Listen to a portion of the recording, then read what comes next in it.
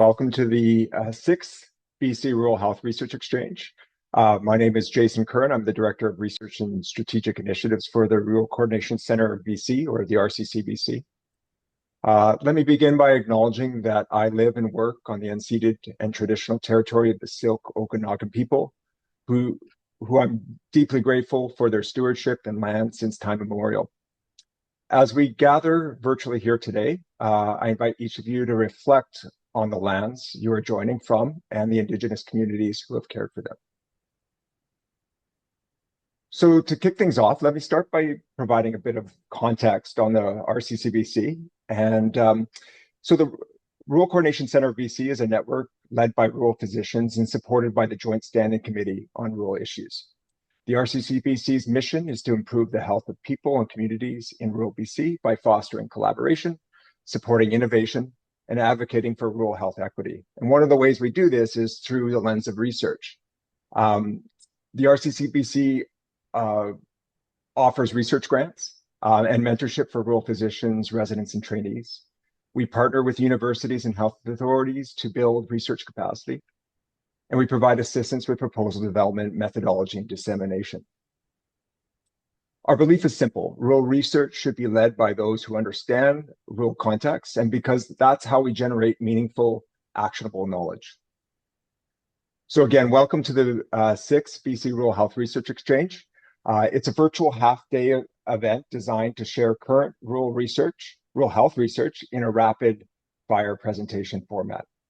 Each presenter will have 10 minutes, followed by 5 minutes for question and answer. That question and answer can be done through the chat box, and we'll be monitoring and relaying that to the presenter. The program, which you may have already received in your calendar invite, is also available on our website. Just Google RCCBC BCRHRx, and you'll find it with no problem. This year features nearly 20 presentations covering topics including virtual care services, rural transport, healthcare policy, and much more. Also this year, we've gone interprovincial. We have presentation from a team from the province of Quebec. And it's also nice to see some of our returning presenters from previous years. So a few quick reminders. Your microphones will likely at this point be turned off, and that's by design. Again, I'll encourage you to use the chat box. Get your questions in early. 5 minutes tends to roll by quite quickly. We'll do our best to address as many questions as possible. Presentations are being recorded and will be available following the event as well. Most importantly, this is a space for learning and respectful dialogue. Let's celebrate the diversity of perspectives and experiences that make rural health research so vital. We are fortunate to have two outstanding facilitators to help guide us through today's sessions. Dr. Frank Schumeyer is a clinical associate professor and director of research for the UBC Department of Family Medicine and an emergency physician at St. Paul's Hospital in Vancouver. He's returning after many years of being a facilitator for our event as well. And Dr. Dave Snadden is a family physician and professor emeritus of family practice in the Department of Family Medicine at UBC Northern Medical Program. You'll get a chance to meet both of them later, but for now, I am going to slowly introduce, because we're slightly ahead of schedule, I'm speaking quite quickly, but I'll introduce our keynote speakers to properly kick off the 6th annual BC Rural Health Research Exchange. Dr. Terry Aldred is a family physician within the Department of Family Medicine at UBC. Dr. Aldred is the lead for Indigenous-led health initiatives at the Rural Coordination Centre of BC and holds affiliations with the First Nations Health Authority, as well as Carrier Sakani Family Services. Dr. Aldred's co-presenter is Erica Pritchard, one of my colleagues and senior project coordinator at the Rural Coordination Centre of BC. Their presentation is entitled, "We're Racially Profiled as Drunk Indians, Experiences of Indigenous Rural British Columbians Accessing Healthcare." And this work was recently published in the Canadian Journal of Rural Medicine. The work touches on or examines the experiences of anti-Indigenous racism derived from the data collected across rural British Columbia through the RCCBC's Rural Site Visits Project.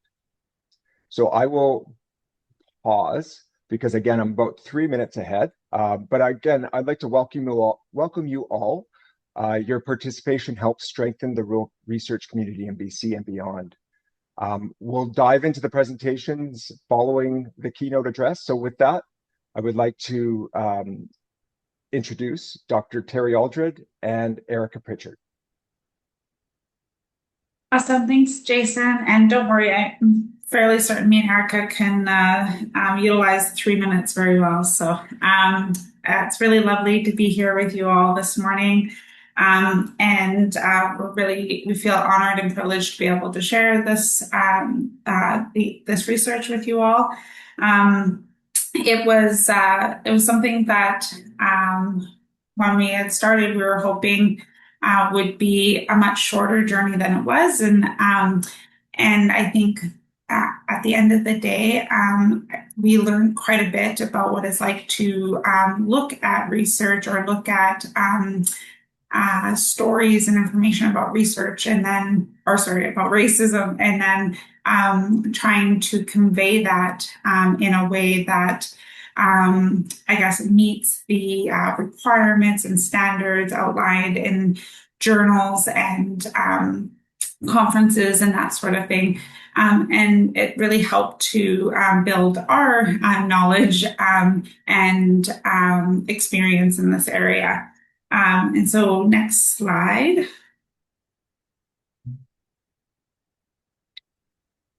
And so thank you very much, Jason, for the kind introduction. And just by way of my my personal introduction, my name is Terry Aldred. I'm Betcath from Clasden, a member of the Silu, the Frog clan on my mom's side, and Métis Cree and Mixed European on my dad's side. And I'm calling in today from the beautiful Lheidli T'enneh Traditional Territory, otherwise known as Prince George, which is pictured here. And the Lheidli T'enneh means where the two rivers meet. And so it's where the Nechako River meets the Fraser River. It was at that meeting place where there were permanent homesteads, as well as a very important meeting place for Carrier and Carrier Secani nations and communities. And so I'll pause and hand it over to Erica. Thanks so much. Thanks so much, Terry. Good morning, everyone. My name is Erica Pritchard. I'm a settler on this land with Danish roots on my mother's side and French roots on my father's side. And I'm grateful to be calling in today from the traditional territory of the Lheidli T'enneh peoples, otherwise known as Prince George. Currently, I am a senior project coordinator with the Rural Coordination Center of BC, primarily supporting a program called the Real-Time Virtual Support Program. And previous to this, I held a role in research at RCC BC as a research associate and data analyst. Before we jump into the next few slides, I'd just like to take a moment to acknowledge our co-author group who helped us achieve this work. Elder Cheryl Swizer, Jordan Christmas, Dr. James Liu, Lee Yates, and Dr. Dana Hubler. Without them, this work would not have been possible. I'd also like to express my gratitude and give immense thanks to all of the participants that took part in this work, who took time to meet with us and share all of their perspectives, stories, and experiences with us. So thank you. Thanks, Erica. And so this research was inspired because through the site visit project, even though initially we weren't even asking for information or stories about experiences of racism, it was something that was a recurring theme. And in the context of the team at RCCBC recognizing and acknowledging this, it was in 2020 where the allegations of a racist game being played in BC emergency rooms emerged, which was the impetus to launch the In Plain Sight report, which was published in the fall of 2020. And so as a group, we came together and wanted to kind of do something about in our, I guess, had capacity to do. And one of the things that came up was like, well, how can we maybe look at what we're hearing during these site visits regarding racism, and how we can contribute to the data that exists regarding Indigenous people's experiences in healthcare. And it's important to note that there isn't a lot of data about experiences of racism that is published, especially from a Canadian context. There's a bit more in terms of the US, Australia, New Zealand. And so there is a paucity of data in this area. The CMHA around within the next year, the editor published about the fact that journals, like medical journals, have a role to play in how potential racist ideas and biases are perpetuated in medicine, as well as about how research is selected and published that may exclude authors' experience, like authors or studies about racism, and or bias against BIPOC authors in general. And so, and so in this context, we wanted to try to contribute to that body of literature and research. And so what we know is that racism is a common experience for Indigenous people across the healthcare system. It came up in all regions in our data, and in all like health authority geographical regions, in very small sites and in larger sites. And that the experiences of racism can be kind of overt interpersonal experiences, but also very subtle forms of racism. To our words, apparently I can't keep them sorted. Where people recognize that there may be subtle changes in tone or just demeanor, where people may seem a bit warmer towards non-Indigenous patients compared to Indigenous patients. The In Plain Sight report captured 9,000 voices related to experiences of racism, both from patients as well as healthcare workers. And this paper, to kind of build upon the findings of In Plain Sight, was focused on experiences in the rural, remote context in BC.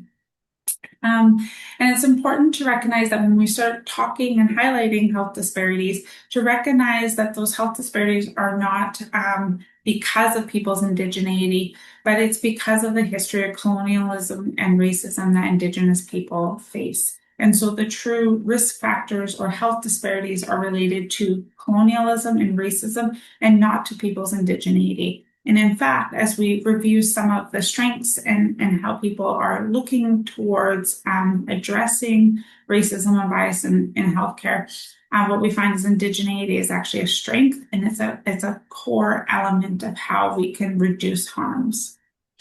Next slide.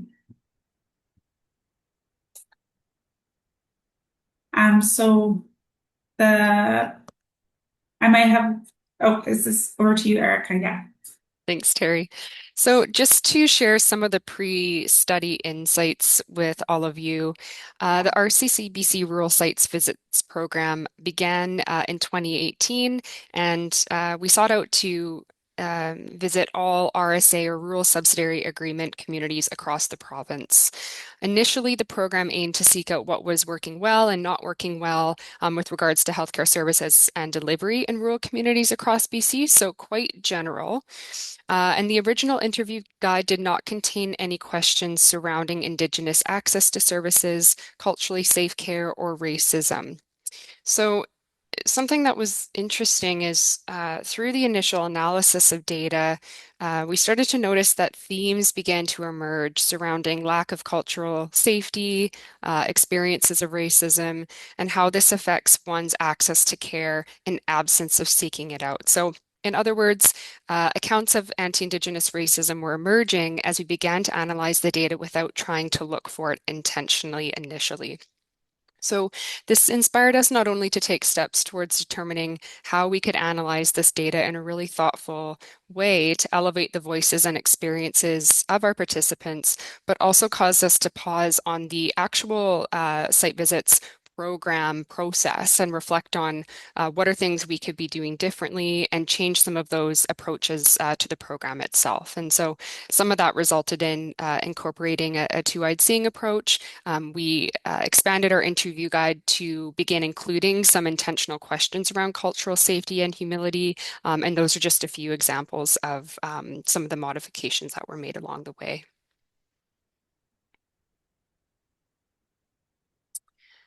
So just in terms of the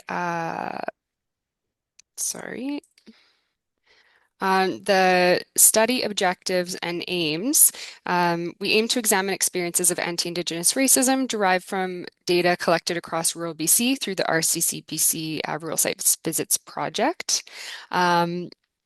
The aims around this was we wanted to then demonstrate how and where people are being treated inequitably in the healthcare system, to highlight racism and its negative impact on Indigenous patient care, and to offer steps towards culturally safe care as shared by Indigenous voices and allies.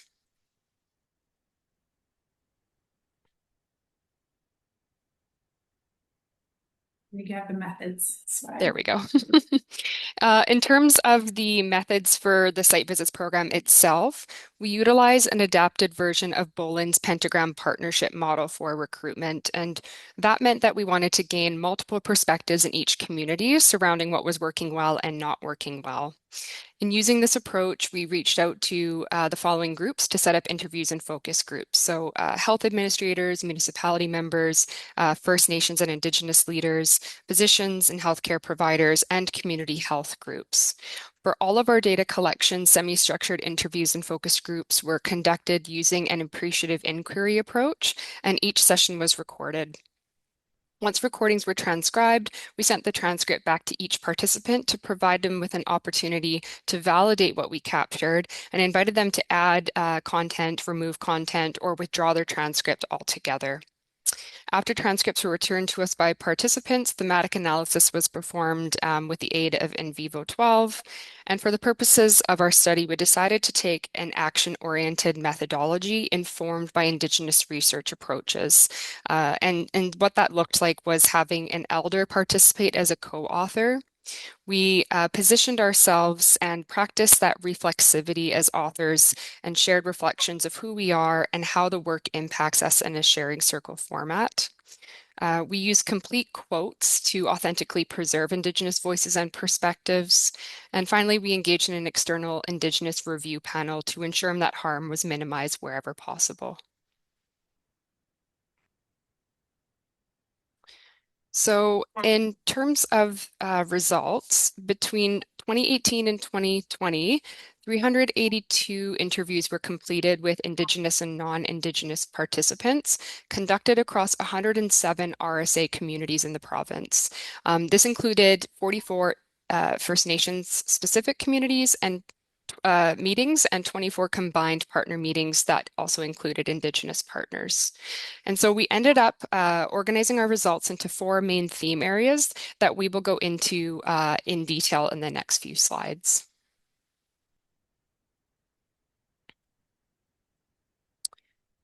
So through our data analysis, we were able to identify 3 different forms of racism that participants shared they've experienced in rural communities: systemic racism, epistemic racism, and interpersonal racism. In order to honor the participants' voices, I will read a few quotes that each represent the different forms of racism participants experience out loud, and then I will pause after each quote to allow for some brief reflection. You're not actually saying it out loud. It's still happening. It's much more difficult to identify and define because it's so subtle, but you can still feel that it's there. It's hard to have a conversation about because it's really hard to catch. And when it comes to language and behaviors and stuff, I deal with this all the time. And you try to explain, no, it's about the impact. But I didn't, but I didn't, but I didn't, but the impact was the same. But we're not ignorant. We're not handicapped. We just have a different way of knowing. I believe we're very intelligent. I believe everybody's an expert. And it's just when you're dealing with one of us, just treat us as such. Just because we're quiet or whatever, we're not stupid. I don't know what it is, why they do that sometimes to First Nations.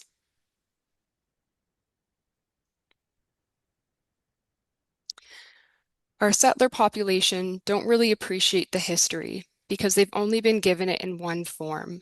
So, we have been taught history in a certain way that is the perspective of the people who wrote the books, who were also settlers. We don't get a lot of Indigenous historical material to reflect on to get the other perspective of the same events. And so you've got a lot of potential for education there for sure. It has always been hard to go to the hospital as an Indigenous person. Ever since I've gone to the hospital, we have been discriminated against.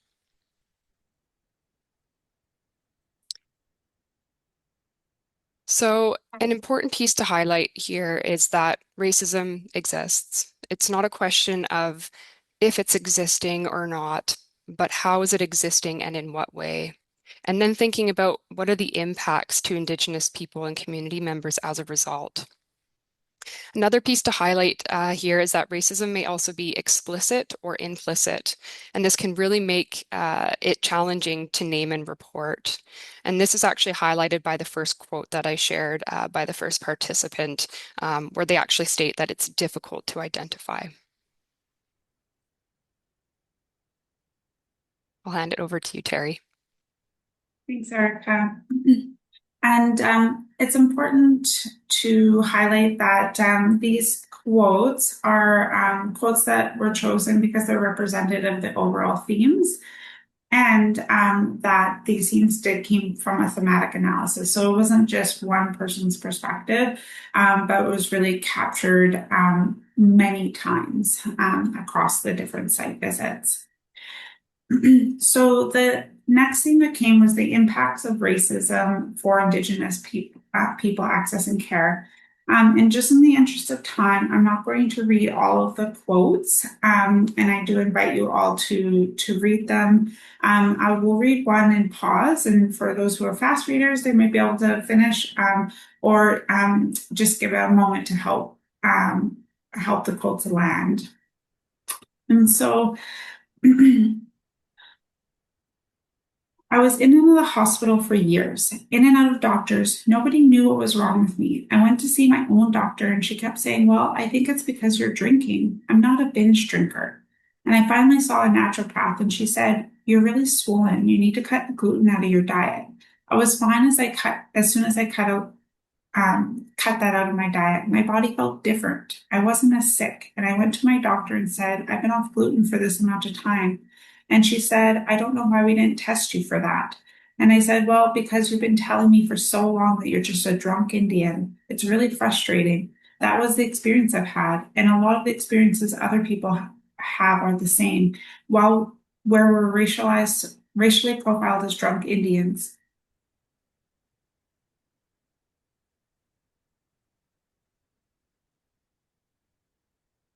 elders often don't speak, but it doesn't mean that they don't have an opinion. They might just not show up again. Their sickness is still there. Their needs are not being met.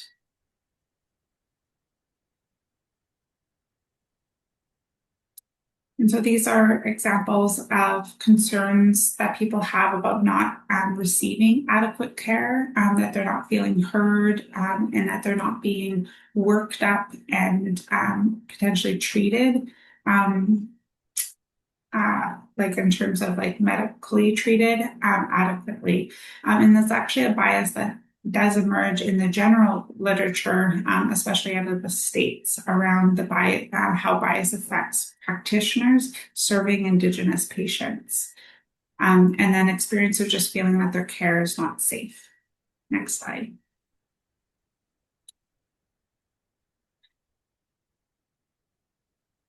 What keeps me up at night is the fear that someday one of our people is going to be turned away from that emergency department and is going to die as a result of it.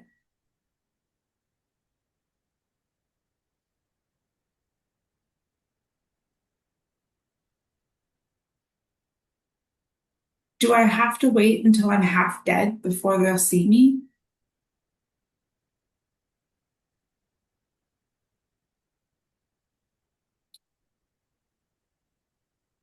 Many people have felt discriminated against at the hospital, both in an emergency. They've actually left sometimes and go to other hospitals in the area because they felt like they weren't provided with services.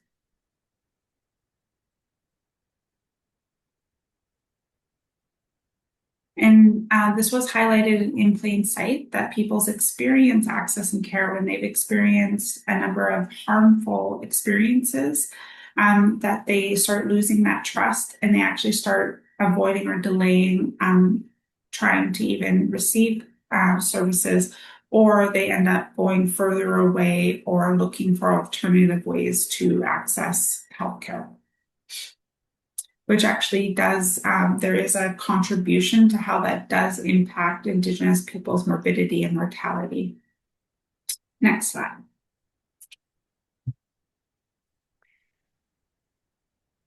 So, as touched on previously, we aim to meet with multiple stakeholder groups in each rural community that we visited. And something that was quite interesting that emerged was realizing that there was a bit of a, not a bit, there was a disconnect between different groups within a single rural community surrounding their perceptions of the degree of cultural safety that existed in local healthcare settings. So the first quote is from, let's call it Community A. And then the last three quotes are from two different groups in Community B. So I'll read everything on this slide. The first quote was from our physician meeting, one of our physician meetings. And I never saw any discrimination, but he would tell me that he experienced discrimination every day. And I don't see discrimination of the First Nations, but if you talk to them, they perceive it constantly. So then in Community B, we met with a physician group and then we met with the local Indigenous group. And we asked the same question to both parties. We asked, are Indigenous patients comfortable coming into the local hospital? Physician one said, I think so. Physician two said, I think so too. I really think so. And then when we spoke with the local First Nations, they said, some people go to another town X to see a doctor because they don't appreciate the way they've been treated here.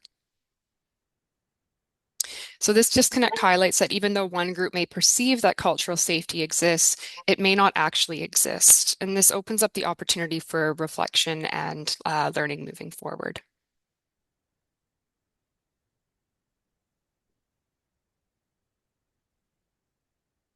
Thanks, Erica. So some of the themes that we'll move into now emerged with people sharing things that have been implemented in these communities that help to support cultural safety and help to address anti-Indigenous racism. So one of those was we budgeted for our own traditional healer to come in because there wasn't sufficient mental health services. So although this person is not a clinical counselor, they are a traditional healer and they helped our people through many difficult times. It is important to recognize the systemic racism, just in terms of the fact that they have to fund a traditional healer outside of the regular budget for mental health and other health services. And given that access to traditional wellness is in UNDRIP as a fundamental right for Indigenous people. But that's an aside, still positive to have the access to those medicines. I think we just need someone that's going to advocate for them, to be with them during their visit to the doctor. They're having surgery, and we should do to make them feel like, they're safe. And so speaking to roles like Indigenous liaisons, as well as programs where they have peer-to-peer supports, and recognizing the benefits that that has. We still have a ways to go, but we have come a long ways. We started a program in which an emerge nurse volunteers to go to some of the communities to have a visit for the day and work with the community health nurses. That changed some perspectives. So recognizing and honoring time in community.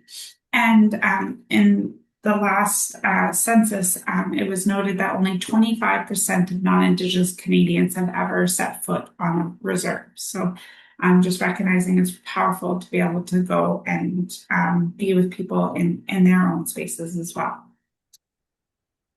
Next slide. And so we did highlight some of the some steps that we can take towards reconciliation and how to build a more culturally safe healthcare system. And we framed it out in terms of the 5 R's, started as 3 R's, part of the ethical space, which was respect, reciprocity, and relationship. It's been built out to include 5 R's, which is used more in a research context that includes responsibility and relevance. And so, again, I know we're running short on time, but so I won't read through them all, but to say that it's important for us to ground this work in building those respectful relationships with Indigenous people, where we can have those relationships be local and grounded in Indigenous ways of knowing. That is has the most strength in terms of the benefits. Approaching these relationships with a trauma-informed practice is really important as well, and to ensure that we have the ability to listen and be open to hearing sometimes difficult stories and difficult feedback. And that part of how we build those respectful relationships is trying to look for ways to build those personal connections both inside and outside of the clinical setting. Recognizing when we're seeing people in our healthcare roles, there is that power differential. And so looking for opportunities where we can go to potentially community events, break bread, and be with people where there isn't as much of that power differential. Next slide.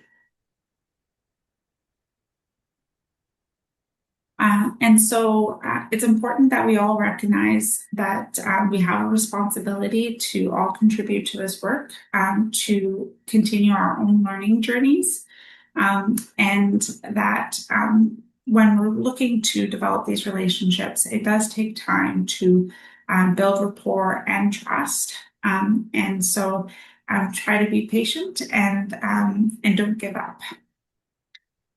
Next slide.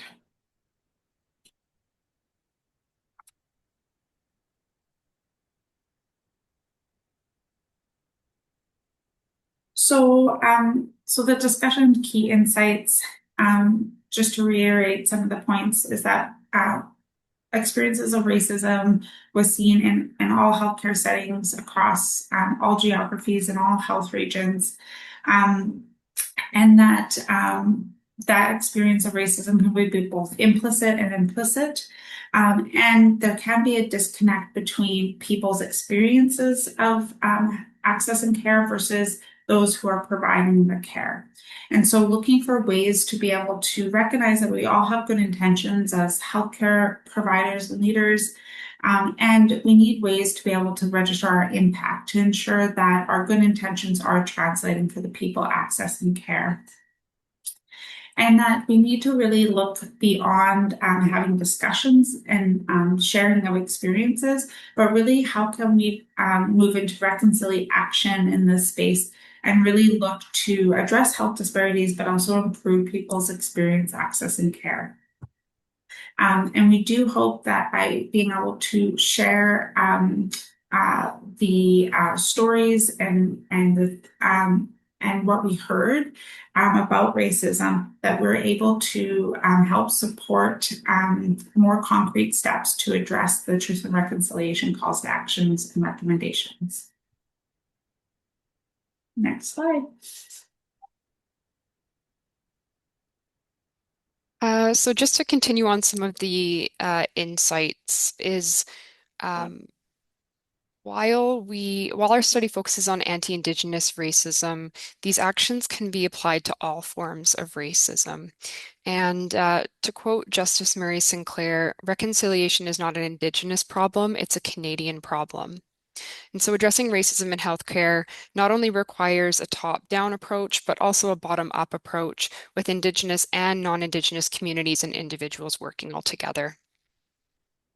Another sort of insight is that, and Terry mentioned this a little bit in the beginning, that a gap exists in Indigenous-led inquiry and literature specific to rural BC. And so epistemic racism influences how scholarly work is created and communicated and affects how non-Indigenous authors engage with Indigenous lived experience. So maintaining epistemic awareness and actively working to decolonize our approach was really essential in this work. Another important area of awareness for us was understanding that there are benefits and limitations to self-reflection. So thinking about and understanding what are ways that we can get feedback when we have blind spots, which is an important thing to recognize. We all come with biases and that can also come with blind spots. So how do we ensure that there's different ways that we can help identify those blind spots where possible? And then lastly, the manuscript submission process remains to be colonial and harmful. So the first time we actually submitted this work to a different journal, we got rejected even before it made it to the peer review process. And the feedback we received from that was that there was already work published in this field. And the impression we were left with was that this was based on one person's opinion and biases. So moving forward, how can we look at putting fail-safes in place when manuscripts containing Indigenous topics or areas of research are submitted, and that rejection, at least instantly, can be avoided due to one person's biases or opinions? Um, Other sort of things that we like to think about is, can we find ways to ensure there are Indigenous members that are a part of the peer review process? And that might help some of those sort of issues that came up for us. And lastly, are there opportunities to create more inclusivity to Indigenous ways of knowing and being, an Indigenous language and approaches during the application process? And for example, with our experience when we were going to submit this manuscript to the journal, in the submission portal, there's a place for us to put everyone's titles for the authors. And our Indigenous elder author, she had requested that elder be put as her title. And going into the portal, they have a drop down for titles that's very specific, and elder isn't listed as a title. So that was a really interesting example of showing just some of the ways that the process is still very Western and colonial, and allows us to think about how can we sort of change that and improve on that as we move forward with research.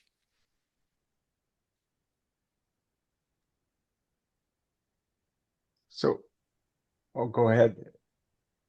No, we're good. I know we're over time, but just want to thank you all for having us, and we're happy to answer questions asynchronously as well. So thanks. Yeah, thanks for mentioning that, Dr. Aldred. Thanks to you and to Erica for an incredible presentation. I know I have lots of questions. Tracy's fortunately added some email addresses that you can connect with Dr. Aldred and Erica directly, and feel free to add questions in the chat box. I'm sure they can maybe address a few of those questions as we go through the program. So thank you again, both of you. What an incredible presentation to kick things off. So with that, again, thank you for all attendees for joining us and the presenters. I'm going to transition to our first facilitator to kick off our first series of rapid fire presentations. Dr. Frank Schumacher is a now long-time facilitator for the BC Rural Health Research Exchange. He's an emergency physician at St. Paul's in Vancouver and the director of research for the Department of Emergency Medicine at UBC. So with that, Dr. Schumacher, on to you. So thank you for allowing me to do this. This is always very interesting to do. In addition to being a physician at St. Paul's in Vancouver, I'm actually an 811 physician as well, and I do that partially to interact with people all across British Columbia and see what the challenges are. And when I work a shift in the next week or two or the next few months, I usually keep a map open of all the driving and weather conditions in northern British Columbia, because these things are something you don't think about that much in the city, but the challenges in different parts of the province are very, very considerable. And just one interesting thing to point out, I was just quick at a glance at the paper by Dr. Aldred and others, and a paper I'm just completed as well with for 811 actually references the paper Dr. Aldred just talked about. So thank you very much. Interviewing 380 people is enormous. Usually for any kind of qualitative study, 20 people is really considered pretty sufficient. So going 20 times over seems like an enormous amount of work. And hopefully this gets disseminated as widely as possible, not in Canada as well, but also in other countries like Australia, New Zealand, the United States would also have very similar issues. Thank you for an enormous amount of very, very, very hard work. It took a lot of time to gain trust from people. This I was incredibly impressed by that, by your presentation and your work. Thank you again.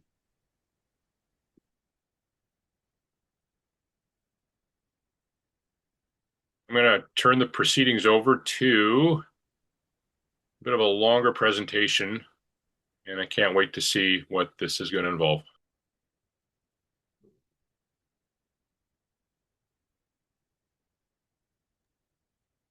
So Dr. Kapoor, if you want to go ahead, please. Thank you.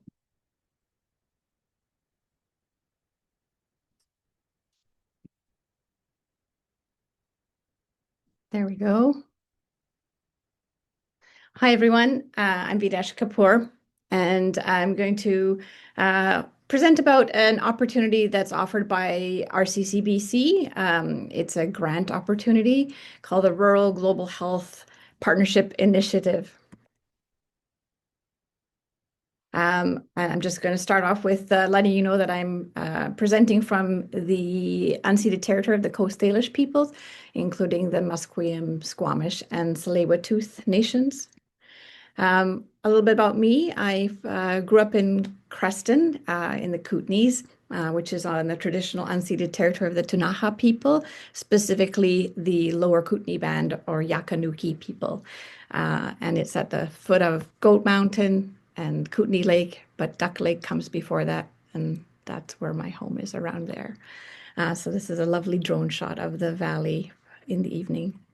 I'm a family physician practicing in Richmond. My clinic is going to start in about 20 minutes, so I may have to rush off. I work with the Department of Family Practice at UBC, and I'm the Global and Planetary Health Theme Leader for the undergraduate program, and I co-chair an enhanced skills program in global health offered by the Family Practice postgraduate program. So the Rural Global Health Partnership Initiative grant is a grant that we launched in 2018. And so far, we've actually funded 32 projects, which is quite exciting. And I wish I could showcase all of them, but at the end of this presentation, I'll share just a few of the types of projects to give you a sense of what we've funded so far, and maybe give you some ideas about projects that you are aware of with your colleagues, or you may have been involved in yourself. So these are grants that support a partnership between a rural BC physician or a medical student resident who is committed to rural service. And it's a partnership on a global or planetary health project with another community. So a very defined partner, either in rural BC or internationally. And the grants are available for up to $10,000. So often people kind of ask, what is global or planetary health? And I think even the first presentation highlighted a little bit about understanding that as a planet, we have shared risks. In the past, we used to talk about international health, which was more of an us or them or colonial or imperialistic approach to addressing health inequity. But the more recent definitions of both global and planetary health are an understanding that we have shared global risks, whether they're environmental, geopolitical, health systems, and other determinants that do impact us globally, whether they occur over there or more locally. And these projects highlight that there's a lot that we can learn by trying to address some of these inequities, specifically because they impact the most vulnerable populations. And Ray Markham was one of the champions of this grant, as well as a lot of other people at the RCCBC. And the idea was that there's global health often involves a lot of generalism, and we wanted to strengthen that at a local level.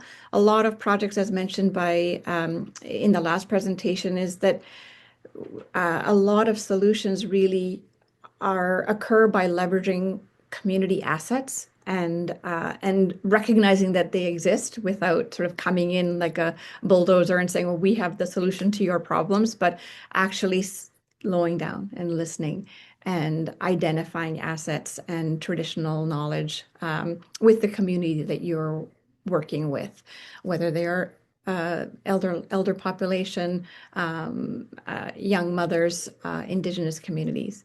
And the idea is that this grant would help foster reciprocal learning in diverse contexts, and that if a project happens to be in Ghana, there may be some learning that can be then applied in a rural setting in Canada. And so, yeah, the idea is really to look at what kind of ways we can work together with the community to address some of the differences or inequities in access to availability to health services, access, or just the knowledge about healthcare and health education. So who's eligible? Any BC physician practicing in a rural community or a medical student resident with a demonstrated commitment to practicing in a rural community.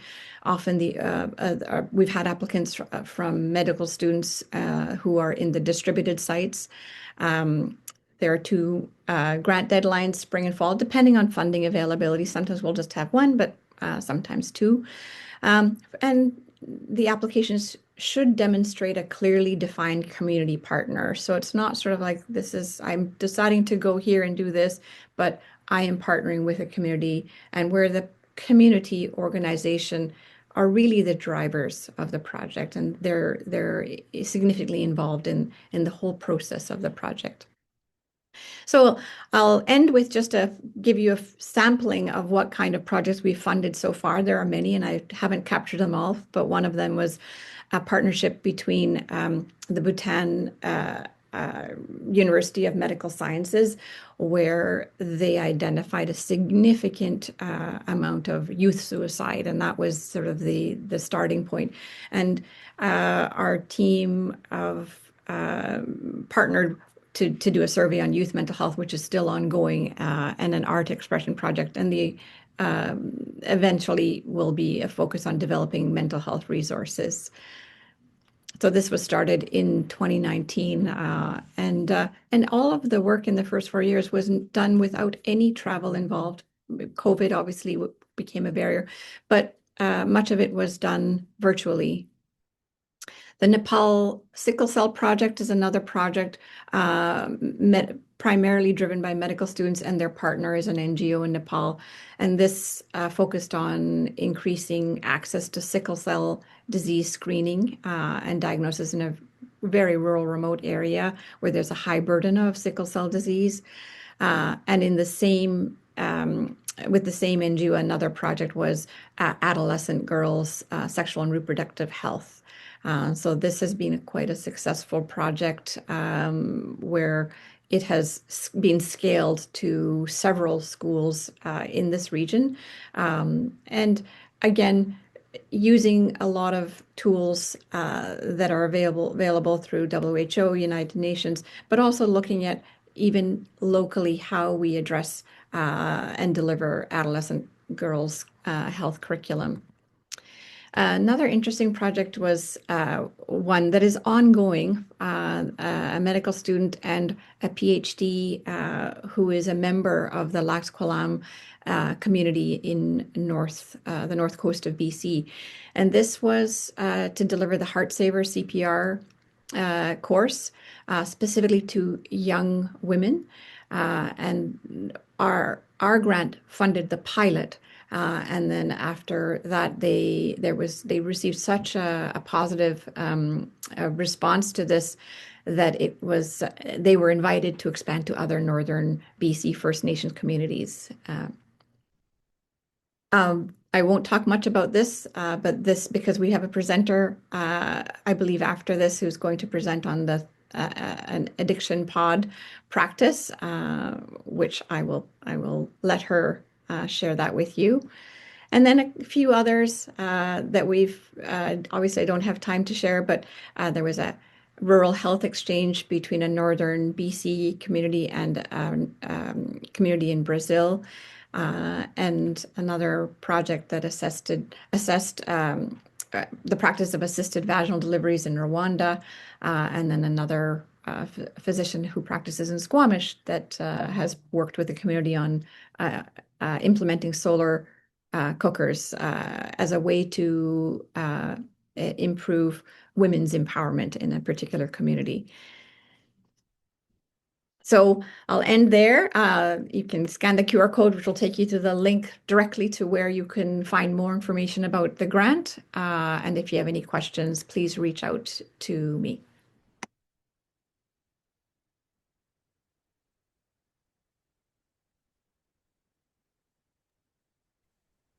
Perfect. Over to Cora and Allison. Hi, everyone. Hopefully you can hear me okay. I'll look for a thumbs up from someone. Okay, great. So I am Allison Hamilton, and I'm presenting with Cora on the podcast that was just mentioned. I am an addiction and rural family medicine physician, currently working both in Terrace with Nisga'a Valley Health in northern BC, and then also at St. Paul's, where I am right now, and they're currently testing the fire alarm system. So I apologize in advance for any background noise. And my co-presenter is Cora Scott, who's the knowledge translator. Oh, there's an example. Knowledge translation coordinator with the Addiction Practice Podcast at the BCCSU. So the gap that our project is trying to address is focused around what we know is a persistent and urgent need for substance use care in rural and remote communities. This is in part shown by a 2022 BC study that showed that the fatal overdose rates are 30% higher in rural areas compared to urban ones, which was found to be in part due to a lack of access to opioid agonist treatment options and a lack of access to adequate addiction and substance use care.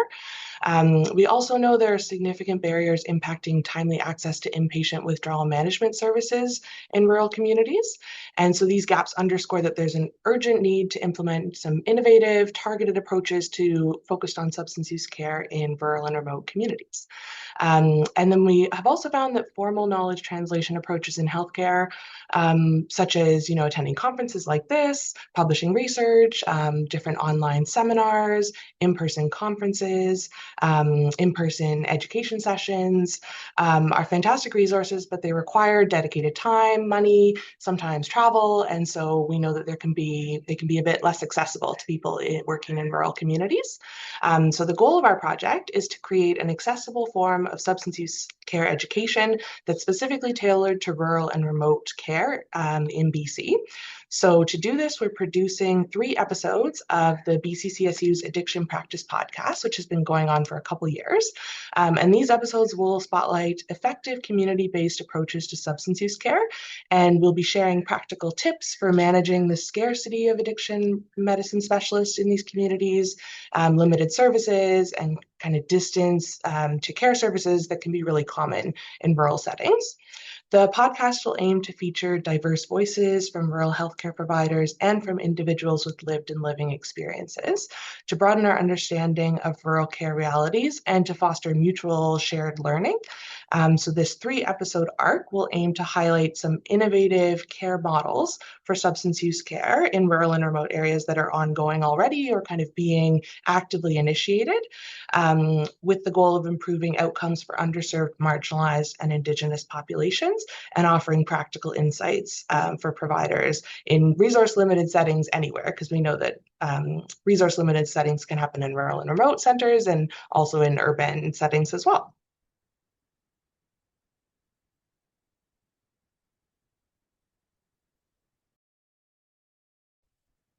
Hi, I'm Cora Scott. I'm the knowledge translation coordinator with the BC Center on Substance Use. Like Allison mentioned, we're addressing the gap by launching a 3-episode arc on the Addiction Practice podcast to share practical, community-driven approaches to substance use care in rural and remote British Columbia. Our team consists of myself, Dr. Hamilton, the BCCSU team, and Cited Media, our production team. And we'll spotlight virtual care, culturally safe practices, and local support networks, which we're thankful that are grounded in Dr. Hamilton's rural clinical experience. So these episodes are being shaped by people with lived experience and clinicians. So their real-world solutions and voices will be leading the conversation. And this fits the BC Center on Substance Use's goal of making accessible education for care providers in these resource-limited settings, like Allison mentioned. And these episodes through the Addiction Practice Pod are free and accessible online and on streaming services. They're 45 minutes or less, with practical substance use disorder guidance and the ability to earn self-learning continuing medical education credits. To date, it's reached over 22,000 streams, and we keep growing. So current progress, what our team's working on right now is the guest identification and pre-interviewing phase of season 7. So this means we're going to be reaching out and are currently reaching out to clinicians and people with lived experience with relevant expertise in rural and remote substance use care. We invite them to appear as guests on the podcast and chat with them about their experiences before confirming a recording date. And we aim to select guests with diverse backgrounds and perspectives so we can reflect a wide range of experiences and takeaways for our listeners. A recording and production for season 7 will begin in early winter, and our episodes for that season are predicted to come out in early spring. And right now, our team's also in production for season 6, which will be released in early 2026. And on that note, we always welcome clinicians and people with lived and living experience and those working in substance use care who have an interest in participating in the podcast and sharing their experiences to reach out to learn more. And our contact information will be on our final slide.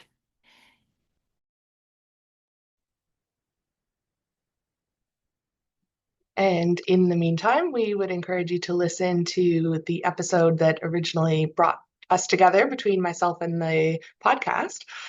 Season 5, episode 3 is focused on rural and remote substance use care and innovation, and had some really cool examples from some providers across rural BC. So you can tune in through the BC Echo on Substance Use website, Spotify, or Apple. And before we close out, we just want to thank and acknowledge the foundational and ongoing support we've received from our funding partners, which is Doctors of BC, the Rural Coordination Centre of BC, as we heard from before, and the BC Ministry of Health. Thank you, everyone, for listening. Thanks so much. Thank you, everyone. That was very well done. I'm now going to welcome, I don't see any specific questions in the chat, but feel free to post them later. I'm just going to welcome Drs. Ann Lysak Amy Sawchuk and Lee Yates, and hopefully I'm pronouncing everybody's name correctly. Thanks so much. I'm going to just go ahead and share my screen here.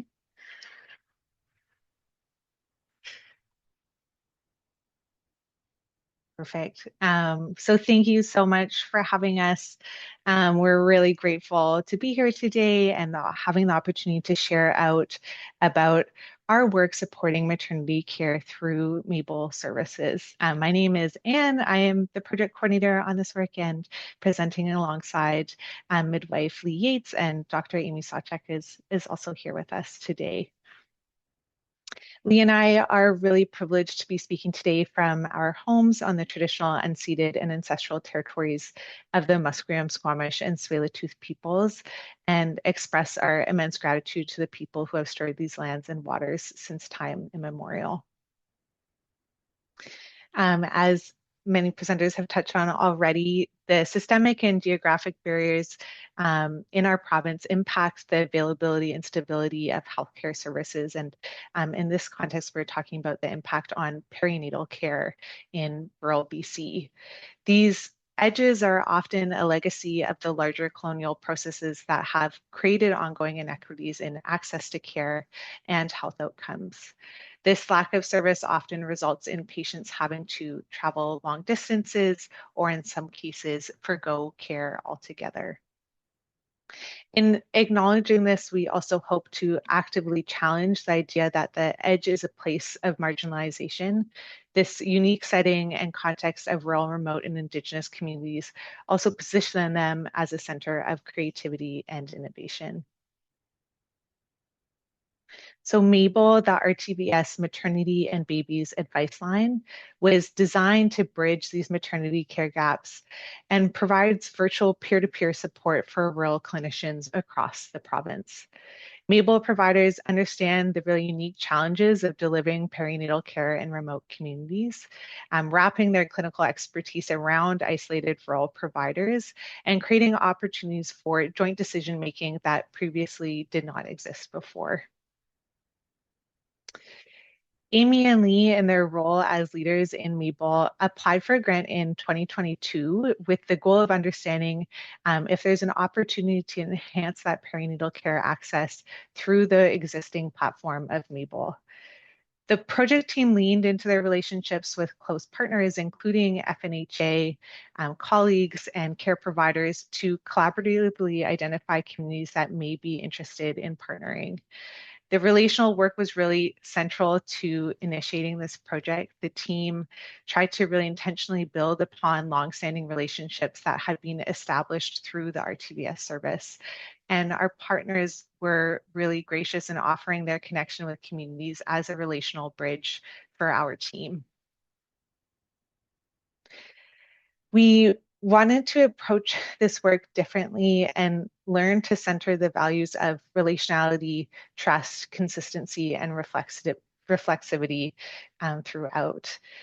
Throughout the project, this challenged many of our deeply held motivations, including those to move more quickly than perhaps there was readiness for. We learned across the project the time and intention it takes to work relationally, and embracing those waiting periods between communications. It did take our project team around 6 months to identify and approach one community to partner in this work with. And I'm going to pass over to you, Lee. Thanks, Anne. So the community that we partnered with is Quadacha and their neighboring community of Seke Dene.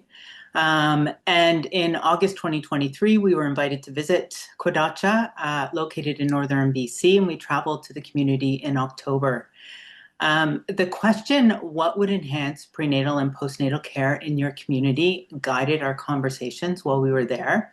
And over the 3-day visit, in multiple conversation circles, Indigenous life givers, community elders, family members, health administrators, and healthcare providers shared their experiences, stories, knowledge, and needs regarding local perinatal care. And what we learned spanned multiple aspects of the perinatal care experience, including prenatal appointments, educational needs, support systems in the community, traveling to and staying in Prince George for care during antepartum care as well as intrapartum or postpartum care. And following the community visit, we worked together with health partners and community members to identify which need could be best supported through Mabel in our peer-to-peer service, and how to assist connections to support the other needs that we identified. So I'm going to talk today about the supported chart review. We identified that the remote RNs, we heard that the remote RNs, who are commonly agency nurses with high turnover rates, have variable experience providing prenatal care. And so with this, we worked together to develop a supported chart review process. The process itself began bi-weekly and was bi-weekly for about the first 6 months, and then moved to monthly as we identified, both smoothed the process and identified that monthly was sufficient. Key elements or key features of the process is that it's always myself or Amy. So to build that known care provider relationship and trust, it fits within the local existing clinical workflows. And it's a small group structure, allowing for dedicated time for discussion to build relationships again and comfort in asking questions. And it's a co-knowledge sharing, learning, and mentorship space, starting with what the providers already know and encouraging curiosity and interest-based questions. Key in this is privacy and client consent as well. So we've built in a process to ensure that the nurses and the team in the local community is seeking consent to include Amy and I in the circle of care for these pregnant individuals. We'll go to the next slide. So in the spring of 2025, in addition to our ongoing reflexive praxis, we did a formalized evaluation combining developmental evaluation with the learning health systems approach. And rather than kind of going through the list of enablers, I'm going to read one of the quotes. Because the clinical care was taken care of, the rest of my time I could give the patient extra time and support her mental wellness and all the barriers that she's facing. So the outcome for this client was that she completed all of her prenatal visits and way more. We learned about improved health promotion, early intervention, and care management, reducing the need for pregnant folks to travel outside of the community and improve continuity of care. And the impact for providers, the way the chart review was done saves time for us and has a good positive output on much more comprehensive prenatal care. And that's really valuable because most of the things that we do to improve patient care add more time. And so I'm really thankful for that. We'll move to the highlights.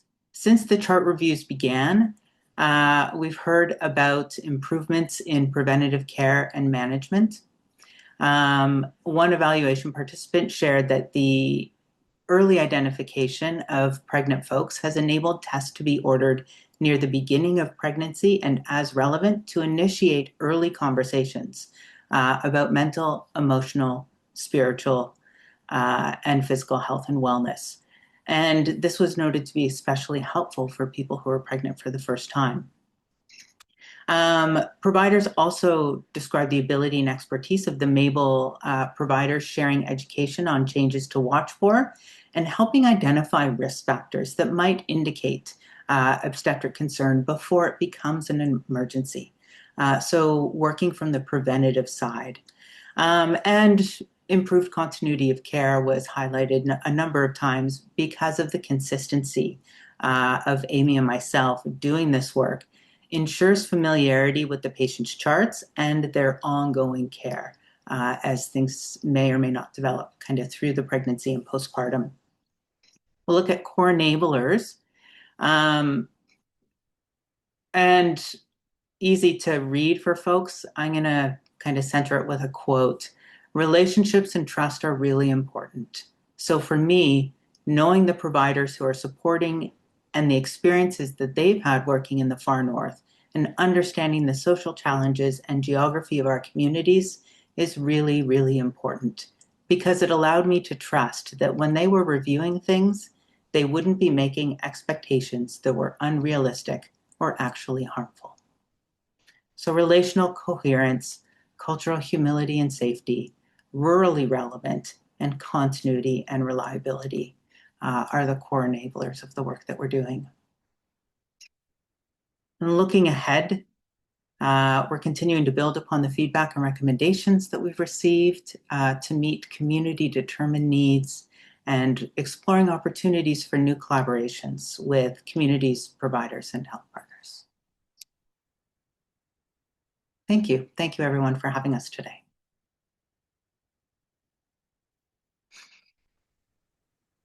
Thank you. That's a very, very that's a terrific amount of work as well. You know, how many communities did you interview, or did you conduct interviews in? So this work, we're working with 2 communities, Kwadacha and Seke Dene. We were invited to do a site visit with Kwadacha. And so just the one community with the interviews and the conversation circles, recognizing there's overlap between Kwadacha and Seke being neighboring communities. Often patients travel between the 2. And there are uniquenesses as well.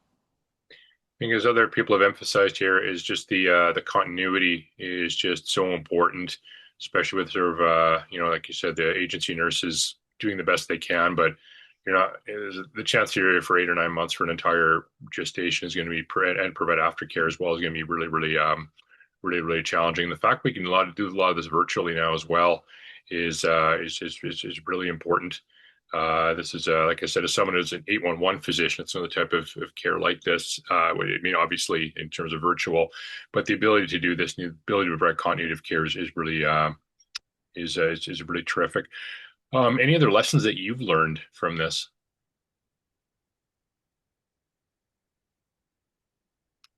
You know, one of the things I might add, maybe not a lesson learned, but the feedback that we heard that I didn't talk about from the nurses that we support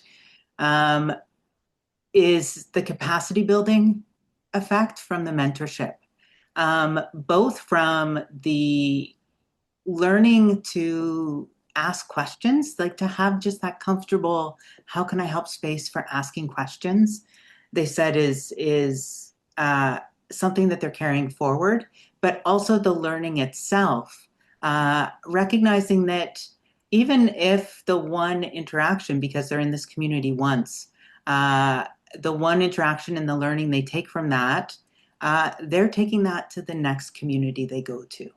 And so that overall capacity building is really, was identified as important. And Amy, I see you're off mute. Would you like to add something? Yeah, I was just going to say that we commonly focus in medicine about the direct patient care experience. And so seeing value in our work when we have the patient in front of us. And I think looking at this as a different model of care surprisingly shows so much more of an impact than I thought was going to happen. So in my traditional way of training and being and always having a patient sitting in front of me, you can see that there's other impacts just in terms of what Lee's just shared, like the knowledge sharing, the comfort of showing up, feeling like someone is there in your back pocket when you need them. The patients know we're involved in their care, and that somehow comforts them. We've heard that they just know that there's a provider who does obstetrics regularly, sort of looking at their chart in the background. And that seems to bring this sort of sense of comfort to the community, which was an unexpected outcome for myself personally. Thank you. Perhaps a model for other jurisdictions in Canada as well. Very well done. Thank you. And Dr. Melissa Paquette just posted the full report on the RCCBC website. Now I'm going to welcome Dr. Mike Frigursky. Hello, everybody. My name is Mike Frigursky. I'm broadcasting here from Big White, BC. We're about to open on Monday. I'm a doctor, the only doctor up here in Big White. I also have a summertime practice in Kelowna. My interest has been with open EMR, particularly open source health records and other tools to improve communication, collaboration without requiring a third-party vendor. I developed a relationship with a programmer, Samsudin Jabbar, who's an expert in the field and came to Canada for about 2 years, worked closely with me on our project. And he's back in India now, but he's joined me for this talk. I'm going to share my screen now and begin the presentation.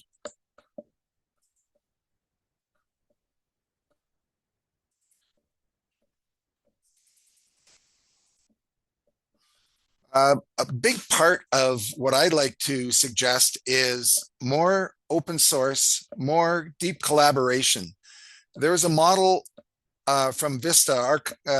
We have a company. We've never sold anything. Everything we've created has gone back into the community. Vista is the largest open source EMR in the world, with tens of thousands of users and tens of millions of patients. And after about 5 or 10 years of using other applications, I found this to be the best one suitable for a BC-based practice. We went to some early on VA presentations, and the VA, Department of Veterans Affairs in the United States, developed Vista for the veterans and released it under open source. So that was our first attempt, and that's where the name came from. One of the best speakers I've ever seen was a man named Rick Marshall, who presented on a model that they used called the golden pair. It's surprising that development in open source happened in the military, because they're the least open source you're going to find. But what they found was, in the basements of these VA hospitals remotely, a single doctor with some interest in computers or data paired with a technical person, long and deep, over a long course, and they developed a trusting relationship, and they actually developed applications that became part of the core programming and still are used today. They've tried to replace Vista 7 times. Last one was Cerner, and that's after $7 billion. It didn't take. So it's a terrible application because the code is mixed in with the data. So we had to let it go. And fortunately, Sam joined the team and helped us improve the open source application and specifically adapt it for Canada and BC. The tools that we use to achieve some of these goals, one of the models was Whisper, which is an open source machine language, a large language model for transcription. Before OpenAI, while it was still open, before it was acquired, they released some of their models, including this one, which was trained on over 600,000 hours of medical transcription supervised. That means somebody went in afterwards and corrected all the mistakes. That made for about a 7 billion parameter language model, which I found to be excellent for direct transcription of medical records in-house, in the room, without sharing the data with anyone. Jitsi, Sam is integrating that as an in-app video application. Currently, we use Twilio and APIs, but the advantage of that is that everything happens inside the EMR. We don't have to create another tab or screen or share information on any servers. I have a background in health informatics and wrote a white paper on data stewardship and sharing for the Canadian family physicians. And if you ever dig deep into the data sharing agreements of the EMRs, you'll realize that they can do whatever they want. Likewise, the platforms, Zoom, what we're using today, nobody knows what happens with their servers. A lot of the data is being recorded as it comes and leaves from US-based servers. Likewise, other AI models and services that we're using in medicine, I think prematurely. OBS is great, and all of these are open source platforms. OBS is a web and screen capture used to make videos. We had a summer project last year where we recorded about maybe 80 or 90 1 or 2 minute videos on how to do simple things with an open EMR. And we're developing a context sensitive prompt so that when people are in the program, they can open these videos and find quickly where to go. We also had a project. We went to Toronto in February and joined the Pan-Canadian Interoperability team in an international event for interoperability testing. Every EMR vendor was there trying to talk to other vendors. Why we went was to prove that OpenEMR does fire out of the box. With two programmers and one morning, we were able to send patient summaries to their testing platform, which is Gazelle, another open source platform for testing interoperability. This is the team.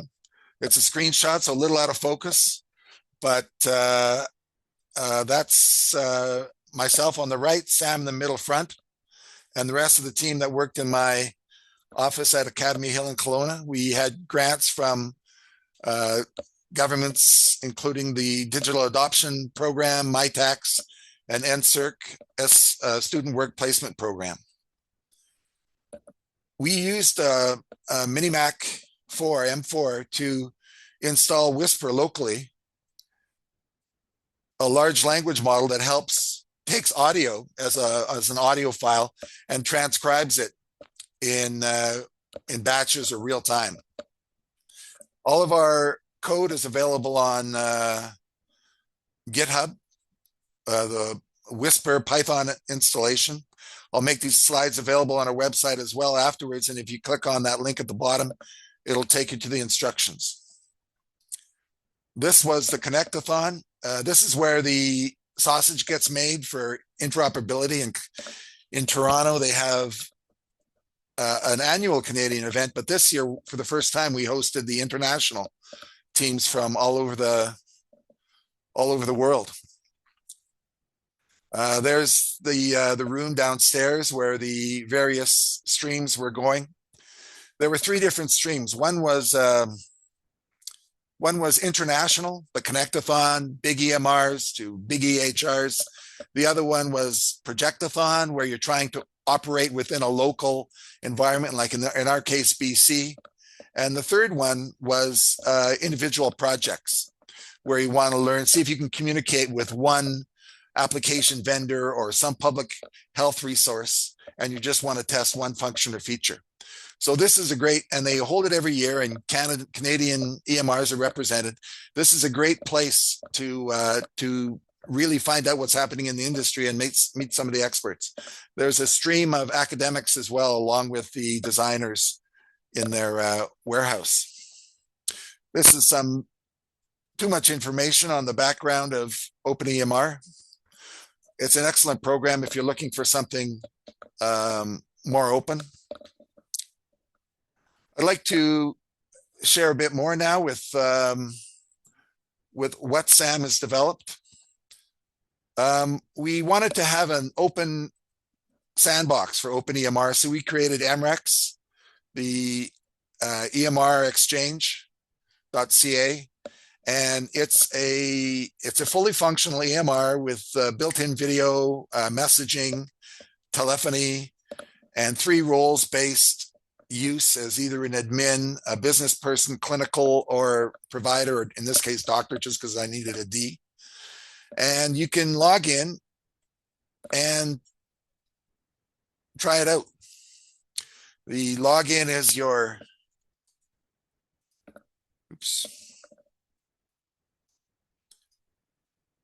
is your role, and it's a fully functional instance with no personal or patient health information, and it's wiped clean every night. This is my clinic. This is where I am right now, Stonebridge at Big White. It's snowing outside, and we're expecting to be open by the middle of next week. This is the application platform, totally open source. It's released under a copyleft, so an Apache type license, where you can do whatever you want with it, but you just have to say where you got the code. All the code we have, everything we created was created into modules, which were released back to the community. This application has hundreds of developers all over the world, and there's lots of exciting things happening on all sorts of fronts. And it's entirely free. That's OBS. And these are some other great open source tools that I'd recommend for integrating AI directly into your EMR. And I think I'm done. Oh, do you mind introducing yourself, Sam? He's on the call as well. Appreciate it. Thank you. Okay. I want Sam to be part of this because he's much better at answering the tough questions than I am. Yes, so for technique on the platform, because we have been using this for almost 10 years. And successfully with Mike, I think we've been using more than 7 years. This platform can be customized for any workflow. And as you mentioned, this is a vast community running for more than 2 decades successfully across the globe. So not only in US, in Canada, and all other countries are also using it because it can be secure, depends on the deployment environment. Like we are using only Canadian service, so all the healthcare data resides in Canada. Same depends on the regulations of InfoWay or the HIPAAs. We can follow the same in the deployment. So for all the LLMs and audio transcriptions we are doing, which is only running in our clinic, but the platform is running in the cloud. So similar way, we can we can deploy this platform. We are calling it as, the doctor can carry this platform within an USB. That's also we plan to do because we can deploy the entire system in a Docker or Kubernetes by giving in a single pen drive. So the USB device, they can take it anywhere and they can run it. That's the plan that we are working towards, so that the doctors or the healthcare person can own the data. Even though if the license get lost, so they can still own the data, so they can easily extract and exchange to other healthcare entities. That's a great point, Sam, because one of the most powerful things that isn't realized in EMRs is the EMR is a tiny paradigm, a small paradigm for accessing the information. And TELUS and other big organizations realize this, that the real value is in the data and unrecognized relationships within that data. One of the best advantages of an open source EMR like VEMR or OpenEMR is that you can find other nimble ways. All the schema of the data, it uses a MySQL type database, an open source version called MariaDB. And so everything is tagged, all the columns, so you can develop a simple app that is totally independent of the EMR to do exactly what a particular doctor does in his workflow. Access an X-ray, mark them up, send them back with minimal number of clicks, all customized and very secure because it's within a in-house app. Are there any questions? Just looking here, I don't see any listed questions just yet, but this is again one of these opportunities where the 68 participants can easily ask a question over the next couple hours, and we'll just forward you any questions, comments, or other issues that we have. So thank you very much, Dr. Frigurski. I believe next is Dr. Zohaib Nadim, who's visiting us from Australia. Do I have that right? I think this is our first Australian ever here. Hi, yeah, I went to medical school in Australia, University of Queensland. Let me just share my screen.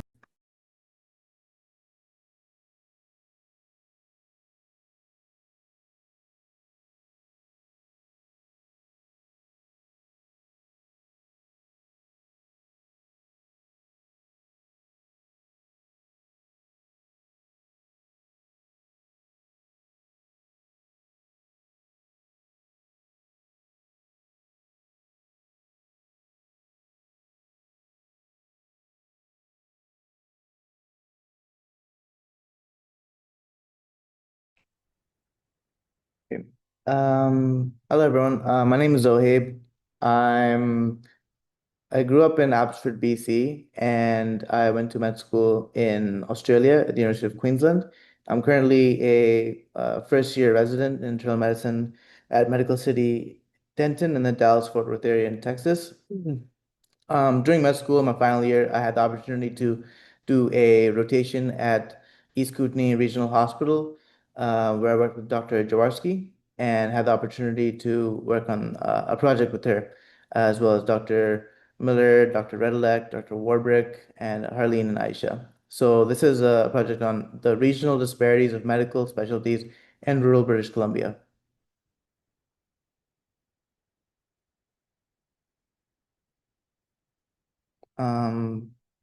So healthcare inequalities in rural and remote BC are well documented despite efforts to address the issue. And most of the efforts have focused primarily on primary care. However, there's still a lot of gaps in healthcare in rural BC, as we all know. For example, in pediatrics, there's a shortage in pediatricians in northern BC, despite having a higher proportion of children in the area. Mental health outcomes are still worse in rural areas, especially suicide rates in rural communities. And as medicine becomes more complex with medical advancements, and kind of aging populations, specialists play an increasingly important role in providing patient care. However, little is actually known about the state of medical specialists in rural BC. So the aim of this project was to better understand the temporal-spatial distribution pattern of medical specialists in British Columbia. And for the purposes of this project, I was considering internists, pediatricians, and psychiatrists as non-surgical specialists. So to answer this question, we took a look at the BC Ministry of Health's MSP reports from 2010 to 2023. So we use MSP registrants as a proxy for population in each health service delivery area, which is how the BC Ministry of Health kind of administers healthcare in BC. We took a look at the number of specialists in each healthcare service delivery, HSDA. We divided the HSDAs into rural and urban, and we considered East Kootenay, Kootenay Boundary, North Vancouver Island, Northwest, Northern Interior, and Northeast as rural communities based on the BC Rural Practice Subsidiary Agreement. We divided the specialists into 4 categories: general internists, which were coded as general internists and internists in the MSP reports, medical subspecialists,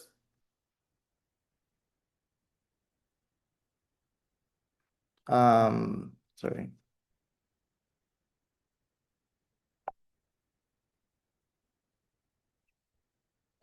Medical subspecialists, which include geriatrics, cardiology, rheumatology, allergy, respiratory, endocrine, crit care, gastro, nephrology, infectious disease, and hemonc. Psychiatrists and pediatricians. But for psychiatrists and pediatricians, their subspecialists such as child and adolescents are not actually listed separately for MSP billing purposes, so they're just grouped as one. And then I took that data and created maps using QGIS to show the distribution of physicians and their change over time in each HSDA. So the first panel of maps right here shows the total internal medicine specialists across BC. On the left panel, this is data from 2010, 2011. The middle panel is 2022, 23, and the right shows change over time. So on the left panel in 2010, you can see there's a concentration of physicians in the Vancouver area. The darker shades of red are the higher gradients of physicians. And then in the middle panel in 2022, you can see there's a pretty big change in physician distribution where you see increased amounts of internists throughout other areas, such as Okanagan and the interior. However, the larger proportion of internists still remains in urban areas compared to rural areas in the north. And this is shown on the right side with the change over time, where you see an increase of internists in all the regions except for the northeast, which showed a decrease, which is indicated in the yellow gradient. And then the largest increase was in urban areas, such as the Vancouver area. I want to point out that this is per capita data, so physicians per 100,000 people. So it doesn't show the absolute number of clinicians. So in a region like the Northeast, that actually represents a single internist. And so if it changes by 1 or 2, internists that results in a very large change. And overall, I think there was about 1,400 internists that we recorded, and of those, about 430 were general internists, and 7% of those internists were practicing in rural BC. And the next panel is for general internists. So on the left again is data from 2010. You can see there's a larger concentration in urban areas. And then in the middle panel, data from 2022, 23 shows a much broader distribution of general internists, especially in rural areas. But the largest concentration is still in urban settings. And then on the right is a change over time. You can see there's increases in general internists across the province, except for in the Northeast. But interestingly, the greatest amount of change was in rural settings, where you see an increase in generalists greater than in urban areas. And this next panel shows the proportion of the total amount of internists who are generalists. On the left is in 2010, and on the right is 2022. So in both these maps, you can see that in more rural and remote regions, generalists compose a greater proportion of total internists. So in the Northeast and the Northwest regions, 100% of the internists there are generalists, versus in Vancouver, 25% of the internists are generalists. And this graph just shows the same data in a different manner. So looking at the green lines, that represents urban data. So in urban regions, the top line shows total internists. So you can see an increase over time, over the past decade. And the light green line, which is the very bottom, shows the amount of general internists. So again, you see an increase, but they make up a smaller proportion of the total amount of internists. And that gap is made up of subspecialists, so cardiologists, gastroenterologists, etc. And then in rural settings, which is indicated by the blue lines, the top line shows the total internists, and the light blue line shows general internists. They're both increasing over time. However, general internists make up a larger proportion of the total internists in those regions. Next panel is for pediatrics. On the left is 2010. You can see there's a larger concentration of pediatricians in the urban region. The middle panel is for 2022-23. Again, you see a broader distribution of pediatricians across the province, but a greater concentration in urban settings. And then on the right is change over time over the past decade. The yellow indicating decreases, green is increases. So you see a much more mixed pattern. Interestingly, there you see decreases, slight decreases in pediatricians in the Vancouver area as well as rural areas. So mixed pattern. And then this graph shows the same data in a different way. Interestingly, over the past decade, the level of pediatricians per capita in both rural and urban settings hasn't really changed much. It's remained pretty stagnant. And final panel is for psychiatry. On the left is data from 2010. Again, you can see the concentration of psychiatrists in urban regions. In the middle is 2022, 23. And you see, again, a bit more broader distribution, but the concentration remains in urban settings.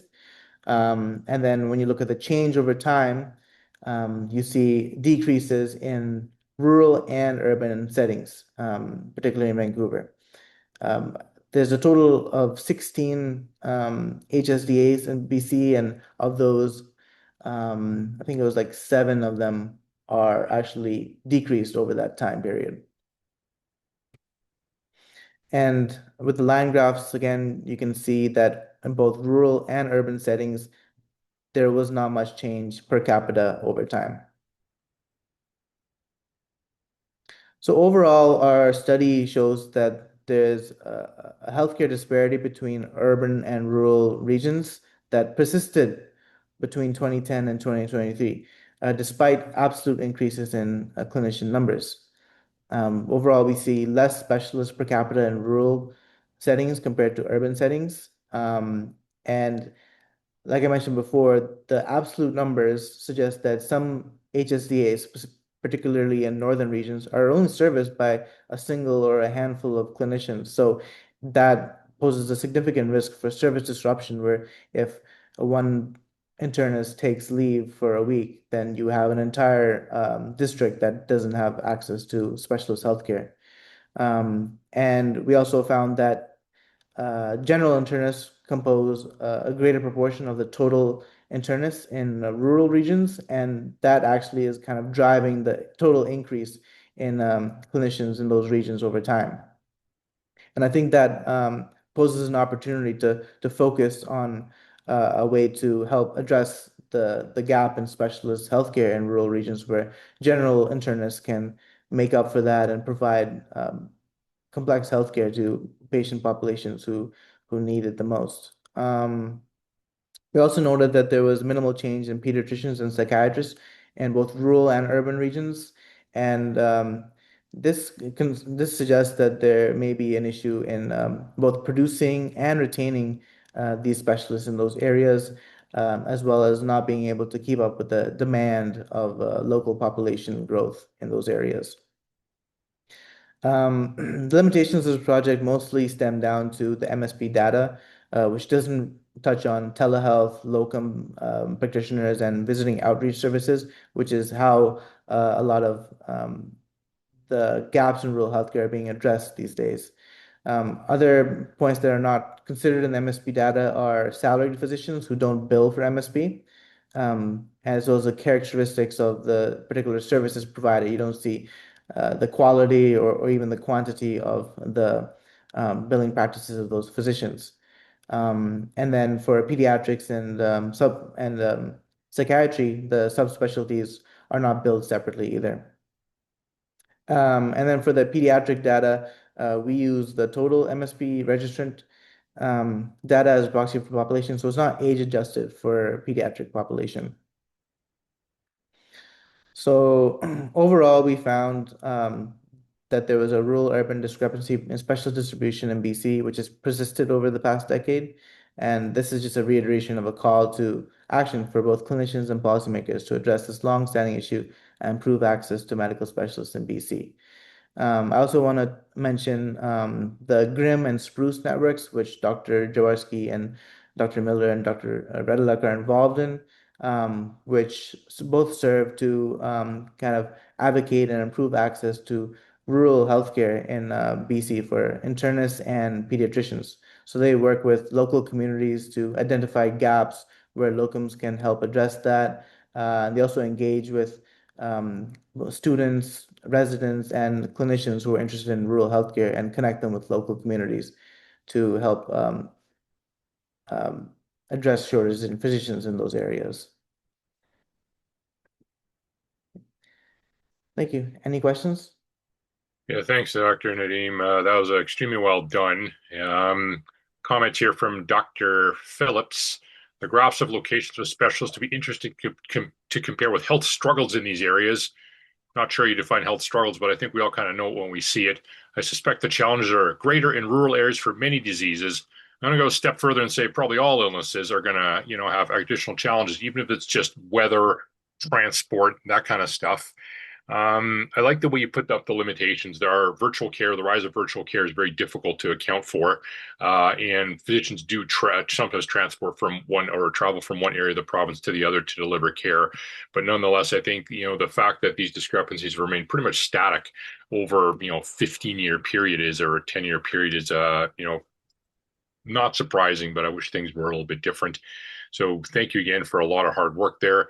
There's a comment from Jason Curran. First figure on total internal medicine specialists. Can you, oh boy, this is going to be a long one. Can you postulate factors, enablers that resulted in the interior Okanagan increase in the proportion of total internal medicine specialists in that region relative to other non-lower mainland areas? I'm not too sure about the details of the current situation in BC, but from what I've gathered is that there's been a lot of investment in the Okanagan region and the hospitals there, And you also see a lot of efflux of people moving from the Fraser Valley and Vancouver to the Okanagan over the past decade. And this is just a population trend change. So, as the population changes, physicians also change their locality. And to address the virtual care part as well, I think while it is an important aspect of providing services to rural communities, it often isn't a replacement for having an on-the-ground physician practicing, especially for vulnerable populations, children, people living with mental health illness, and indigenous populations, where you need to have that face-to-face interaction to provide healthcare that's continuous and high quality. The other thing I'm going to just add is there's a comment about ski hills increase doctor availability, and I think most of this is driven by subspecialist and service expansion in places like Kelowna, which have fairly established infrastructure. The other thing I'm going to add is that what you can't account for is physicians decreasing their work hours. So I think we've seen a trend overall in the past, 10, 15 years, especially the last 5 years, that physicians just might not be seeing as many patients as they were 5 or 10 years ago. And that's very, very challenging to account for. And it can also account for service challenges even in urban areas. But otherwise, terrifically well done. You explained your limitations and rationale well. The graphs were clear, very nicely done. Yeah. Okay, next is Dr. Hang on a second here. Dr. Arshbir Aulak from the UBC Southern Medical Program is going to talk to us about oncology. Thank you so much. Just going to share my screen.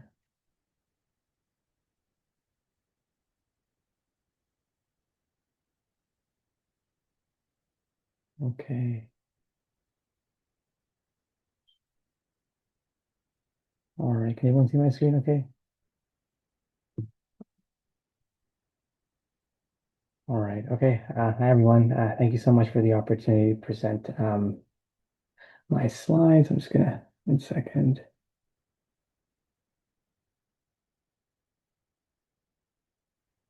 Okay, there you go. All right, thank you so much. Today I want to present a study I've been working on for the past year, looking at rural-urban differences in head and neck cancer outcomes. I want to thank my supervisor, Dr. Roth, who's helped me perform the systematic review and meta-analysis looking at some of the data available in literature up till today. Otherwise, what is head and neck cancer? Head and neck cancer is it's a cancer that involves multiple subsites, including the oral cavity, the lip, the nasopharynx, oropharynx. It's quite vast in the locations. It's the 7th most common cancer worldwide and accounts for 3% of all cancer deaths. And the survival rate varies from 20 to 60%, depending on the cancer staging and various epidemiologic factors. However, despite advances in prevention and treatment, there's still discrepancies that persist in survival outcomes. And some of the factors that we wanted to look at were more specifically geographical factors between rural and urban areas.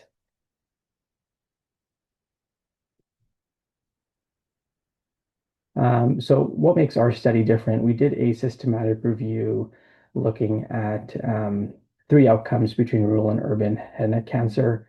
We looked at time to diagnosis, stage at diagnosis, and we broke that into early stage, so stage 1 to 4 versus the TNM staging. And we also looked at the overall survival between the two. And we followed strict systematic review guidelines throughout. And we also pulled studies across multiple countries, including Canada as well. So our study selection process, the initial database, we searched about 3 to 4 databases, resulting in 1,200 studies. And from title abstract and full text screening, we came to about 18 studies in our final systematic review, encompassing a little over 700,000 patients for our meta-analysis. So now just getting right into the results section. First, we wanted to at least compare overall survival between rural and urban populations. And we were able to pull 8 studies out of 12 that compared rural versus urban. And what we found was overall that rural patients had a worse overall survival of a adjusted odds ratio of 1.20. And what that means is that rural patients had a 20% worse survival compared to urban patients as well. And as we know, mortality and survival have an inverse relationship. We can also postulate about mortality, that rural patients faced about a 17% higher mortality risk compared to their urban counterpart patients. One thing to note is that, again, the data was quite heterogeneous. It was 97%, and we'll talk about that as a limitation later on. But we were able to use a random effects model to account for this variation.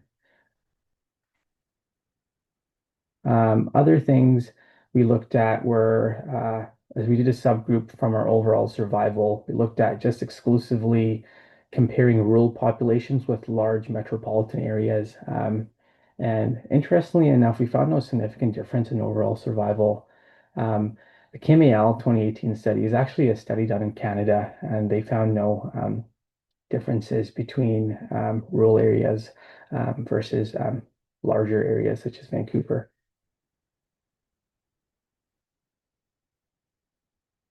Some of the other things we wanted to also look at was stage at diagnosis. So we broke it up into early stage, stage 1, stage 2 to advanced diseases. And here we also found no differences in just the stage at diagnosis in patients residing in rural areas and those residing in urban areas in terms of their staging.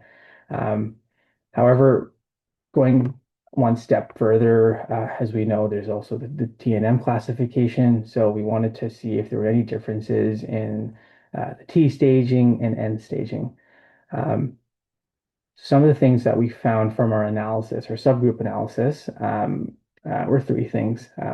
Patients who lived in urban areas were more likely to be diagnosed with N0, meaning no nodal involvement disease. Other interesting things, patients who lived in rural areas had a higher likelihood of presenting with N2 disease. And what that means is the cancer is either spread to the other side of the body from where the primary tumor site was, or you have nodal involvement bilaterally in the neck or near the primary site. T4 disease was also higher or more associated with rural residents. And what that just means is the tumor has locally advanced near the bone, muscle, and other connective tissue, making its prognosis less compared to, let's say, just localized to that one subsite. So in conclusion, we found that rural patients were more likely to present with T4 tumors, about 21% higher likelihood, and 8% higher likelihood of having more advanced nodal disease. Our last outcome was time to diagnosis, and unfortunately, there was not enough in the literature to do a meta-analysis.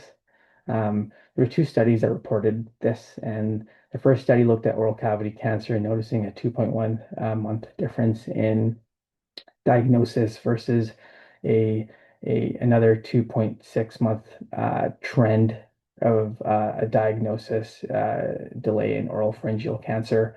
And lastly, Mills et al. Study did not find any significant difference in oral pharyngeal cancer in terms of time to diagnosis. Just to highlight some of the key points based on just our preliminary findings, rural residents were associated with a 17% higher mortality rate or odds of T4 and N2's disease compared to their urban counterparts. But I think another thing was being able to look at these findings and be able to try to at least create some themes of why some of these differences were being shown. And some of the common themes were driven by limited specialist access, long travel distances, and just delayed referrals and treatments. Socioeconomic factors and non-reversal healthcare systems also amplified rural disadvantages in several countries. In our meta-analysis, 10 of the studies were American, and so they talked about insurance coverage as also being an important contributor to delaying access to specialist care. And like I said, we did have some marked heterogeneity in our meta-analysis, which was a limitation in our study. This is just because we included several countries and different studies had different definitions for what they define as rural. Healthcare systems were different, as I mentioned. And again, just head and neck cancer subtypes that encompasses a wide variety of subsites that typically behave in different ways as well. So that was also a limitation. Also, some of the clinical implications and further solutions that were talked about, and at least more so 3 points were highlighted the need to strengthen early referral pathways, tele-oncology, and multidisciplinary access in rural regions. They also suggested supporting targeted interventions such as having mobile screening for example, HPV oral mediated cancers and transportation support and HPV prevention through vaccinations. At least for study purposes, it would be nice to have a more standardized urban-rural classification and tumor-specific data to be able to do more subgroup analysis to see which type of head and neck cancer has a higher significant difference. And lastly, it's given more of the studies were US-based, there was very limited Canadian studies in our meta-analysis, so it'd be very interesting to see some BC-specific geography and how the interior North Island, or Kootenays, and how specialty distributions affects the time to diagnosis and survival and staging outcomes. Thank you so much.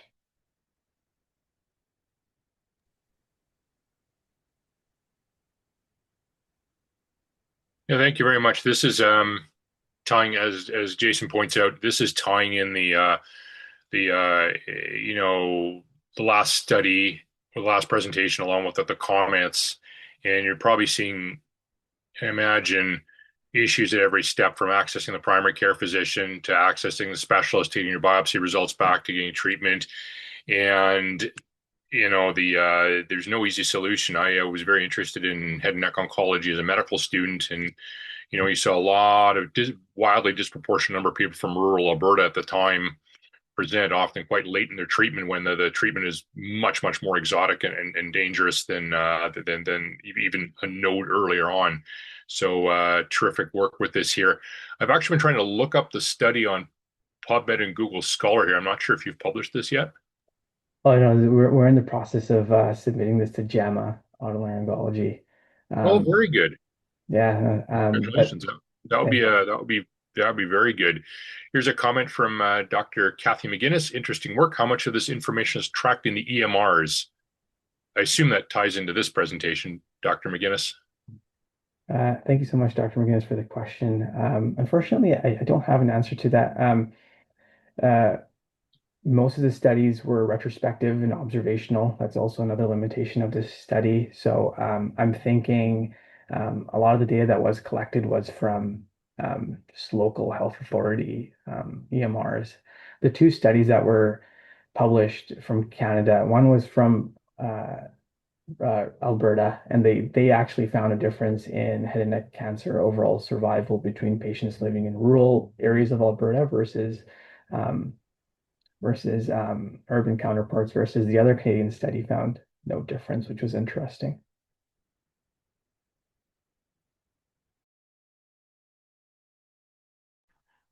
There's a couple of comments here from Dr. Phillips again. It's been research into rural patient expectations versus urban, and I've done a few rural locums as a staff physician. I remember working the Kootenays, and farmers were telling me that they're ready to put out to pasture. I'm not sure what that expression means, but it doesn't sound good. It will be interesting to understand if what we see as failure is seen as failure of our patients. It's actually could be a pretty good research topic to talk about experiences in this way. So, yeah. Anyway, thank you for the insight there. Yeah. Okay. In the interest of time, we're going to move on to.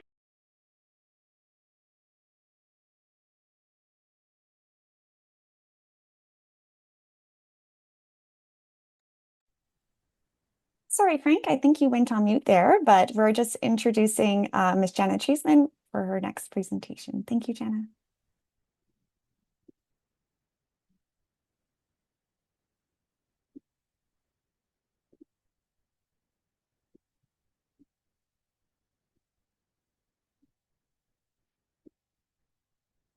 Okay, great. Can you guys hear me? We can.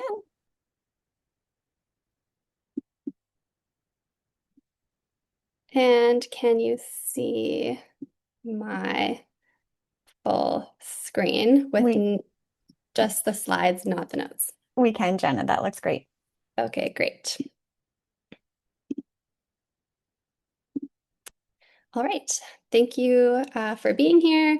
My name is Jenna, and I'm one of the third-year pediatrics residents at BC Children's Hospital. Today I'm going to be speaking about our research project titled Examining the Role of Virtual Health in Supporting Children Hospitalized with Severe Acute Respiratory Illness in 2022 to 2023, Charlie and the Readapt Kids cohort. It's well recognized that children who live in rural and remote communities experience reduced health outcomes related to healthcare access.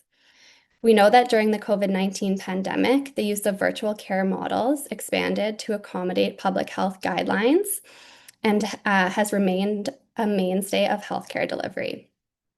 Following the COVID-19 pandemic, there was a surge in pediatric hospital admissions for severe acute respiratory infections.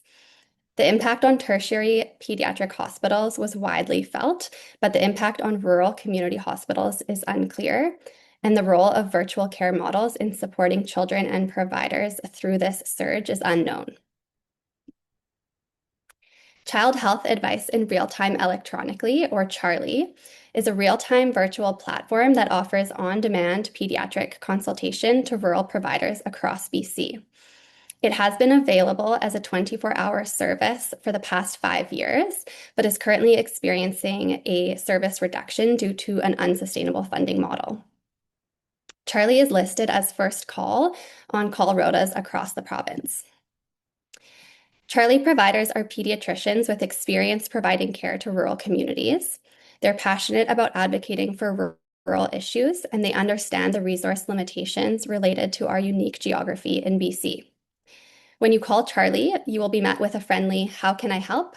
and cultural safety is a top priority.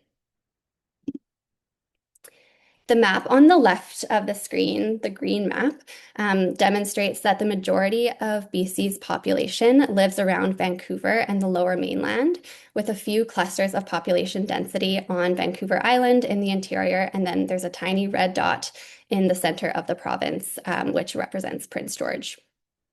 The frequency of CHARLIE consultations is almost inverse to this population density, and you can see on the map on the right that the majority of calls come from rural communities, many of which are from the northwest and the northeast of BC.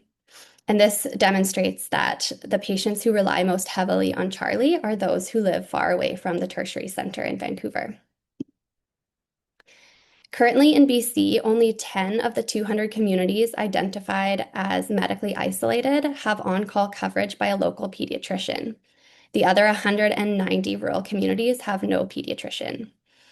In September 2020, the pediatric call group serving the entire Northwest Health Service delivery area was reduced to just 2 local pediatricians. In response to this, CHARLIE filled the gap. For over 2 years, CHARLIE assumed 50% of the pediatric on-call schedule and continues to be first call for much of the Northwest. In 2024, a mixed method study was published in Pediatrics and Child Health, evaluating the experiences of rural providers who use CHARLIE in the Northwest. We learned that CHARLIE made all the difference to the local pediatricians in the Northwest and to other rural providers during this time. One provider said there's no comparison between before CHARLIE and after CHARLIE in terms of the number of times we were called when we weren't on call. And another provider said they don't think they would have been able to stay as a provider in their community had it not been for CHARLIE. So we know a little bit about the impact of Charlie on healthcare providers during times of crisis, but we don't know about the role that Charlie plays in patient journeys or impacts on healthcare systems. So our objectives for this study were threefold: to describe the clinical presentations, etiologies, and outcomes for children from rural and remote communities in northern BC who are admitted for severe acute respiratory infections during the 2022 to 2023 viral season. Characterize the transport journeys that patients take from rural northern communities to BC Children's Hospital, and understand the role of Charlie in supporting rural families and their care providers during a time of crisis, in this case, the well-recognized post-COVID-19 surge in pediatric respiratory illnesses, which lasted for approximately 1 year. Briefly, this was a retrospective observational cohort study of children hospitalized with respiratory illness during a 1-year period. Detailed clinical and demographic data was collected as part of the Readapt Kids multi-site cohort. Study sites included the BC Children's PICU and 3 regional hospitals in the north, including Prince George, Terrace, and Fort St. John. Patients living in rural subsidiary communities in the north were identified by their postal codes and then linked through their PHNs to a data set of Charlie utilization to evaluate which patients had contact with Charlie at any point between 72 hours prior to their admission up to 72 hours post-discharge. Sharing of all the clinical outcome data is beyond the scope and the time constraints for this talk, but just as an example, we had a total of 203 eligible patients who were admitted for SARI to either Prince George, the hospital in Terrace, or the hospital in Fort St. John during this study period. As expected, the vast majority of admissions were for asthma exacerbations and bronchiolitis, with a number of admissions for croup, pneumonia, and influenza. This is a breakdown of the number of admissions by regional hospital. So the majority of patients were admitted to Prince George of those 3 regional hospitals. 54% of patients were admitted for anywhere between 1 to 4 days, and 27% of patients were admitted for more than 4 days. 26% of patients were transported to one of these regional hospitals from a more remote site or a remote health center in the northern region. And 5% of patients admitted to one of these hospitals ultimately required transfer down to BC Children's Hospital for a higher level of care. Of these patients admitted in Prince George, Fort St. John, or Terrace, a total of 8% received Charlie support.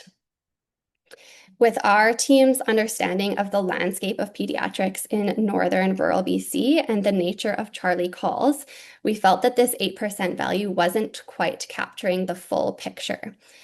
We realized that this number was missing the children from rural and northern communities, remote northern communities who were transferred directly from this remote community down to BC Children's Hospital without ever landing in one of these 3 regional hospitals.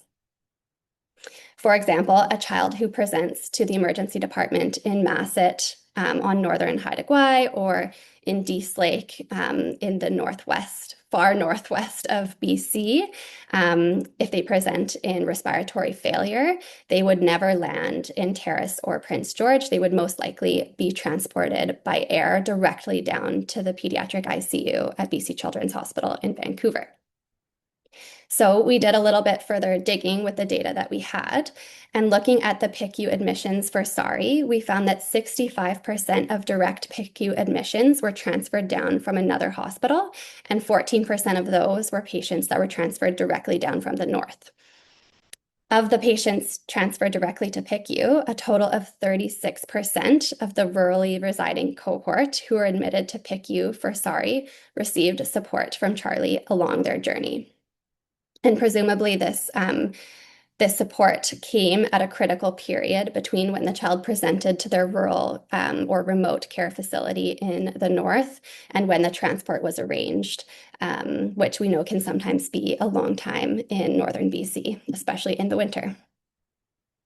So our conclusions are that the rural and remote population in northern BC has a significant disease burden and length of stay at the regional hospitals, highlighting the need for robust pediatric services throughout the province and close to where patients live. And Charlie is an essential resource for patients and providers who care for children in rural communities, particularly during times of crisis, such as the post-COVID-19 surge in severe acute respiratory illness admissions for children.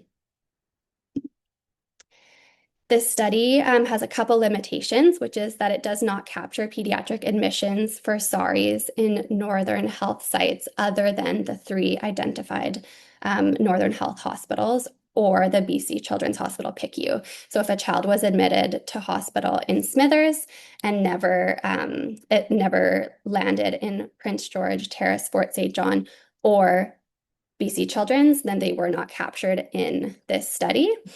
There are 15 hospitals in the Northern Health Authority, and we only captured 3 of them. And the other hospitals are even more rural. So we feel that most likely the children in those hospitals would be managed by family physicians, and presumably Charlie would have played a role in some of these admissions. Our next step is to use postal codes and PHNs to link Charlie consultations with PICU admissions for all the rural subsidiary communities in BC, including those in Interior Health and Island Health, so that we can get a more fulsome picture of the impact of Charlie on patients across the province beyond just the Northern Health Authority. And this is just a quick slide to show how you can reach Charlie if you're a provider in a rural community. And it doesn't have to be physicians, it can be nurses, and even midwives can call Charlie, or any providers, including family doctors, emergency doctors, and pediatricians who want more support. You can take a screenshot or use the QR code to access the link to the Zoom and the phone number. And then this is just our research team and my email where you can contact us if you have further questions. And then I just want to say thank you to RCCBC and the Joint Standing Committee on Rural Issues for supporting this research. And thank you to those involved at the UBC Department of Pediatrics, at BC Children's Hospital, and Child Health BC. And hopefully I've left a few minutes for questions. Thank you very much. The couple of questions and comments here. Dr. Melissa Paquette, 15,000 calls to Charlie in the last 5 years, so about 8 calls a day. Seems to be quite a bit. Comment from Dr. Phillips. Charlie is so important to rural communities for physician support, well-being, feelings of safety to practice medicine. We need to be funded so it's sustainable. For doing this research to support Charlie. It makes so much difference. Maybe that should be sent to the ministry. Dr. Treisman, could you send me the slides to, well, that can be done in the chat later on. Essential service, great talk. Here's one from Jason Curran. Among the 51 cases transported from a remote site to a regional site. Oh, this is going to be tough here. Were these 51 patients evenly distributed among the 3 regional sites studied, or was there one regional site that accounted for most of those patients? Sorry, can you reiterate that question? Yeah, so there was 51 cases transported from a remote site to a regional site. See, in your slide, I think it was probably 51 transfers to Prince George, Terrace, and Fort St. John, I guess. Among those 51 cases, were those evenly distributed, or was there one regional site that accounted for most of those patients? No, I don't think they were evenly distributed. The majority were transferred to Prince George because that's so Terrace and Fort St. John don't actually have an inpatient pediatric ward, whereas Prince George does have an inpatient pediatric ward. So it's more of the regional referral center for the area. Next comment is from Laura Beamish, the team at UBC. This is bouncing all over the place here as the new comments come up. The team at UBC CPD can also support virtual simulations with Charlie through our RTVS sim program. And then from Dr. Phillips again, will you include VCH? There are rural communities in VCH too. In fact, there's quite a few of them. So, okay. Dr. Polina Petitsnaya, sorry, I hope I'm pronouncing that okay. In your research, is your team looking into connectivity challenges in remote Indigenous communities and how this might limit Charlie's effectiveness? And that'll be the last question. So that's a great question. I think that's probably more of a question that I could direct to Dr. Paquette. She's writing, RTVS is so fortunate to work with FNHA nursing stations. I can't read the rest of that blurb. But I do know from the study in the Northwest, the one where we evaluated pediatric providers and other healthcare providers' experiences of Charlie. The connectivity issue came up in from providers from some of the more remote nursing stations. So that is something that was considered and that we will be thinking more about. And I think that's a really good point. Excellent, thank you. And I'm going to turn the presentation over to Dr. Laura Beamish, who's going to talk to us about ultrasounds. Great, thank you. Not a doctor, but very pleased to be presenting on behalf of the research team that conducted this research on the innovative use of point-of-care ultrasound on Haida Gwaii. So the authors of this work are here listed on this first slide. And like I said, really pleased to be presenting on behalf of this team. And I'm gratefully calling in this morning from the territory of the Squamish Nation here in Brackendale in Squamish. So, oops. Okay.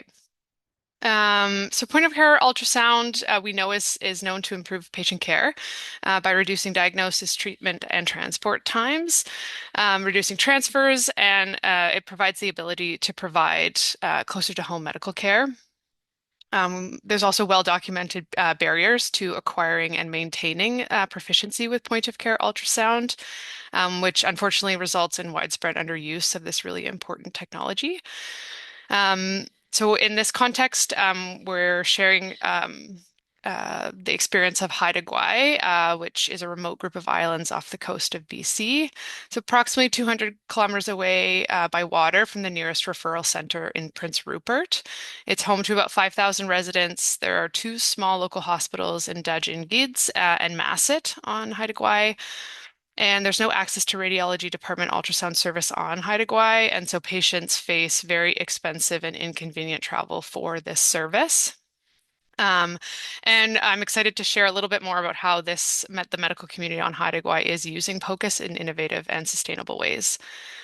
So the objective of this research was really to understand how and why POCUS became successfully implemented and sustained on Haida Gwaii. So really looking at what the factors were that drove and enabled this innovation, really with the aim of deriving lessons that could inform other similar rural communities to implement this technology successfully.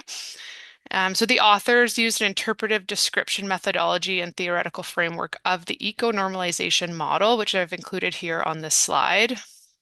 Which really just examines how an innovation becomes embedded in a local ecosystem and what contextual features support or undermine its sustainability. So this model, for the purpose of this research, was adapted to include people involved in the innovation and not just implementers, but also patients as well. Data collection included semi-structured interviews with a community physicians, local hospital administrator, and a patient to really dig in and discover what the factors were that led to the successful implementation of point-of-care ultrasound use on Haida Gwaii. Each of the team members then independently reviewed transcripts, recorded reflections, recurring themes, and then met to discuss and reach consensus based on what they observed. And the research team included a rural physician with two rural physicians with experience in POCUS, CPD, continuing professional development, program staff, research assistants, and facilitators. So really bringing together a diverse group of perspectives to look at the data.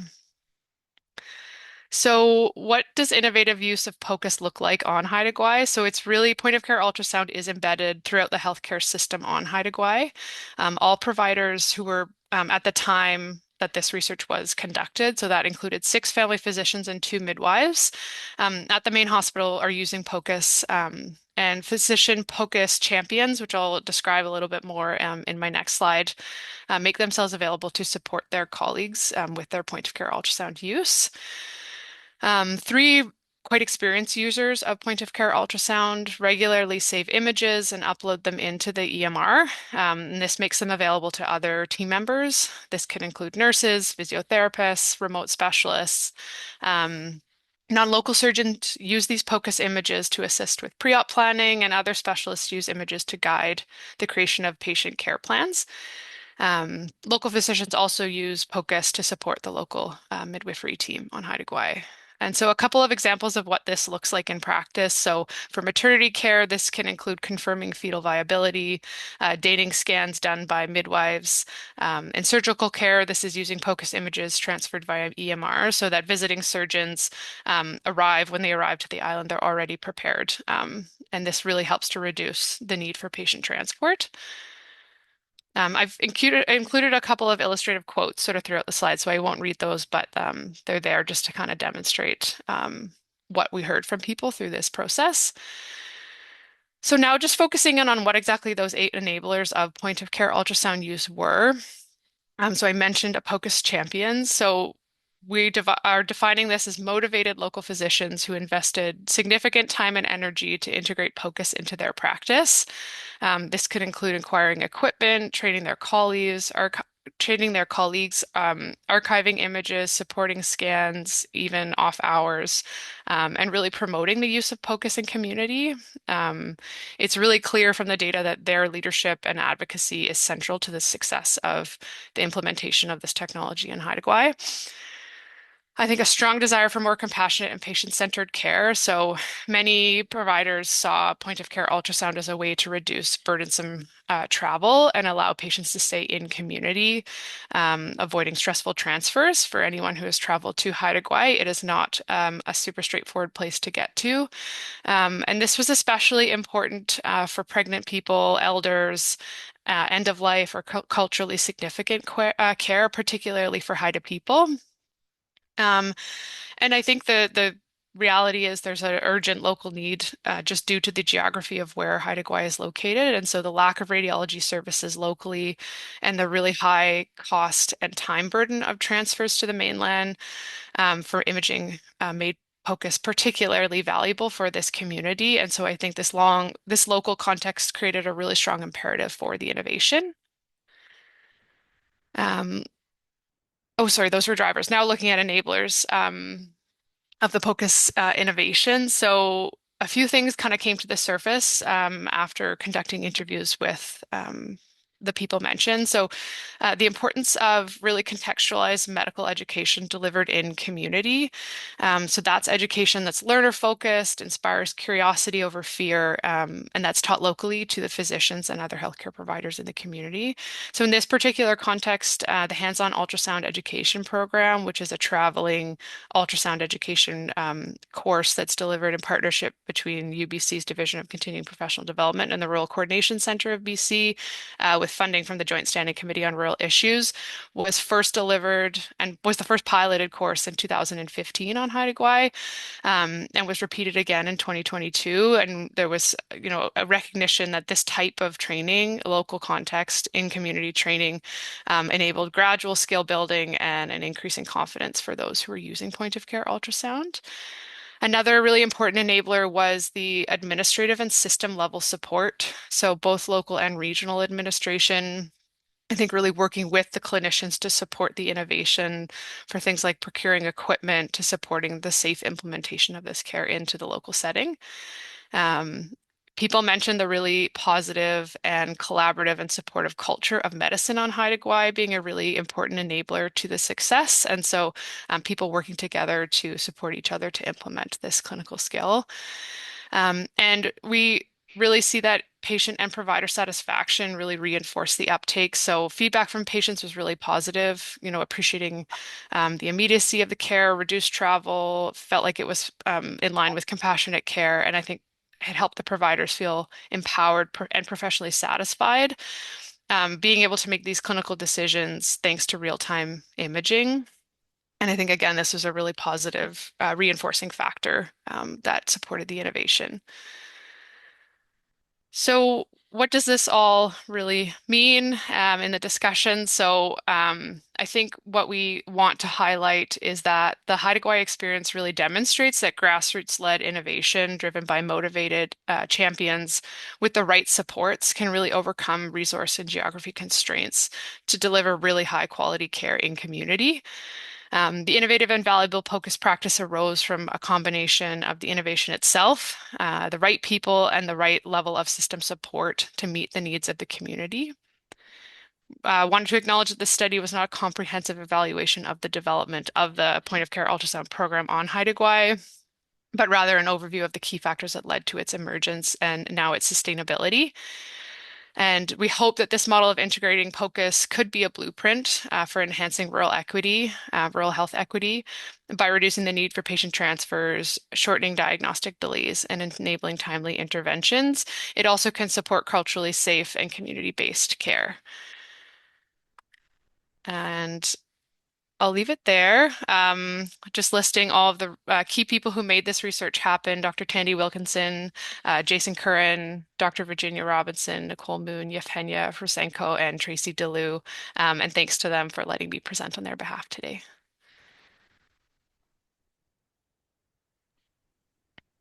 Thank you very much. See if there's any comments here. None that I can read right now. So I was going to say, if you were going to export this idea to another rural site, anywhere in British Columbia or anywhere in Canada, what 3 things are the most important in establishing a successful program?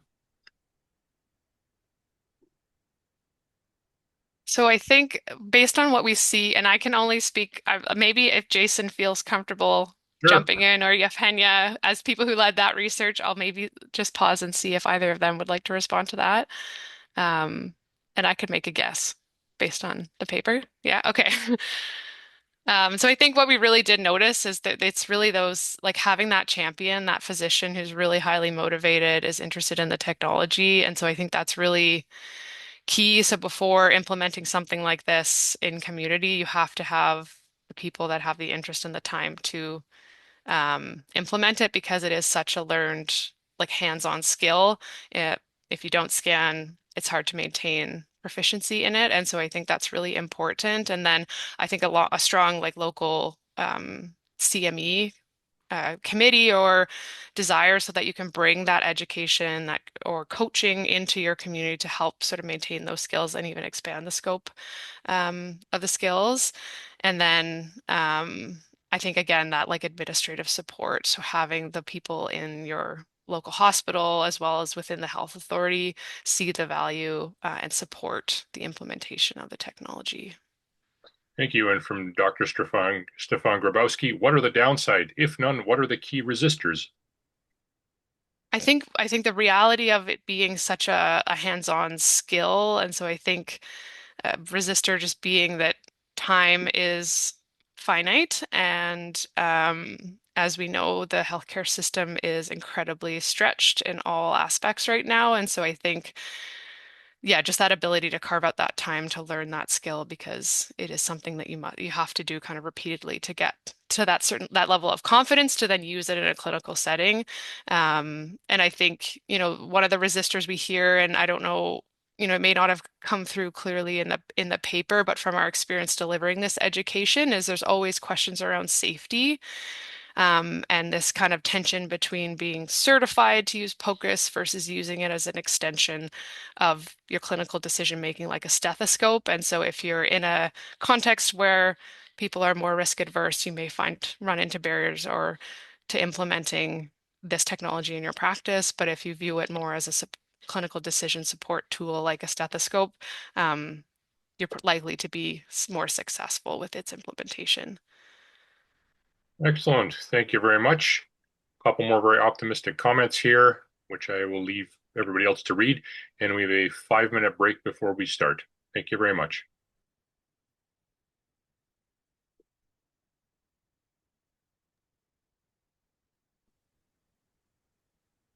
Special thanks to Dr. Frank Schirmeyer for facilitating the first half of our presentations.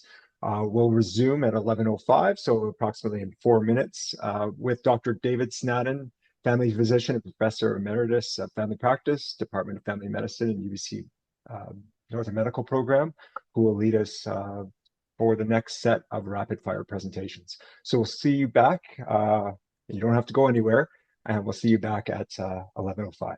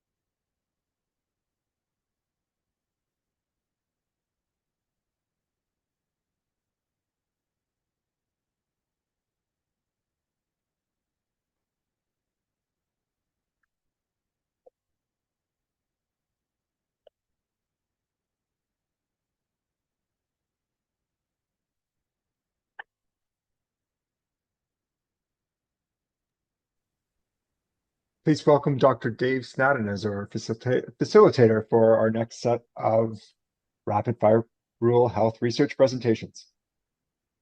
Great, thanks very much, Jason. Are we good to go now? We are, yeah.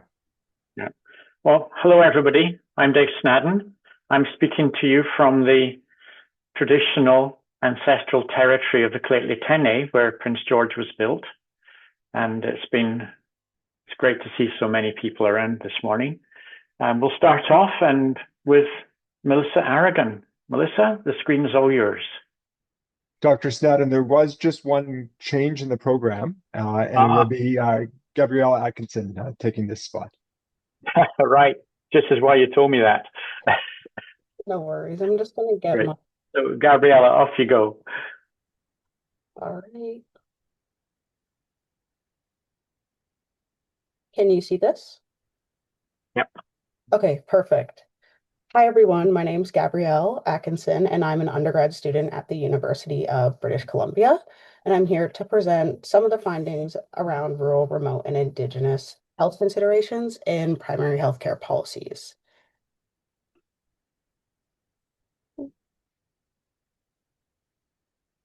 Before we begin, I would like to acknowledge the lands on which this research is situated on the traditional, ancestral, and unceded territory of the Syilx Okanagan peoples. I'm lucky enough to live, work, and play on these lands as an uninvited guest, and I recognize my responsibility to conduct myself in a good way to honor the stewards of these lands. So getting into it, I want to recognize that rural and remote communities across Canada continue to face disproportionate and persistent barriers in accessing appropriate care. Geographic dispersion creates a barrier to primary care, emergency services, and specialists. Travel times are often cited as long, transportation options are often limited, and the weather can create additional barriers to access. Additionally, we know that infrastructure such as transportation systems and fully staffed facilities are often underdeveloped or inconsistently funded, which significantly widens these service gaps. For Indigenous communities, these challenges are often layered with long and ongoing impacts of colonial policies. So colonialism has created structural inequities that persist today. Underfunding of health services, jurisdictional gaps between federal and provincial responsibilities, our current determinants of health that continue to influence access, trust, and safety.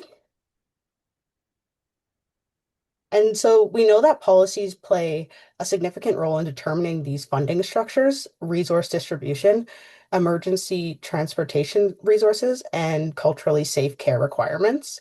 Additionally, they influence whether Indigenous communities are autonomous and sovereign in designing and governing health services.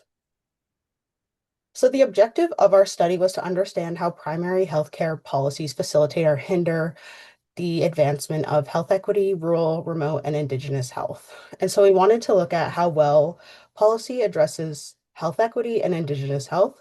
How are people, community, and caregivers involved in designing, implementing, and evaluating policy? And so additionally, looking at how relevant are these policies to the needs of the community.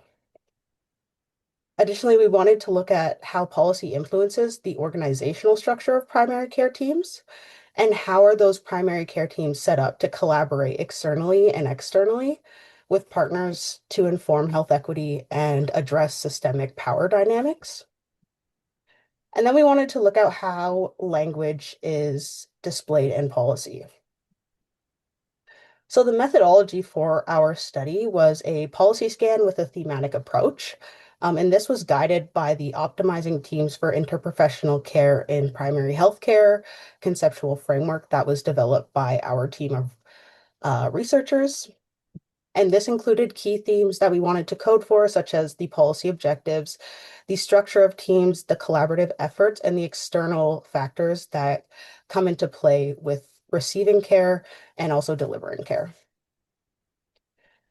In addition, we used a some systematic equity action analysis framework to guide our thoughts around worldview and the functions, what's important, and we wanted to think about the evidence of inequities and their causes, and what's the reasoning behind initiatives that are put forth to address these said causes. So in Nova Scotia, a few things that came out were Tachigamug, which is a Mi'kmaq health organization focused on health transformation and leading their own healthcare. And they also additionally work in collaboration with federal and provincial partners to distribute this care. Nova Scotia's policy addresses recruitment and retention in rural and remote communities through initiatives such as hiring rural care assistants, training more providers, and increasing the number of medical seats for rural students. And so in Nova Scotia specifically, they put a significant emphasis on expanding virtual care to address access challenges through virtual care in Nova Scotia. In Ontario, we saw that Ontario health teams were designed to provide coordinated, comprehensive, and tailored care to the needs of communities in both rural and remote settings. And so this was specifically recognized as a need in policy. Additionally, the local health integration networks were responsible for embedding a health equity lens in planning policies and service delivery. And those same groups were responsible for embedding policy within Indigenous health system planning contexts. But policy recognizes the need to consider Indigenous health access centers and Indigenous governed community health centers as leaders in guiding this work. And so some of the initiatives that came out of Ontario was to strengthen virtual care, develop a First Nations, Inuit, Métis, and urban Indigenous health plan, and to strengthen rural healthcare via delivering physician locum programs in order to strive for workplace stabilization. And so in British Columbia, we saw that First Nations health authorities were highlighted for closing the gaps by addressing service gaps, integrating federal and provincial health services, and improving First Nations involvement in decision-making. Additionally, the primary healthcare networks were identified as essential to providing team-based primary care that addresses the needs of communities. But it was cited that the governance structures are often a factor to constraining these networks. And then specifically, expanding access in rural and remote communities was a key priority out of the British Columbia policy. And so overall, we saw that engagement that specifically seeks rural, remote, and Indigenous perspectives were not often centered in policy development. And all provinces cited that workforce capacity, resource availability, and transportation are common barriers to access in these communities. Additionally, virtual healthcare was a widely explored strategy for improving access to rural and remote communities across the provinces. How they were implemented and laid out were different. And then we saw a recognition in health equity and Indigenous health after the year of 2018 in policy. And so that leads us to the discussion. So creating engagement strategies with Indigenous communities is essential, and it must be centered around upholding the rights to self-determination and self-governance. Additionally, we identified that effective strategies and funding initiatives must be centered on lived experience and the needs of people. Lastly, we saw that often policy responses were displayed from an urban-centric approach to health policy. And so there's a need to identify and shift away from the urban-centric approach when we are specifically addressing rural and remote communities, as well as Indigenous communities. So that's all that I have for you today. We have a new publication out if anyone is interested in learning more about this work. And I have my supervisor, Dr. Nellie Oki, here if you want to reach out, as well as my email. Thank you. Great, Gabrielle. Thank you very much for that. I don't see any questions in the chat yet, but one I have for you, and this is a wonderful piece of work. And when you were looking at the virtual health, how much did hybrid care come into that? That's where it's relationship based rather than just distant. And the other thing that struck me was, how do you shift from that urban centric approach?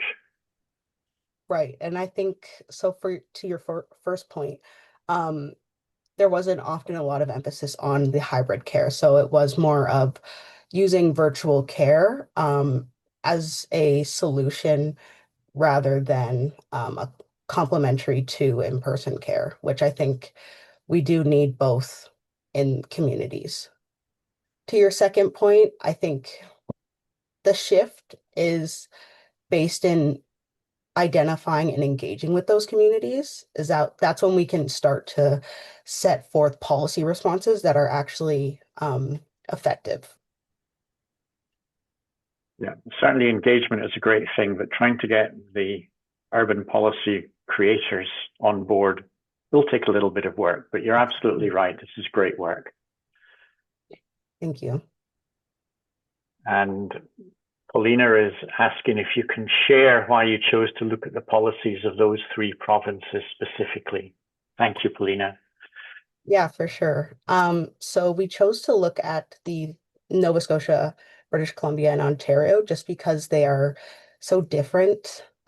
They kind of represent unique, I guess, unique challenges, and also each one of them have different innovations that the other can learn from. Yeah, hopefully that helps. That's great. And there's a comment from Jason, but how can the insights and recommendations provided in the work practically interface with the policy setting by health authorities, for example, and other such entities? Great question. So our next steps in this work is to interview policymakers, patients, caregivers, and health providers and managers to get insights about implementation and the operation component of these policies. So we know what the policy says, but oftentimes implementation is very difficult and doesn't reflect the expectations of the policy. So we really want to delve into the realities and the unintended consequences that come out from these policies as well. That's great. Thank you very much, Gabrielle. And if you want to connect with me after the meeting sometime, there is a lot of work about how to try and engage policymakers in urban areas and to get them to give the communities permission to reimagine the policy that will work in their context. For sure. Yeah, I'll definitely be in contact. Thank you. That's great. Okay, with no other comments, then let's move on. Our next presenters are Jerome Lamontagne and Karim Alaoui from the Living Lab in Charlevoix. Welcome to both of you. And thank you. The screen is all yours. Well, first of all, thank you all for having us today. We're really thrilled to be here. My name is Jerome Lamontagne. I am a 4th-year medical student from McGill University, and Karim Alaoui joining me today to present a 3rd-year medical student from Université Laval in Quebec. We are collaborating with Dr. Richard Flea and Guilherme Briciani, part of the Living Lab Charlevoix. And we're presenting you today from research to performance, the launch of Urgence Rurale 360 as a case study in art-based knowledge translation. So we are here to introduce you a creative and innovative project from rural Quebec. Our objective is simple. First, to present you art-based knowledge translation initiative. And secondly, we want to share how we analyze the audience engagement during the Montreal premiere. And finally, to introduce Urgence Rurale 360, a project that transformed 17 years of rural emergency medicine research into a powerful, emotional, circus-based experience. We are thrilled to give you a glimpse of this work before the provincial tour, which is going to be presented in 10 different rural cities in Quebec. So far has done so in 5 different theaters around the rural Quebec. So, as part of the project, Dr. Fleet and his team analyzed the challenges faced by each of Quebec's 26 rural emergency departments. So here are some striking findings from Dr. Fleet's research. So research shows that trauma patients in rural hospitals face 3 times higher mortality rates compared to urban centers. And stroke patients in rural areas experience about 25% more mortality. This brings us to a much bigger issue, the challenge of transferring knowledge into real action. So a study shows that it takes an average of 17 years for only 14% of health research to actually benefit patients, populations, or healthcare professionals. So the question behind the project is simple. How can we speed up this process and ensure that crucial research leads to faster, fairer, and more equitable care for rural communities? So first off, I want to introduce art-based knowledge translation, or ABKT. This concept was clearly described by Julie Teberge, a researcher and circus artist who studies how art can improve scientific communication. ABKT means sharing scientific research through art, instead of relying only on reports or academic presentations. Traditional tools are important, but research shows they often fail to reach a wide audience, especially people who are far from academic or medical environments. This is where circus becomes powerful. Circus can embody the data. The artist physically express the risk, so emotions and lived realities beyond the research. It turns abstract findings into something people can actually feel. It also creates a narrative compression. One scene can summarize testimony, statistics, and complex problems in a clear and memorable way. And because circus is emotional, visual, and aesthetic, it creates an emotional coding, which helps people remember and care about the message. Most importantly, circus can reach citizens, youth, patients, communities, and decision makers. So an audience that scientific reports rarely touch. Instead of just receiving information, people actually experience the research. So here's a 3-minute video that illustrates the artistic performance that translates systemic rural emergency care challenges into an embodied emotional experience. J'aimerais ça vous parler d'un homme bien particulier, un bel homme, un homme magnifique, un homme avec un grand cœur, généreux et tout. C'est un homme de 50 ans environ. Un homme a priori en pleine forme, mais peut-être qu'il travaillait un peu trop. Peut-être qu'il dormait peu. Mais un soir, durant une fête de famille, Patrick s'est mis à avoir des symptômes inquiétants. D'abord, il était chanceux. Qu'est-ce qui se passe? Effectivement, il a été chanceux. Qu'est-ce qui se passe? Quand c'est arrivé, il était bien entouré. L'ambulance a été appelée puis il a été amené rapidement à l'urgence. Arrivé sur place, le médecin soupçonne un AVC, mais l'absence d'un scan empêche le médecin de pouvoir juger de la gravité.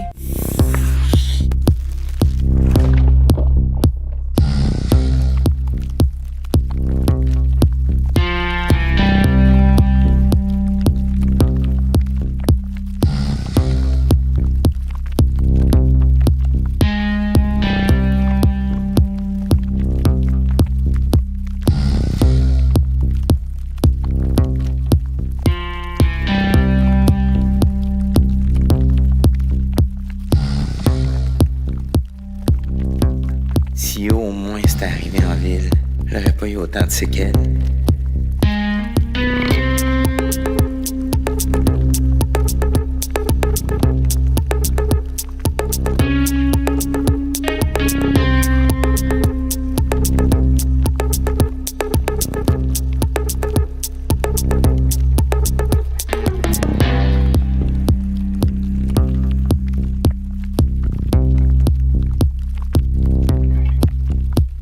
Je peux plus rien faire tout seul, je suis rendu dépendant de tout le monde.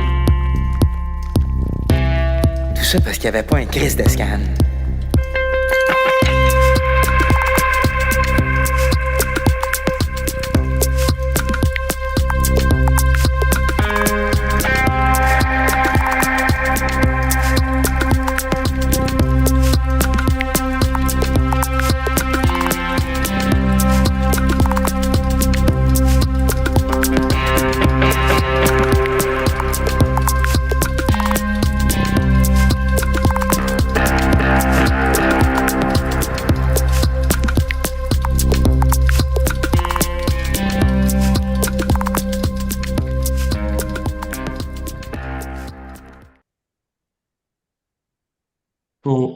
Regarding participant demographics, two interesting points stand out. First of all, 57% of people were engaged citizens. And second of all, 87% were under 54 years old. So this could suggest that UR360 gives access to a wider and more diverse audience. For these questions, we use the red, yellow, and green scale. So for question one, when asking about the healthcare system, even in Montreal, 65% of people do not feel safe or feel only somewhat safe in the city. So imagine how strong this feeling can be in rural areas. This shows why evaluating safety in rural regions is so important. For question two, we saw that about 60% of participants do not really understand how their healthcare system works. This lack of clarity makes it harder for people to identify problems or advocate for solutions. And finally, for question three, 70% said they do not feel equipped to act or navigate the system, which reinforces the need for better support and better tools. Now, as for the qualitative component of the study, we drew on 3 different data sources. We had open-ended answers from the post-show survey, a record open mic discussion immediately after the show, and a brief voluntary interviews conducted on site. All material was transcribed, anonymized, then imported into NVivo to identify recurrent themes, emotion, and intention to act across the 3 data sets. So what the audience told us during this premiere in Montreal, across all 3 data sets, the strongest signal was from a lot emotion, as we can see in the word cloud. Participants described feeling the stress, the fragility, and the exhaustion from the rural teams. And several explicitly said that it is through emotion that they retain information and that the show motivated them to get involved. Secondly, the rural emergency care was repeatedly described as precarious by its structure. Fewer diagnostic resources, more complicated transfer, and a sense that rural patients face a higher risk. Finally, several urban participants suddenly realized that these rural issues were personally relevant to them. For example, recognizing that a simple weekend bike trip could put them in a vulnerable situation, far from an urban hospital. Here are some other examples of the voices from the audience.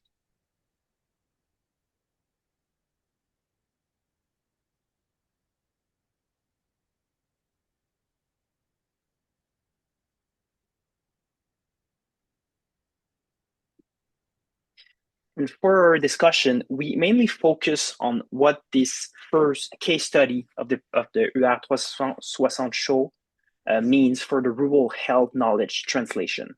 First, it shows that the art-based knowledge translation approach is not just nice to have, it is feasible in a real-world settings and well accepted by a mixed audience of clinicians, citizens, decision makers, and artists. Secondly, the emotional response we heard seemed to be the main mechanism linking the performance to change. People did not only understand the rural vulnerabilities, they felt them. And that emotional shock often shifted into motivation and concrete intention to act. Thirdly, our findings show that we can create a sense of shared responsibility from rural audience to rural services. And of course, this is a one site with a small sample size and self-selected participant, but it still suggests that art can open a space for dialogue for everyone that traditional report can maybe not achieve. And in conclusion, the Montreal premiere suggests that art-based knowledge translation can turn complex research into a shared emotional experience that actually brings people to art engagement. Thank you very much for having us. If you have any question, we're really happy to hear some. Sorry that we were not able to put the audio for the trailer, but at least there were some subtitles in English. Great. Well, thank you very much. If there's any questions, please put them in the chat. And Jason is asking, where did the initial concept for this work originate? In other words, did Dr. Fleet have a passion for the circus and knowledge sharing through his method?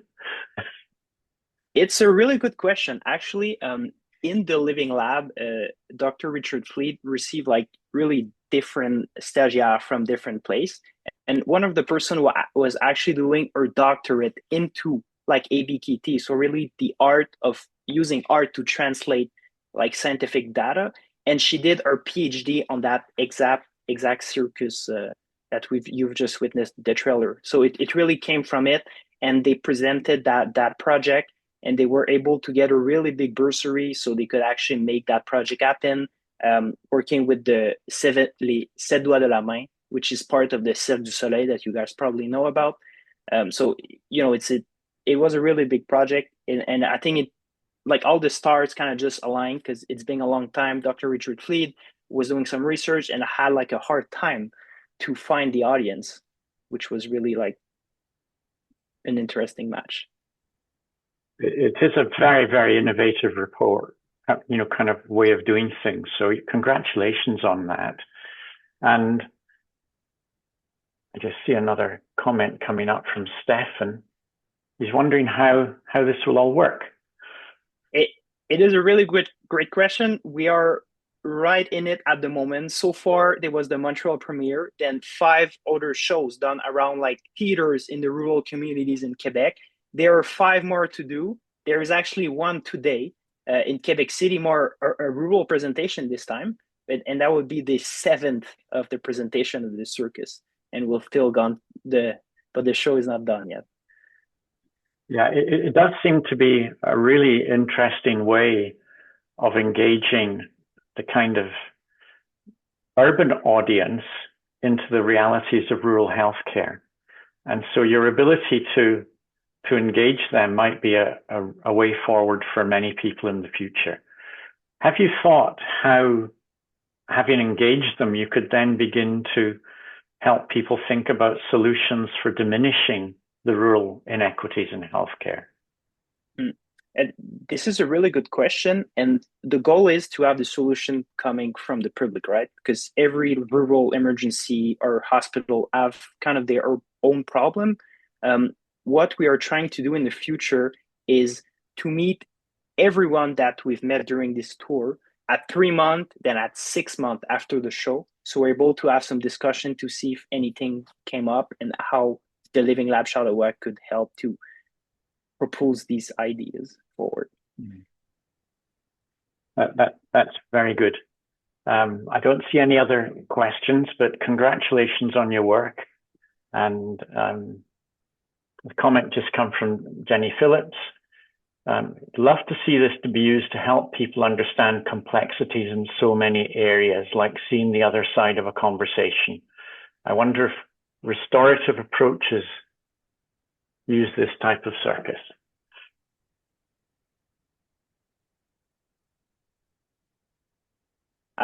Maybe it's just my English that is not good enough, but I'm not quite sure to understand. Is this a question or more a comment? Sorry. I think it's more of a comment. Okay. And, you know, it's really saying that it helps people to see the other side of things. And yeah. Well, thank you very much, everyone. So we're just about to run out of time, and thank you very much. And I must say, it's been very, very nice for you to come into this meeting from Quebec. It's great to hear from you. It's always good to see what's happening right across the Canada. So thank you, and we will move on. Our next presentation is from Evgenia Rosenko and Tanya Glafinum from UBC CBT, who are going to be talking about rural physicians' motivation to participate in peer coaching. So welcome, both of you. Yep. And I'll share my slides. So hello and thank you. It is a pleasure to be here today. My name is Eugenia. I'm a UBC CPD program coordinator, and I'm joining today with my colleague Tanya to present about rural physicians' motivation to participate in a peer coaching program, a study that we conducted together with our research team, and today we are presenting on behalf of the research team. And I wanted to acknowledge our research project team members who cannot be here today, Dr. Adam Kavarkovs and Emily Boardman. And I will pass it to Tanya to introduce herself to the lead acknowledgement. Thank you, Venya. I am Tanya. I am the education manager of the coaching and mentoring program at UBCCD. We would like to acknowledge that we work and live on the traditional, ancestral, and unceded territories of the Musqueam, Squamish, and Tsleil-Waututh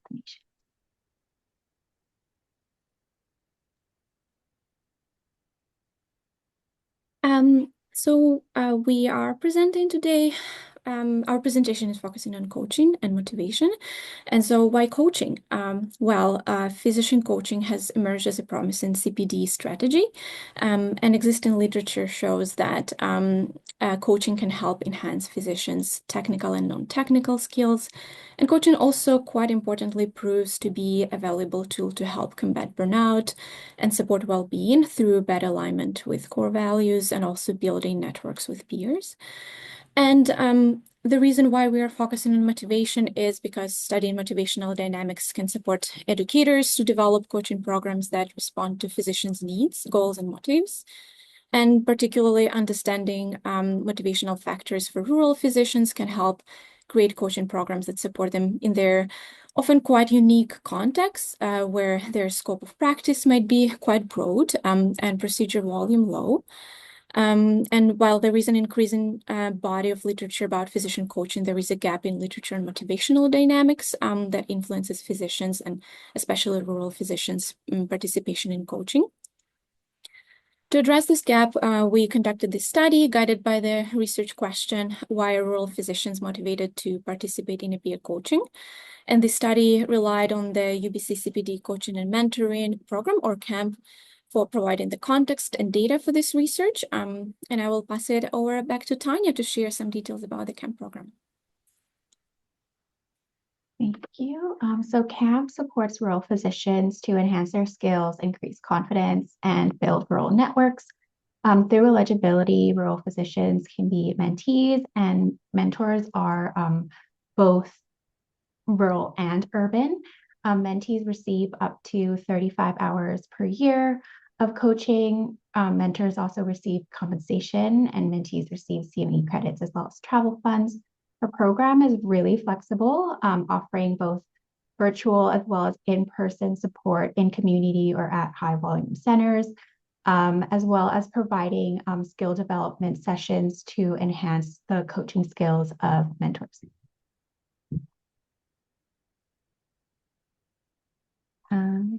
So as an administrative staff, we've actually seen a lot of this research be done on a day-to-day basis, but just with support from the research team, we were able to really capture this in the research and through data, and it's really nice to see, and I'm really glad that this is going to be showcased to you all today. So through data collection, we interviewed through a post-program evaluation 22 mentors and mentees conducted between 2018 and 2025. So we then used the data from the interviews to analyze it. It was analyzed by me and Dr. Adam Kavarkovs. We both were not involved in administering the program at the time. And so we used template analysis to analyze the data. We were both familiar and informed by contemporary theories on motivation, but theory-based codes were not identified prior to analysis. So we were guided by the data from the interviews to come up with the themes. We independently familiarized ourselves with 10 transcripts and assigned codes to sections that were relevant to the research question. And then we met to compare our codes and combine them into a coding template that we continued refining. And then one of us applied the template to all transcripts, and then we met again to generate the themes. Based on the data, we were able to narrowed down to 4 major themes. The first one being participants sought peer coaching to expand, reinforce, verify, or diversify their skill set in response to practice transitions, low procedure volume, or professional isolation. And I'll start with focusing on practice transitions. So participants who identified that as a motivation for coaching were navigating changes in practice or scope.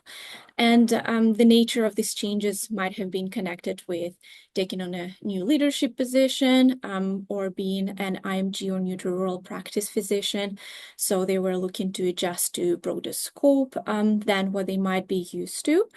And also broadening scope to address perceived service gaps, for example, in dermatology or mental health or other areas. And so these participants were looking to expand skill set, and they were seeking for experts in the areas that they were shifting into. Another kind of sub-theme here was low procedure volume. So practicing in rural areas meant that there might have been limited resources to certain cases, and these participants often were choosing to travel to busier urban or regional centers to practice in a high-volume setting. Professional isolation was another big sub-theme. And so because practicing in rural areas can feel isolating, physicians were seeking to verify their existing skill set and to just ensure that they were following the best practices. And this was often achieved by discussing cases with peer coaches or sometimes observing or shadowing peers. Some participants also were looking to diversify their skills to avoid stagnation. And one participant actually said that they were looking to shake things up, just see what's out there, what new technology and what new innovations were available, or anything that they might learn from. So just exploring alternative approaches that were out there.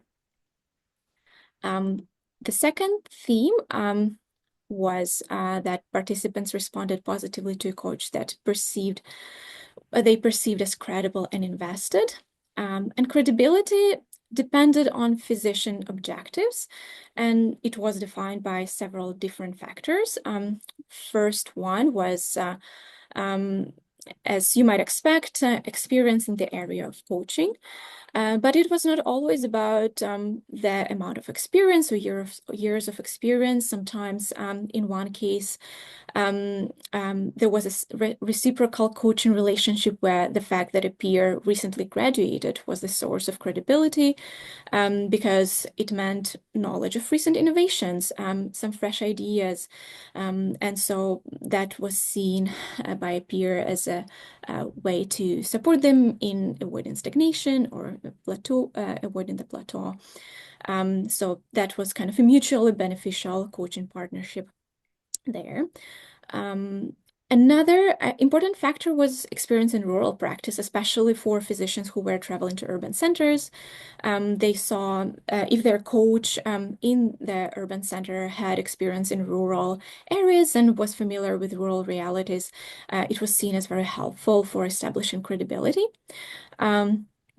Having an invested coach that was perceived as invested in helping coachee achieve their goal was seen helpful as well. And quite interesting, we heard quite a number of comments about how helpful it was to know that the coach was compensated for their time because that helped alleviate concerns about imposing on a coach's time. The third theme was opportunities to build skills, positive feedback, confirming good care, and human moments that facilitated ongoing motivation. And if you're familiar with the self-determination theory, you might recognize some of the components here. So the theory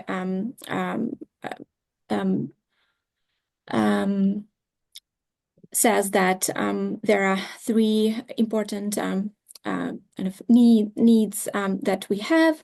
There are autonomy, competence, and relatedness. And when these needs are met, that is helpful to sustain learners' high quality types of motivation, so more intrinsic motivation. And we heard in the interviews that opportunities to build skills was really helpful, as well as receiving positive feedback. So these were helpful for sustaining autonomy and competence. And also just having the human moments, human connections in between the coaching sessions or during the coaching sessions, being able to connect as humans was helpful for sustaining the sense of relatedness. And final theme is finding time for coaching threatened ongoing motivation. I don't think that this comes as a big surprise with the rural physicians being busy people. And there were several things that actually supported in alleviating the constraints created by the time constraints. Program administrative support, as well as program flexibility were helpful in reducing these barriers. So possibility to postpone meetings or having impromptu meetings. And then financial support for traveling to high volume centers was helpful to offset the loss of income. And so based on these themes, there were several recommendations that we were able to come up with that we thought would be helpful to consider when creating or developing a coaching program. And one of their recommendations is emphasizing program pathways, especially for programs that provide a lot of flexibility, which is great. And also it is helpful to provide those details about for different coachees who come with different needs, offering different pathways based on what their goal for the program is. So whether they're looking for more volume or whether they are looking to tackle that isolation. And the second recommendation is sharing coach bias that highlight experience and enthusiasm to really help with that credibility, building of credibility, sense of credibility. Also integrate autonomy, competence, and relatedness satisfaction in the program, and integrating scheduling support. This is the end of our presentation. We thank everyone and thankful for this opportunity to share about this research, and happy to take any questions either right now or also happy to answer anything that comes up via email. Great, thank you very much. Well done. Any questions people can put in the chat. One thing that I did notice from what you were saying was how the credibility was very much emphasized when an urban-based coach had actually had rural experience. Made me wonder if the ones without rural experience actually were learning anything from coaching from rural people. Yeah, that's a good question.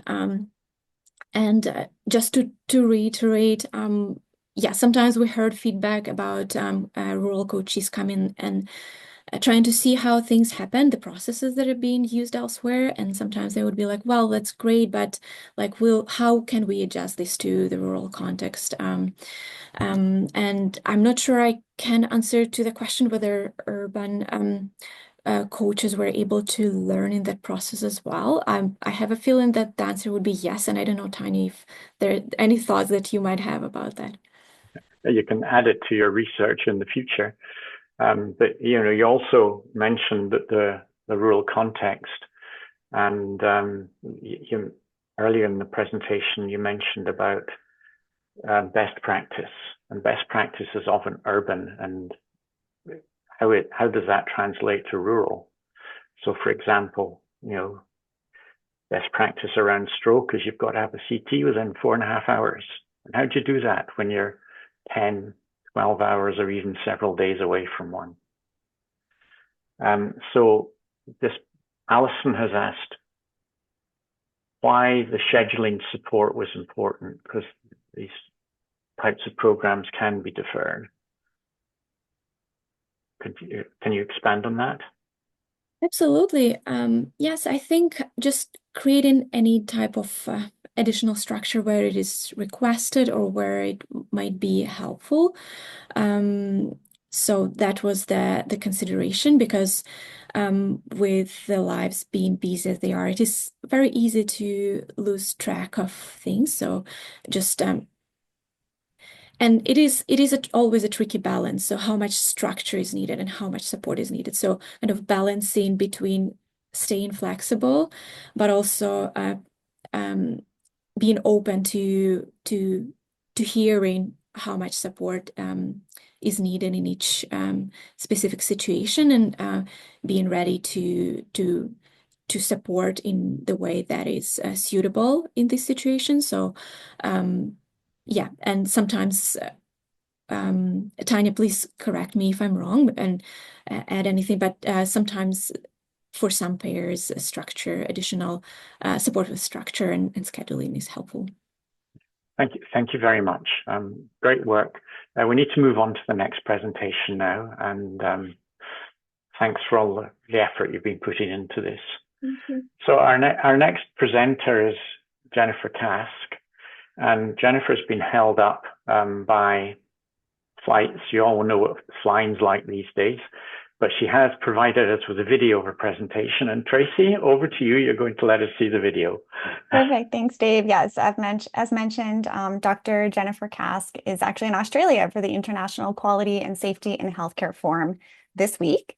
Her flight has been delayed, but she was there presenting on this very project. So she kindly found a quiet place to pre-record her presentation, which I'm going to share for you now. Fingers crossed I can get this to work.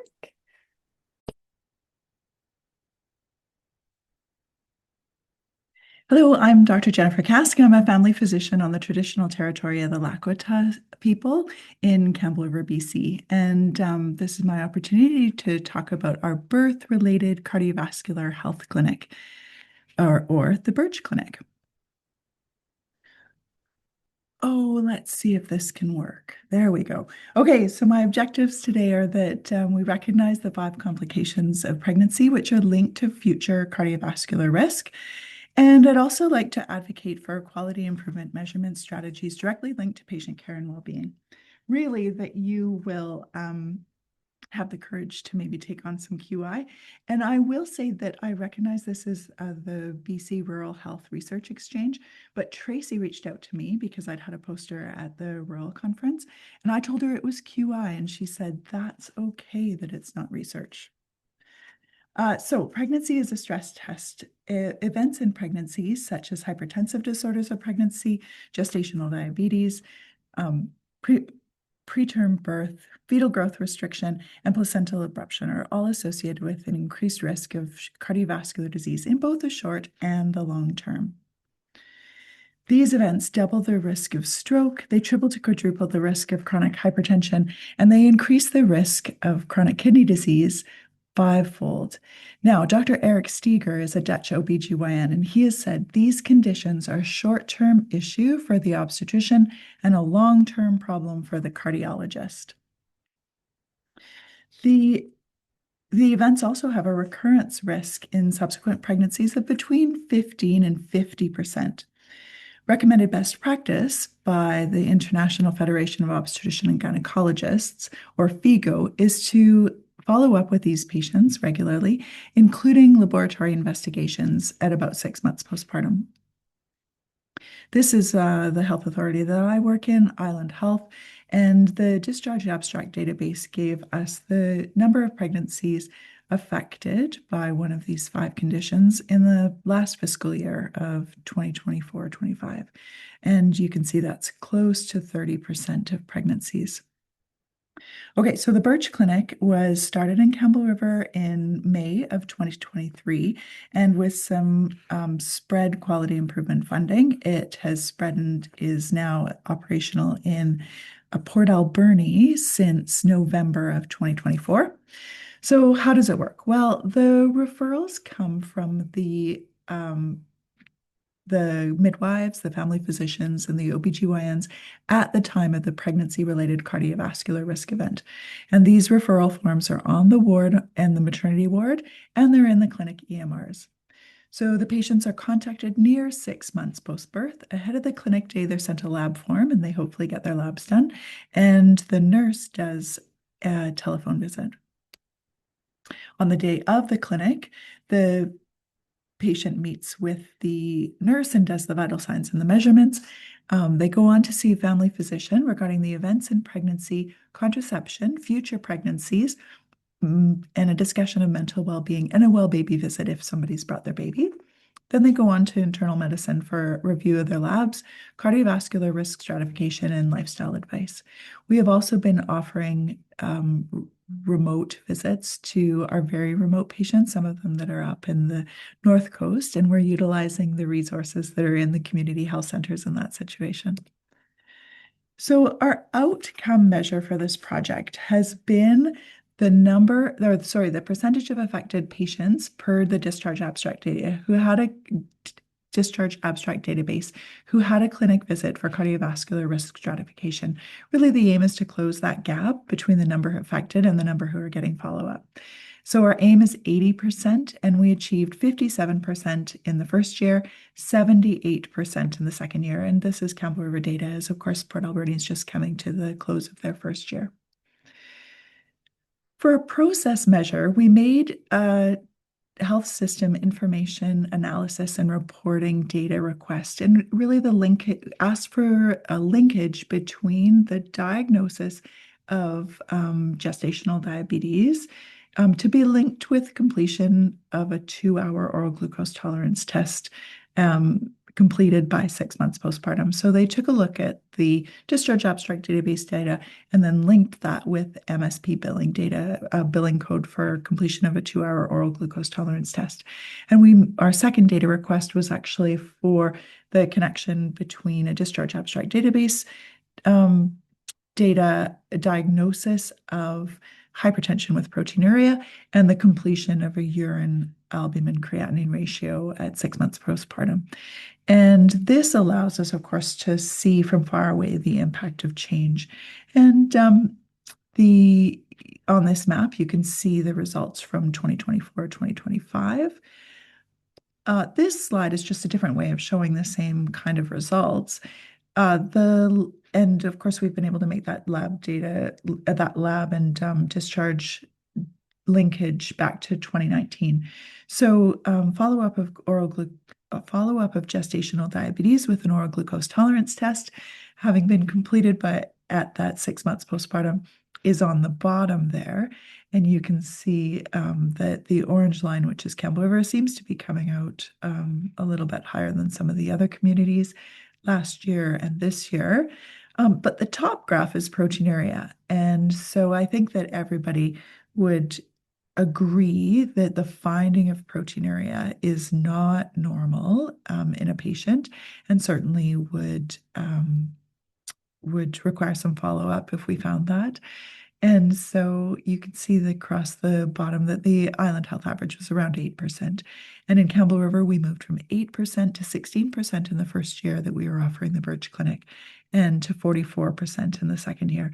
And Port Alberni, which is in green, is just right there alongside of us, whereas the rest of the island appears to be remaining about the same. Our balancing measures were was really around patient feedback and non-attendance rates. And so we recognize that the voice of the patient and the family is really the best measure of quality. Other measures are just shadows of that. And those are not my words. That's something that I heard Dr. John Berwick say on a podcast one time. So how will we know if this initiative has been meeting the needs of patients? Well, they are turning up. This graph shows the non-attendance or no-show patients along the bottom in the orange. We in Campbell River have only had 6 no-shows in our 30 clinics now. They're also giving us feedback. Every patient receives this form here in their resource packet when they attend a Birch Clinic visit, and they have the opportunity to provide the anonymous feedback with a QR code. And these are some of the things that they have said over on the side here. Some of you will recognize that question. Would you recommend this service to a friend or family member? And so far, 100% of our patients have answered yes. So we have set up red cap templates for each facet of the Birch Clinic visit. This makes it really reproducible and reduces variation. So for example, if we have a new nurse, we did have 6 different nurses in the first year that we were providing the Birch Clinic. Or if we have a new provider, we've had a number of different new people come on to the team. Or if we've had a medical learner, having a template really makes each visit sort of standardized and reproducible. But setting up the REDCap dashboard has also allowed us to visualize without having to take the time to build a report, because of course it's being updated as we are doing our work.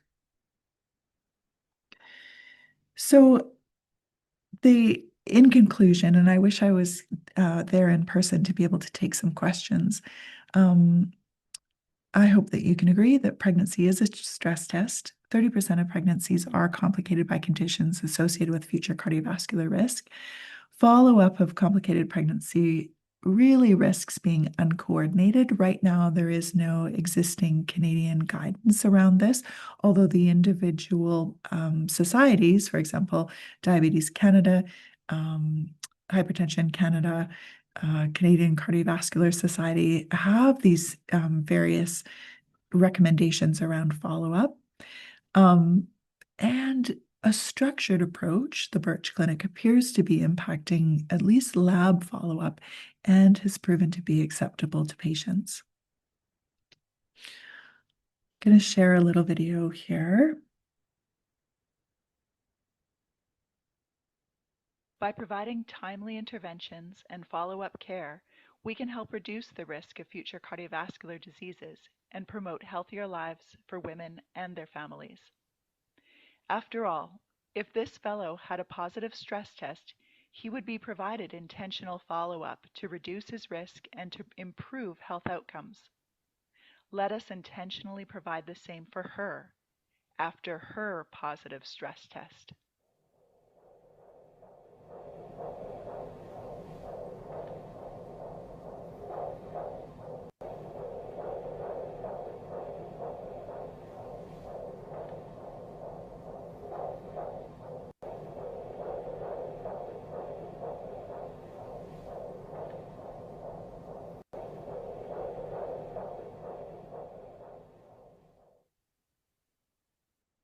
So thank you so much for this opportunity. Please reach out. I can be reached at my Island Health email, and would love to answer questions. And I think I've not taken as much time as even I was allotted. Thank you. Take care. Bye-bye.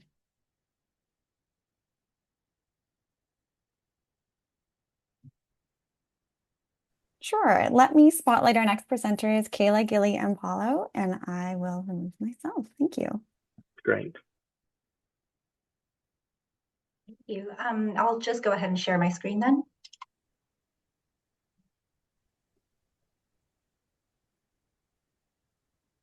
Okay, so just confirming that everyone can see our slides.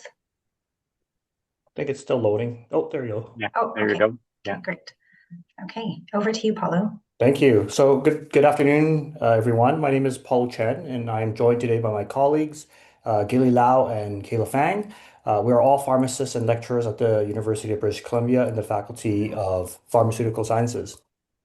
So today we would like to share with you our virtual elective course on rural pharmacy practice that we piloted at UBC for pharmacy students in 2024. But before we dive more into the course and our study, we wanted to share with you a bit more background on why we launched this course. So pharmacists, as well as other frontline healthcare providers, play an important role in all communities, but especially in rural and remote communities in British Columbia. Unfortunately, sustaining a healthy pharmacy workforce in these communities is not always possible, and it's evident by the shortages of pharmacists working or seeking work in these practice environments. This could be partly due to a lack of knowledge and exposure to these wonderful communities, or how rewarding practice can be for pharmacists. So in 2022, Gilly, Kayla, and I conducted a needs assessment with our students to identify if there was a desire by pharmacy students to learn more about rural pharmacy practice. And fortunately, at that time, there was also an opportunity for us to build this into our existing curriculum and develop it as an elective course. Next slide, please. So in the summer of 2024, we launched our first elective course on rural pharmacy practice to our year 2 pharmacy students. And the mode of delivery was module-based, and it was largely asynchronous. We invited guest lecturers as well as rural practitioners with knowledge and experience in rural communities to help us design as well as implement the course modules. We also incorporated student voices through videos as well as spotlight videos for students that are actually from rural communities, just to increase the authenticity of the course content. And also we incorporate a virtual community engaged learning component, which allowed pharmacy students to work with community partners in rural regions of British Columbia, where there was a need that needed to be addressed. So really making impact to those communities.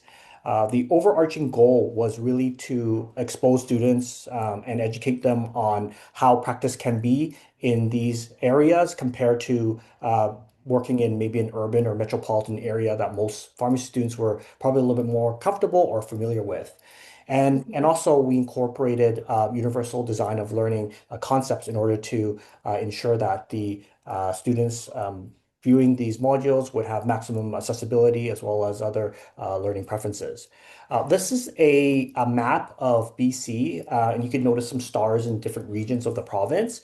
And this is just to highlight some of the guest lecturers that we worked with or who had contributed to this course. Next slide, please.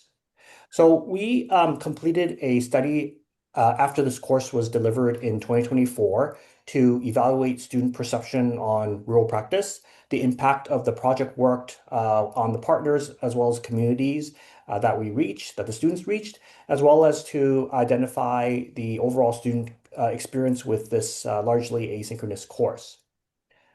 Next slide, please. So this is just a timeline of our evaluation, starting with our ethics or BREB approval in April 2024, with the data analysis largely completed by the end of 2024. In terms of methodology, this was a descriptive qualitative study based on one-on-one structured interviews with pharmacy students as well as some of our CPs or our community partners using inductive thematic analysis. So next I'm going to pass over. Oh, Kayla, go ahead. Thank you. Sure. Yeah, I'll jump in. So I get to go over some of the results. And so we were able to conduct semi-structured interviews with 3 out of the 12 students that were enrolled in this course, as well as 2 out of our 3 community partners. So getting perspectives from both students and community partners. So firstly, I'll go over the student results from our interviews. We identified 4 major themes from students. So number 1 was a perception shift of rural pharmacy. So students reported shifts in their perceptions of rural pharmacy practice and noted unexpected insights of the rural pharmacy, of what they understood rural pharmacy to be compared to their understanding prior to being exposed to this course. Students also expressed described accessibility of course delivery. So they did express that while in-person experiences would be beneficial to their experience, the virtual and asynchronous aspects of our course increased the ability for them to engage to this content due to other program scheduling conflicts that they would have for as they progress through our program. Students also expressed engagement as well as disengagement with the self-paced modules. The asynchronous pre-recorded lectures were a source of disengagement for students, but at the same time, they did highlight that the lectures being delivered by guest lecturers who had experience and worked within rural communities really helped support their engagement and was a highlight for them.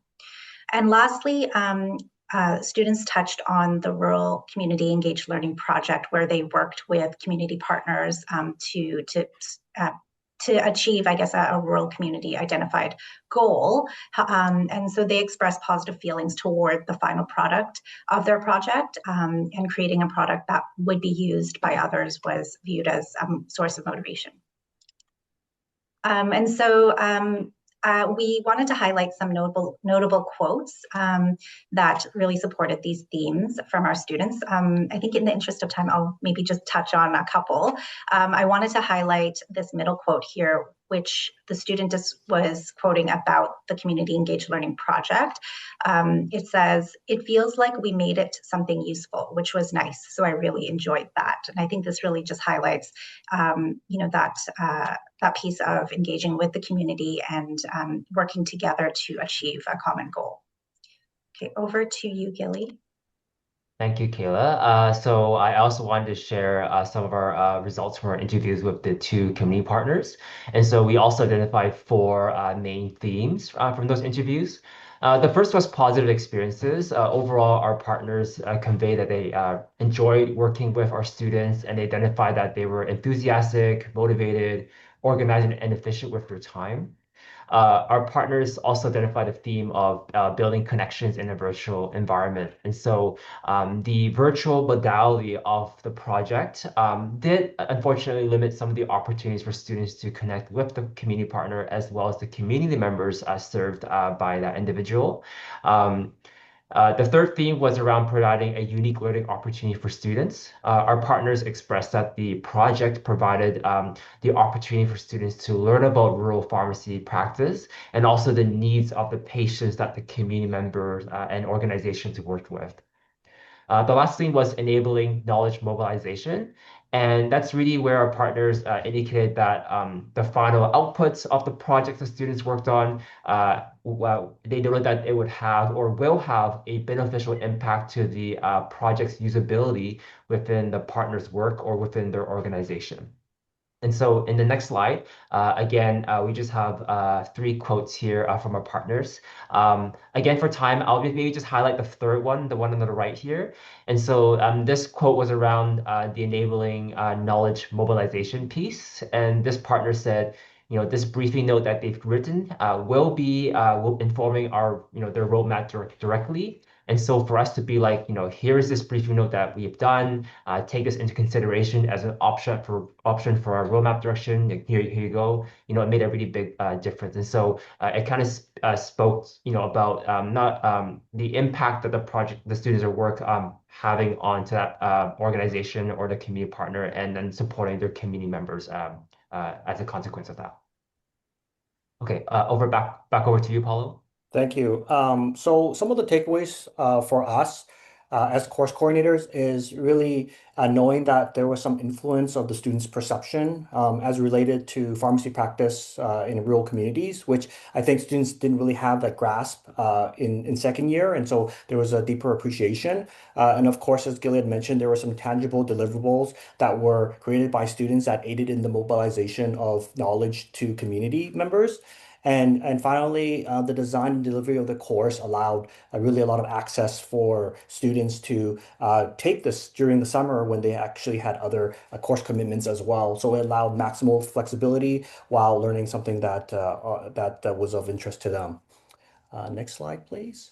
So the next steps for our team is really to look for more opportunities to engage with rural communities and make an impact with different communities in British Columbia.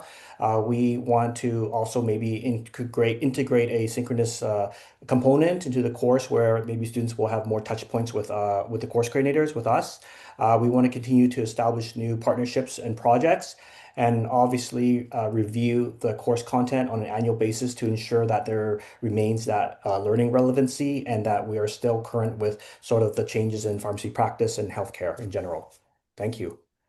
And here are just some of our collaborators and partners, and as well as students that made this project and course possible. We can take any questions if the group has any. Thank you so much. So thank you very much. It's always very nice to have other members of the healthcare team here because, as you all know, integrated teams are going to be the future. We have one question from Stefan, which is, are there generalist pharmacists and enhanced skills pharmacists? Maybe I can start. I think certainly there are some pharmacists that have maybe more of a specialized or focused skill set. In terms of partners for our course, we did work with a variety of pharmacists working in different areas. I think our community partners have tended to be just community pharmacists, so maybe more that generalist sort of pharmacist. But we did have some individuals working in health authorities and primary care sectors delivering guest lectures as well. So we had a variety of pharmacist voices in our course. Yeah, I think, and to add on to that, we wanted to really focus on pharmacists with active or knowledge of rural practice and really to bring that into our course. So I think there was a span of different pharmacists with these experiences, and some of our topics included public health, team-based care, health advocacy leadership, new models of practice using technology. So just to really draw upon the breadth of knowledge from the different facets of our pharmacist colleagues that are able to provide input on this course. Kayla? Yeah, and I think I'll just add that one of the strongest sentiments that came out through our analysis of the student interviews was that students they perceived that rural pharmacists actually practice to expand its scope compared to maybe some of their experiences within more urban centers. And so whether the pharmacists are trained formally through accredited programs for specialization or whether they are trained more on the job, I think that was kind of a common theme that students, relayed. That's great. So I don't see any more questions, but congratulations on your work. And I think the way that you have done such an in-depth evaluation from the students' experiences will really enhance you in the future. So keep it up. Thank you very much. Great, thank you. So Tracy, I think we're still having issues with sound, so we'll move on to the... That's correct. I did share Dr. Kask's presentation in the chat. She also wonderfully uploaded it to YouTube should we run into any issues. So it is there for folks to view. And I'm happy to pass on to our next presenter, Miss Emily Payne. So welcome, Emily. Thank you. I will get everything going.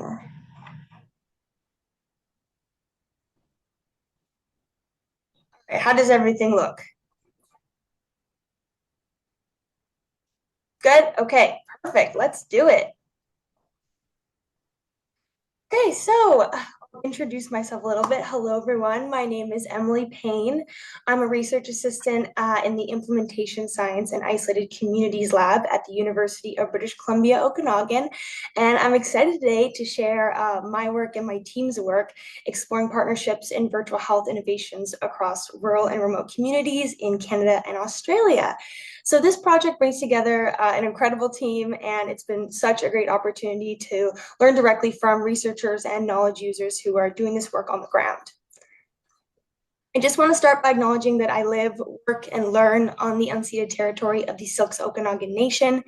This content of land and relationships and community, it really shapes how we think about partnerships in virtual health and why they matter so deeply. Okay, so, virtual health innovations such as telemedicine platforms, mobile health apps, wearable devices, so forth, is transforming care delivery, especially in rural and remote areas. It tackles barriers like travel and time constraints, it connects patients with primary care specialists, and offers flexible methods that fit local needs. But the technology is not really enough. From a study recently conducted by our team, we found that virtual health initiatives in these contexts often occur in isolation, and we need more collaborative efforts to improve these services, because what sustains virtual health innovations is people working together in meaningful long-term partnerships. We define partnerships here as a collaboration between researchers and knowledge users, such as community members, healthcare providers, or industry partners, to co-develop, conduct, implement research or quality improvement initiatives. So partnerships help align researchers and knowledge users around shared goals. They build trust, capacity, and relevance to projects. And critically, relationships really, they make sure virtual health initiatives are grounded in community priorities, not external agendas. Even with growing interest in virtual health, we don't have a lot of guidance in the literature on how to build partnerships effectively, especially in rural, remote areas where context, culture, and capacity vary extremely widely. So our study set out with one core aim to explore the experiences of researchers and knowledge users partnering to develop, implement, or evaluate virtual health innovations in rural and remote settings. So we used a qualitative interview approach grounded in an integrated knowledge translation approach, meaning we actively engaged our own team of diverse researchers and knowledge users throughout the process, valuing co-production, mutual learning, and real-world relevance. So our co-authors were so amazing, still are amazing. They brought in a really great, wide range of perspectives. We have a patient partner, a medical specialist, and several members from RCCBC. So we recruited participants through purposeful and snowball sampling using professional networks, academic institutions, research organizations, and public sources. And using a set list of inclusion criteria, we were able to pinpoint some people that would be good. So some of the things that we looked for were having experience working in partnership with researchers or knowledge users in rural remote virtual health innovations within the past 5 years, being over 18 years old, being able to read and understand English, and either residing in Canada, Australia, or New Zealand. So fourth, we conducted semi-structured 60-minute interviews focusing on their overall partnership experiences, as well as partnership values, strategies, successes, and challenges. An example of a question from the guide was, what does meaningful engagement look like for you when working in partnership? Really trying to get the participants to look more inward in their responses. In total, we have interviewed 18 participants, 14 researchers, and 4 knowledge users, 14 residing from Canada and 4 from Australia. And finally, we used a reflexive thematic analysis to explore the themes across the data, following Clark and Braun's 6 steps of thematic analysis. So essentially, I familiarized myself with the data. I generated initial codes, then the themes, I reviewed the themes, defined them, and then I wrote them up. So our analysis revealed 4 major themes that really captured the heart of these partnerships. And we essentially categorized them by the why, the how, and the what. Why work in partnership, how to work in partnership, and what comes from working in partnership. Starting with our why. First theme explores motivations. So participants consistently emphasize that their overarching reason to work in partnership was to better address rural health inequalities. One researcher, we're going to call them Finn, put it as such. At the end of the day, you want to improve the care of the population. We work for them. This was a sense of moral guidance that was seen consistently across interviews. And overall, the partnership stemmed from a sense of responsibility, or shared commitment to improving access and connecting the research to the practice in a manner that actually represented the community. It wasn't really about meeting project requirements or advancing the digital transformation all the time, but about inciting social transformation and offering a real way to make health systems fair and move from short-term projects to lasting equitable change. Moving on and exploring our how, our second theme represents how partnerships are shaped by relational and principle-based approaches. Participants really nailed down that effective partnerships depend highly on trust and working towards building the relationship, and that these methods were what overcame a lot of the barriers that researchers and knowledge users faced quite often. So as one of our knowledge users put it, trust and relationships, that's where the gold is. But it's not just a byproduct, but it's something that you should be prioritizing in your work because everything flows from that. I couldn't have said it better myself. When encompassing trust and respect in the partnerships, challenges such as power hierarchies and tokenistic engagement aren't given the disingenuous resources to really continue. And essentially across interviews, embodying core values were being present, being transparent, and following through and showing commitment. And across these experiences, participants agreed that partnership can't be just sustained by a formal agreement. It's about ongoing visible acts of respect. Continuing with our how, our third theme highlights that a one-size-fits-all approach does not really work. So depending on context and capacity, engagement needed to be flexible and responsive. One researcher summarized it very well. You need to know 3 things: what you want from them, what you want them to do, and what's in it for them. This theme really underscored the importance of understanding who you are engaging, considering the priorities and pressures that everyone is under, as well as adapting communication styles and adjusting timelines. That was a big one. Participants recognize that meaningful engagement isn't formulaic. It's about aligning your needs with them and utilizing the diversity that everybody brings to the table. Okay, so our final theme explores the impacts of partnerships. So participants described how long-term partnerships, especially staying connected beyond the funding cycle, actually creates true lasting change. One participant, a researcher, noted, when you keep showing up, even after the funding's done, that's when people start to believe again. That's when the real work begins. This shows how deeply communities value continuity, truly, because long-term presence, it builds credibility, it strengthens the health system integration, and it fosters local capacity. And the impact wasn't even, I guess, limited to the innovation itself in a way. Another researcher actually employed local community members as part of the research team, acting as a cultural and relational bridge between the academic team and local partners. These types of acts, they grow community confidence, they encouraged shared knowledge beyond the study scope, and they build the types of relationships that kind of support future initiatives. Because partnerships in many cases become catalysts for broader community transformation. To summarize, partners collaborate to improve access and embed virtual health innovations sustainably. Trust, reciprocity, and consistent presence are the foundational values that overcome partnership barriers. Engagement must be adapted to meet partner and community needs, and the real impact comes from long-term relationships that incite true community change past the innovation itself. Virtual health innovations depend on partnerships, and they prioritize genuine relationships, local context, and long-term commitment. Some of the implications of the study: essentially, virtual health innovations can only go so far when working in silo. True long-term success can only be found when the relationships are at the center of the cause. We really hope to utilize these findings towards developing tools and resources, such as potentially an online platform or a guidebook that researchers and knowledge users can look to facilitate more meaningful and effective partnerships, and overall improve the relevance and impact of virtual health innovations to better meet the needs of rural and remote communities.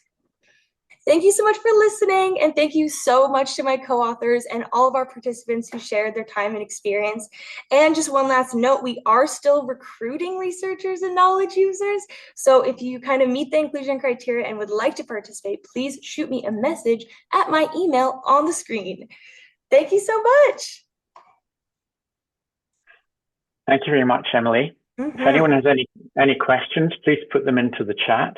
And I don't see any yet, but when you mentioned partnerships to some degree with communities, and what kind of partnerships, could you give us some examples of some of the partnerships that you've seen that have been effective? I feel like one of the most influential has been, like, especially recently talking to more of our knowledge users, kind of the relationship of like physicians and community members specifically, because especially in rural remote, that kind of relationship has been tainted for so long.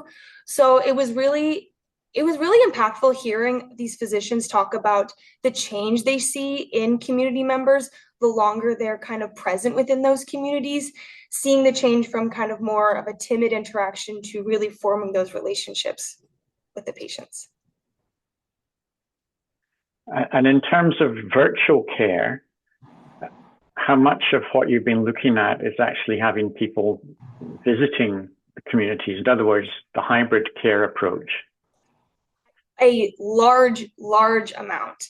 I would say, I would say over half of the people I've talked to, the major kind of impacts that they've seen even within themselves when partnering has been to physically go into the community and talk to community members and really get a sense of what the actual, I guess, context and sense of living is there, because it gives so much perspective into what you are trying to implement.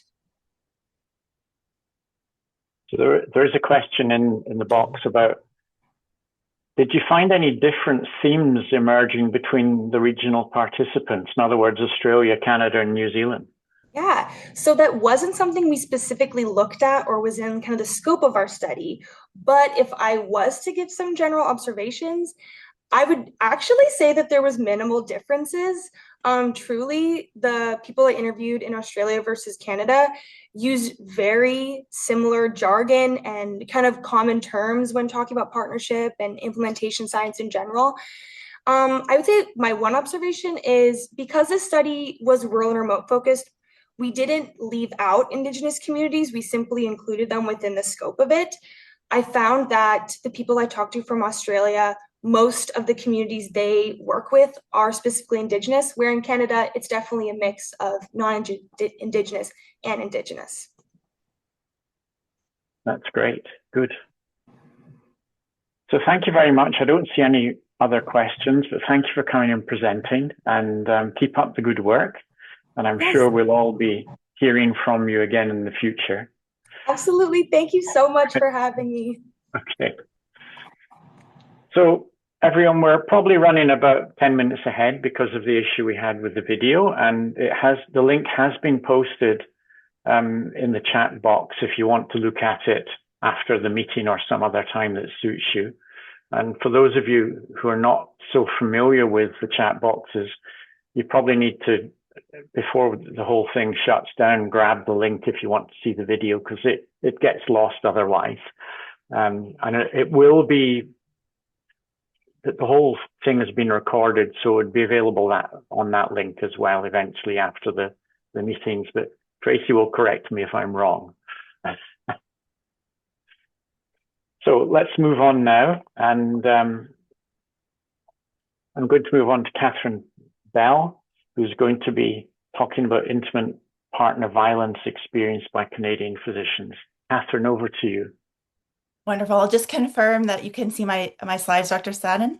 Yeah. Perfect. I see a thumbs up from Tracy. Wonderful. My name's Catherine Bell. I'm a family physician in Duncan, which is on the traditional lands of the Hul'qumi'num speaking people of the Cowichan tribes, the Coast Salish people. And it's a rainy, blustery day here. We're definitely into our winter season. So bring this to you, and I want to thank you, Emily. You're a hard act to follow, the enthusiasm and passion you bring. But I also really love that this is a very welcome and open group, and I can sort of come as I am today, and I really appreciate that. So just wanted to share that the project that I'm talking about today has been supported in a couple of ways. One is through the RCC BC Physician Grant, and I'm very grateful for that. Many of my colleagues are here today from that program. And also my time is supported through the UBC Rural Scholar Program. And so for those of you community physicians who aren't aware of that program, definitely look into it. It's a wonderful way to support your research, but it also is a great way to help you build research capacity in your communities as well too. Again, just speaking about the funding, I also wear another hat, which is that I am the president of the BC College of Family Physicians this year. And I think those are all the hats that I wear in addition to being a clinician working in Island Health Authority. Today's topic is a little heavier. And so I just want to take a moment to pause and this really peaceful scene that's from the Nikkei Japanese internment gardens in the interior. And just remind yourself to take care of yourself today. So we're going to be talking about intimate partner violence, and that may raise something for you in your own life, or maybe raising something for you in your family's life. And I want to give you permission to look after yourself today, to step away if you need to mute me, to walk away, do what you need to do to look after yourself today. And if this raises something for you and you want to talk about it further, whether or not you're a candidate for the project, please reach out to me. I'd be happy to chat with you, but also help find resources to support you as well too. Why am I talking about intimate partner violence? Well, one of the reasons why I'm talking about intimate partner violence is because it is so normalized in our culture. You know, we think about classically in the olden days, back in the black and white TV, the honeymooners, pow, Alice to the moon. She's misbehaving as a wife and will punch her and send her flying to the moon. But there's also other references we use every day that we don't even know have to do with domestic violence or abuse. And the rule of thumb is one. Many of us say this every day as a guideline. As a rule of thumb, we will do this. As a rule of thumb, we will, give this. But actually, the rule of thumb comes from Irish law, and it means that you can beat your wife with a stick as long as it is not as wide in diameter as your thumb. So anything smaller than that you can use to beat your wife. And that's where the origin of that root of that term comes from. It's not a term I use anymore when I learned that. And I challenge you to take that out of your vocabulary as well, too. But in our pop culture, on our TV, certainly in our music, we reference sexual violence, physical violence, emotional violence, psychological violence towards our intimate partners. And that needs to change. One shocking thing that I found is in medical school in my class of 24, a very small class, there were at least 4 of us that I was aware of who had been in intimate partner violent relationships through our training or early careers. And so that was shocking to me. And that's what led me to look a little deeper into this research. And what I found is that about 45% of physicians experience intimate partner violence in their lifetime. That's actually higher than the general population. And to me, that's a very shocking number. These are highly resourced, highly intelligent people with alternatives. And yet we're seeing them experience intimate partner violence at really high rates as well, too. So we have this concept that perhaps it's more common amongst physicians, and we know a little bit more about how common it is among nurses, but there's a lot that we don't know. We don't know actually how prevalent it is amongst Canadian physicians or other healthcare providers. We don't know how being a physician affects how we experience intimate partner violence. We don't know where and when there's opportunities to intervene, and we don't know which interventions will be most effective. And so my project came out of this question of how can we advocate for ourselves and for our colleagues if we don't have these answers?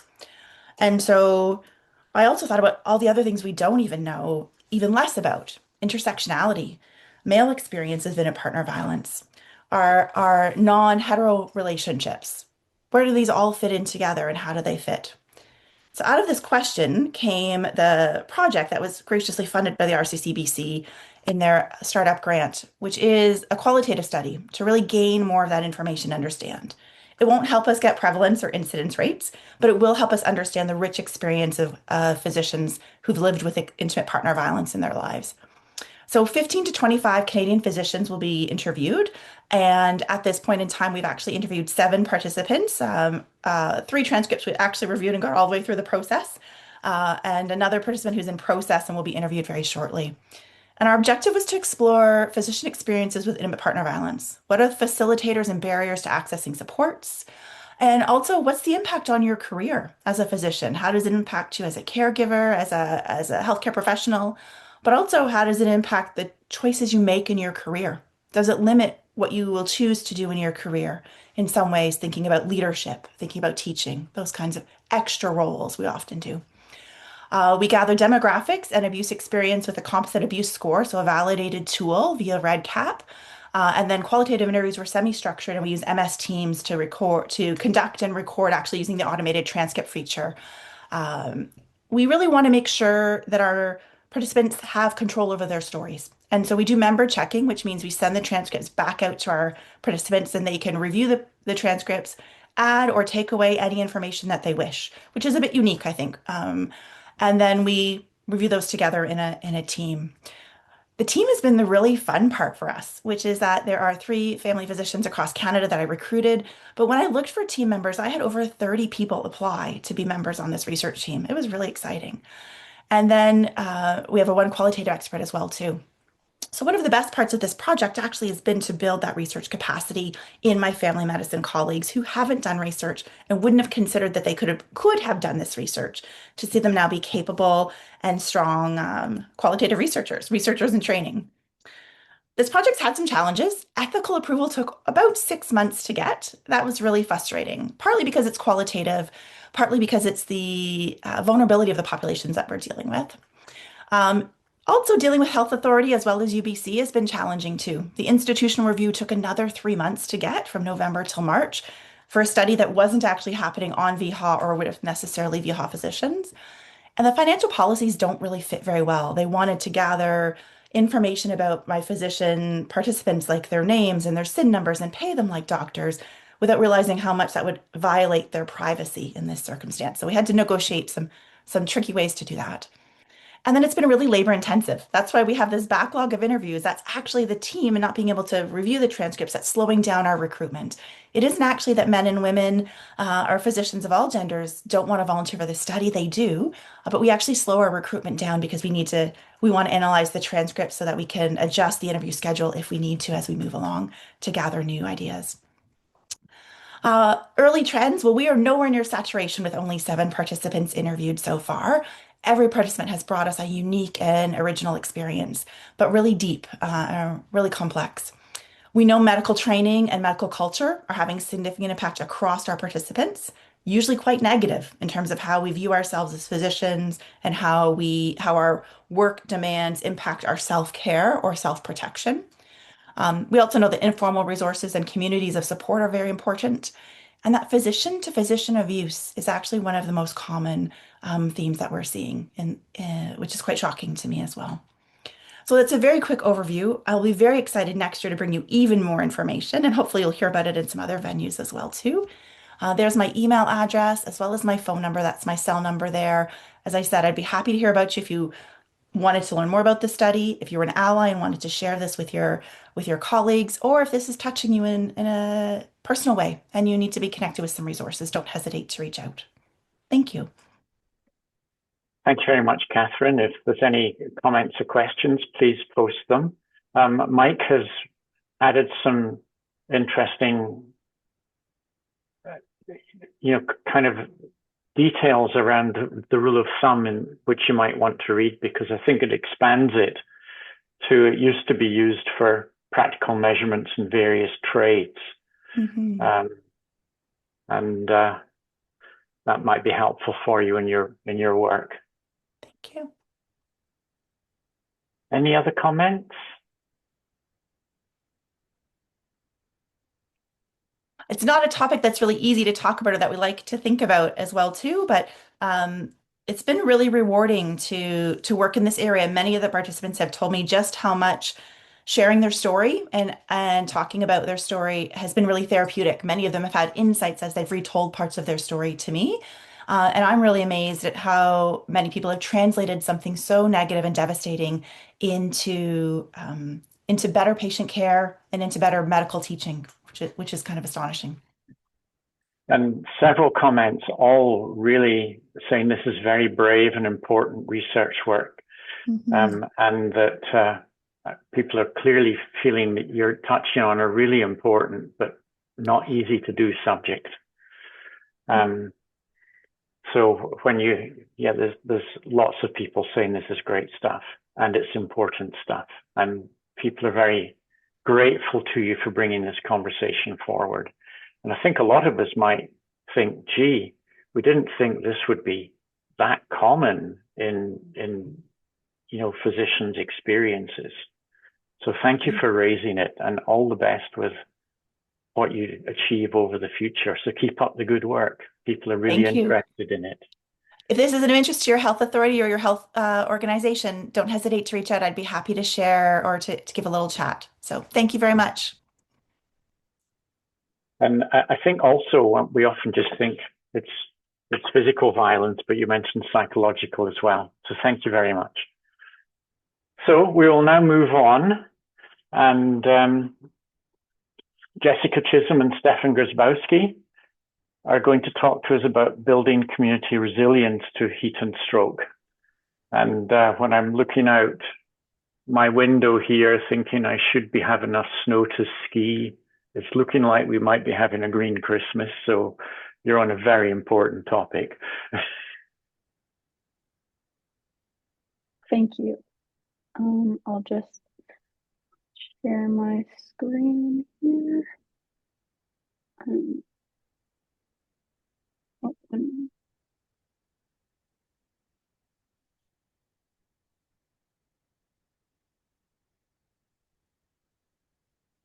Okay, can everyone see that? Okay, great. Okay, so hello everyone. My name is Jessica Chisholm. I'm an undergraduate work-learn student here at the Rural Health Services Research Network of BC, and myself and Dr. Stefan Grabowski will be talking about building resilience to heat and smoke in rural communities through action-oriented responses.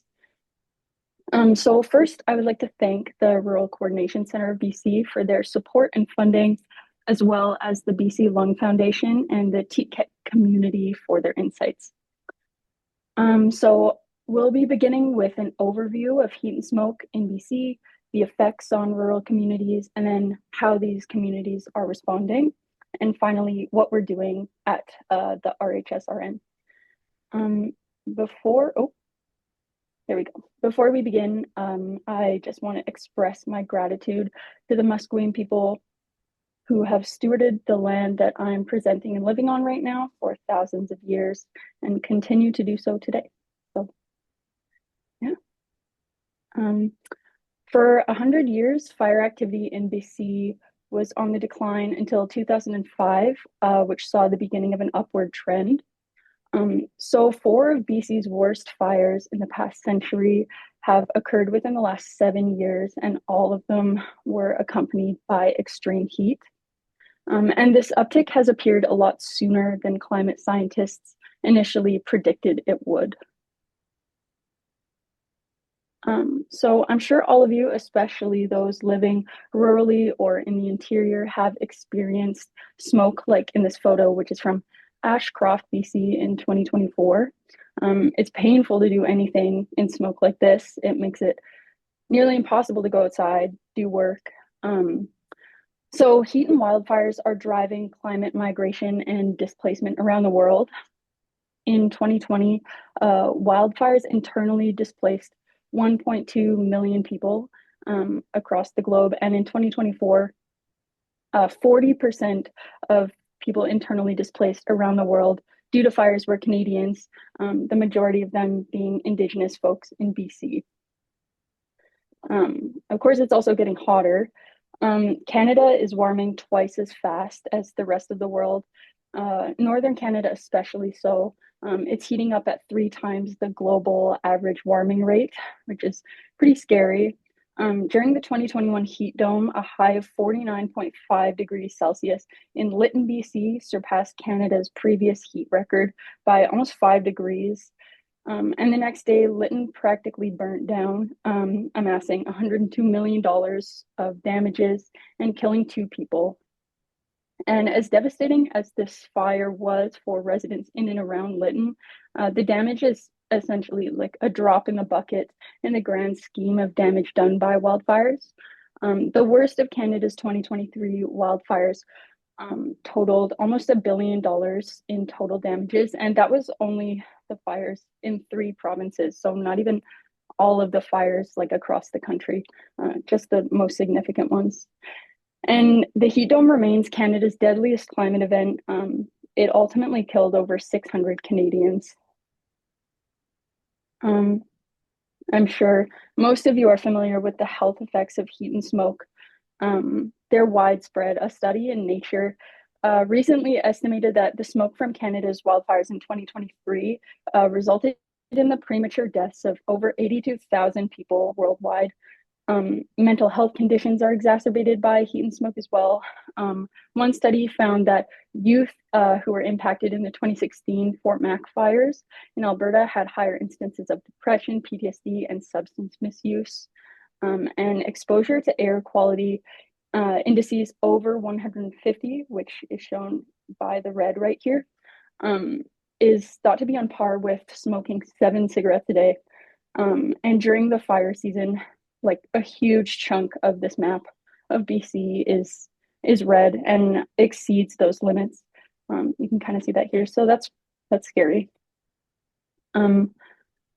So in 2023, 22,000 people, which is 2/3 of Yellowknife's population, left due to fires during a nearly month-long evacuation advisory in the city of Yellowknife. And almost 75% of the territory's economic activity was in areas impacted by those fires. And this is just one example of how rural communities are more significantly impacted by climate change. Rural populations are older, which leaves them more vulnerable to heat and poor air quality. We know that accounting for the weights of mobility aids was a major obstacle for Hay River in their evacuation flight planning during wildfires and floods during 2022 and 2023. There are also massive shortages of healthcare providers in these communities, and then inherent vulnerabilities like more frequent exposure to heat and smoke, which is shown on this map here, as well as limited entry and exit points during evacuations and long distances to safety and between fuel during evacuations. So what has our country done about this? As of now, our response has been quite lacking when it comes to the climate crisis. However, heat and smoke have become impossible to ignore. And this is especially true for rural communities. So they've been forced to rapidly adapt. Rural communities in BC have been working on incredible grassroots efforts to build resilience and strengthen their communities in the wake of climate disruption. But in the near future, we need larger scale adaptations and interventions to follow this lead to truly and meaningfully mitigate climate disruption instead of just responding to the damage. In the meantime, though, rural communities are leading us towards meaningful change. So we'll look at that now. So to begin, we have Carter's Project. In 2023, Carter Vi, a 9-year-old boy right here, he's from 100 Mile House, and he tragically died from an asthma attack. So this photo with his family, it was a clear day out, and Carter's mom, Amber, still checked the air quality on her phone and took all the usual precautions to protect her son. But because the nearest air quality monitor was over 100 kilometers away, it was too far to detect the invisible fine particulate matter that was aggravating Carter's asthma all day while he was at summer camp. And he died because of this disparity in air quality monitoring. So the BC Lung Foundation teamed up with Amber Vi, Carter's mom, right here. And in 2024, they launched Carter's Project with the aim of preventing this sort of tragedy from happening to anyone else. So how are they doing this? They've set up purple air monitoring stations in Dawson Creek, Gold River, and 100 Mile House. And this provides real-time online data shown here. This is a screenshot of the map. And they've held town hall meetings to carefully instruct community members on how to use this technology. They've had workshops for the general public, as well as in elementary schools in these communities. And they've built these super low cost in-home air purifiers. They've also distributed a bunch of in-home air quality monitors. Basically, they're working on making communities safer on the days when it's just not safe to go outside. They're helping to make people aware of when it's not safe to go outside. And they really stress that knowledge is power in addressing the climate crisis. So they're teaching kids about air quality and safety. And in the future, they're wanting to continue to fill these gaps, as well as to partner with health authorities to do this on a broader scale.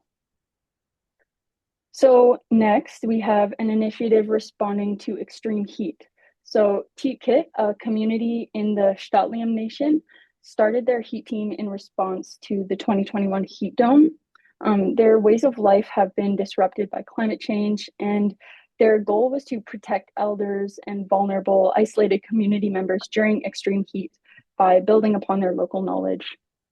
So to do this, they conducted regular wellness checks, started cooling centers, distributed air conditioning fans, water to community members. They held a super tight line of communication between leadership and community. And this project has ultimately strengthened the heat preparedness aspect of the community's emergency response plan. So finally, what are we doing at the Rural Health Services Research Network of BC?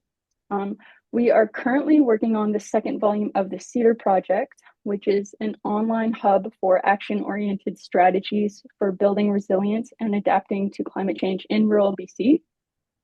So the content I've covered in this presentation is a part of just one chapter on our website. The other chapters include food security, sustainable land stewardship, and education at the elementary, secondary, and medical school levels. So our goal is to give people a place to share their action and ideas, as well as find new ones that they could spread and scale in their own communities.